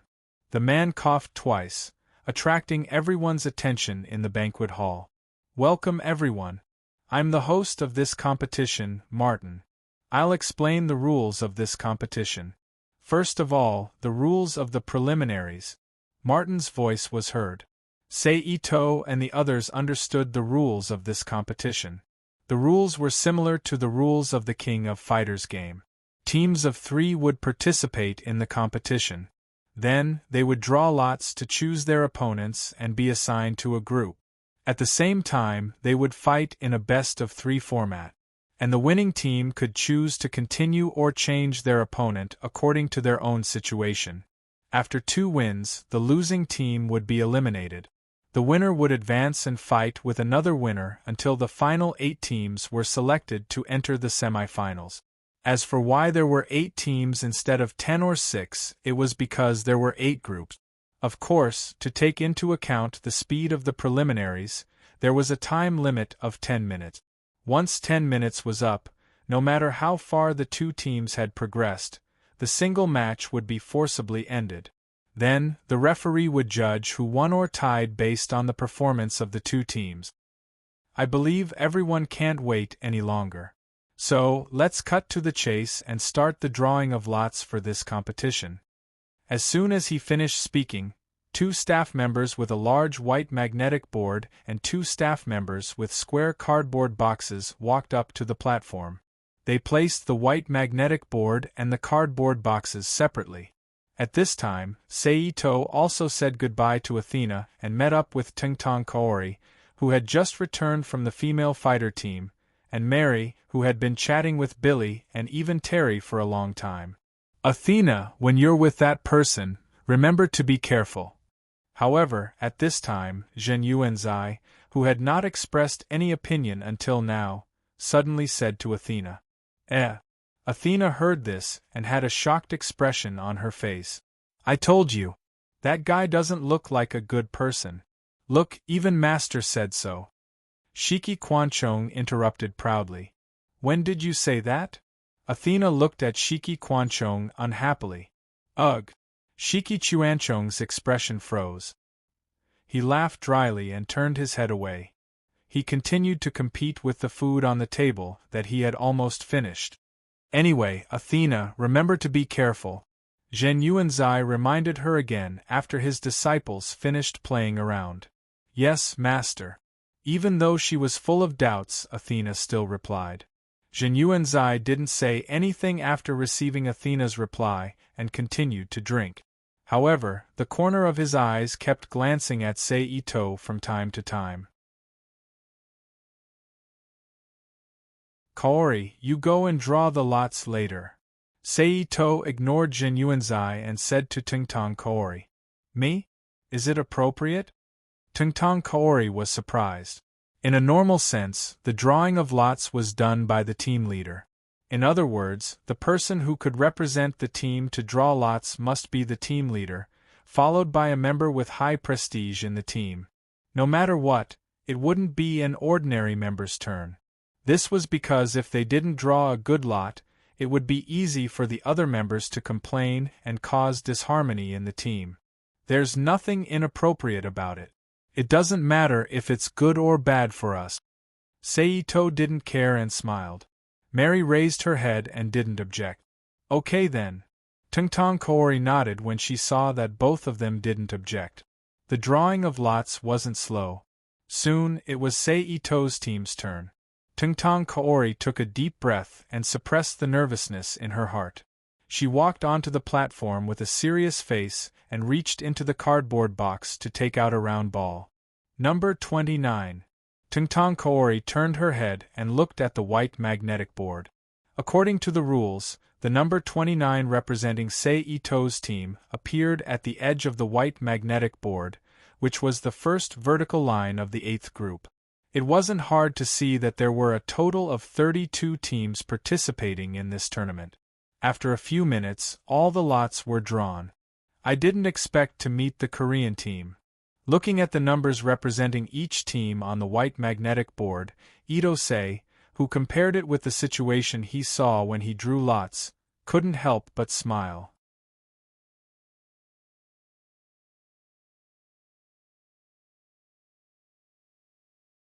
Chapter 1564. I now announce that this year's King of Fighters tournament has officially begun.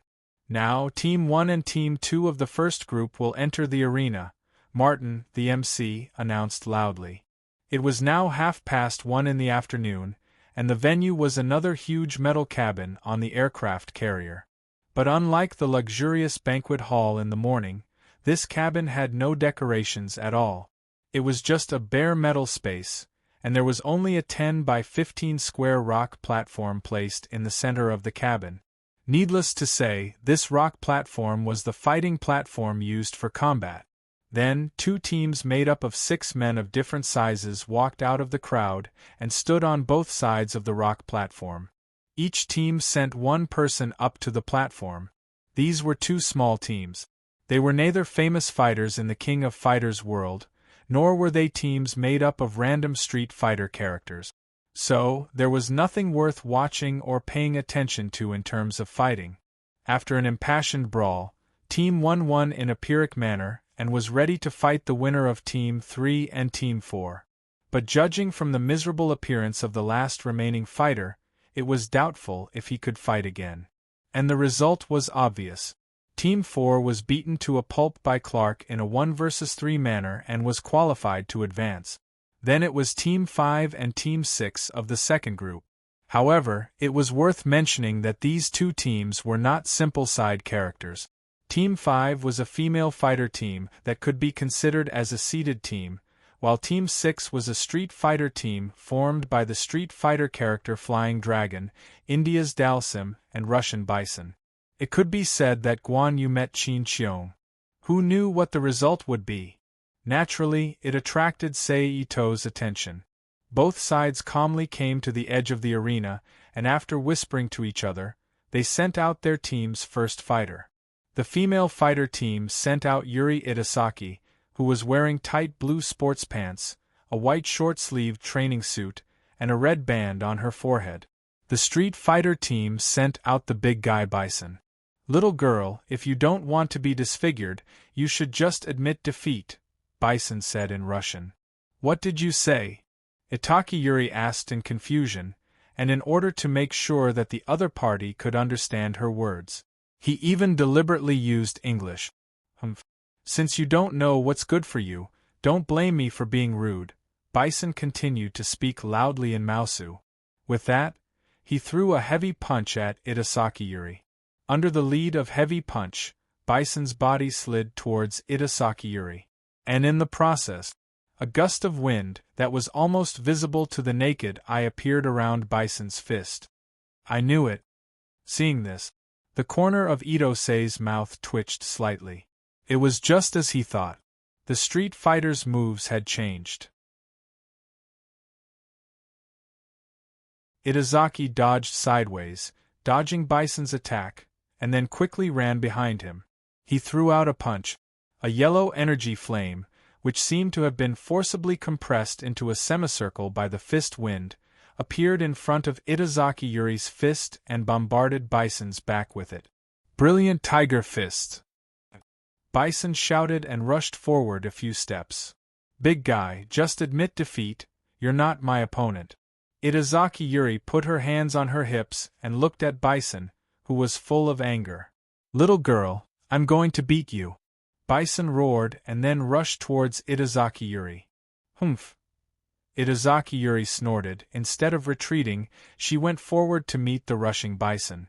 She jumped up and kicked the arms of Bison, who was rushing to block his face with his fist. Bang bang bang bang. A series of rapid muffled sounds rang out. Then, Itazaki Yuri used the momentum of her last kick to flip back to the ground. On the other hand, Bison, after the attack, let go of his hands and once again threw a heavy punch at Itazaki Yuri. Obviously, Itazaki Yuri's kick had no effect on the thick-skinned Bison. Otherwise, he wouldn't have counterattacked as soon as the attack ended. Itazaki Yuri clenched her hands, and a powerful aura erupted from her body in an instant. She then pushed her hands forward, and a huge yellow energy wave flew out from her palms and bombarded Bison. It was her killing move, Overlord Roaring Fist. Boom! Then, with a loud explosion, Bison's body immediately flew high and fell heavily to the ground, his face full of pain. Obviously, Bison, who took a killing move, was very uncomfortable. But at the same time, Itazaki Yuri, who launched a killing move, was not very comfortable. She put her hands on her knees and gasped for breath. Needless to say, the consumption of that instant was too much for her. 10, 9, 8, 7. Martin began to count down. Bison's heart was full of anger. He gritted his teeth and stood up from the ground. Humph! Itazaki Yuri, who was also full of anger, snorted and quickly rushed to Bison.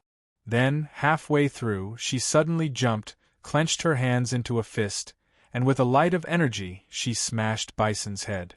Bison punched out and threw an uppercut. Bang! The collision of the two fists burst out with a muffled sound. Itazaki Yuri turned over and landed on the ground, then rushed to Bison again, grabbed his throat, and waved her right hand, slapped Bison hard on the cheek. The huge force directly slapped Bison and sent him flying. As the successor of the ultimate style, Itazaki Yuri's daughter, a fist that can crush stones, a palm that can crack a table, and an absolute domain power, how powerful is her slap? Even if she held back, Bison, who was slapped, still felt his head buzzing, and for a long time, he couldn't distinguish between reality and illusion. So, unsurprisingly, Martin's countdown sounded again.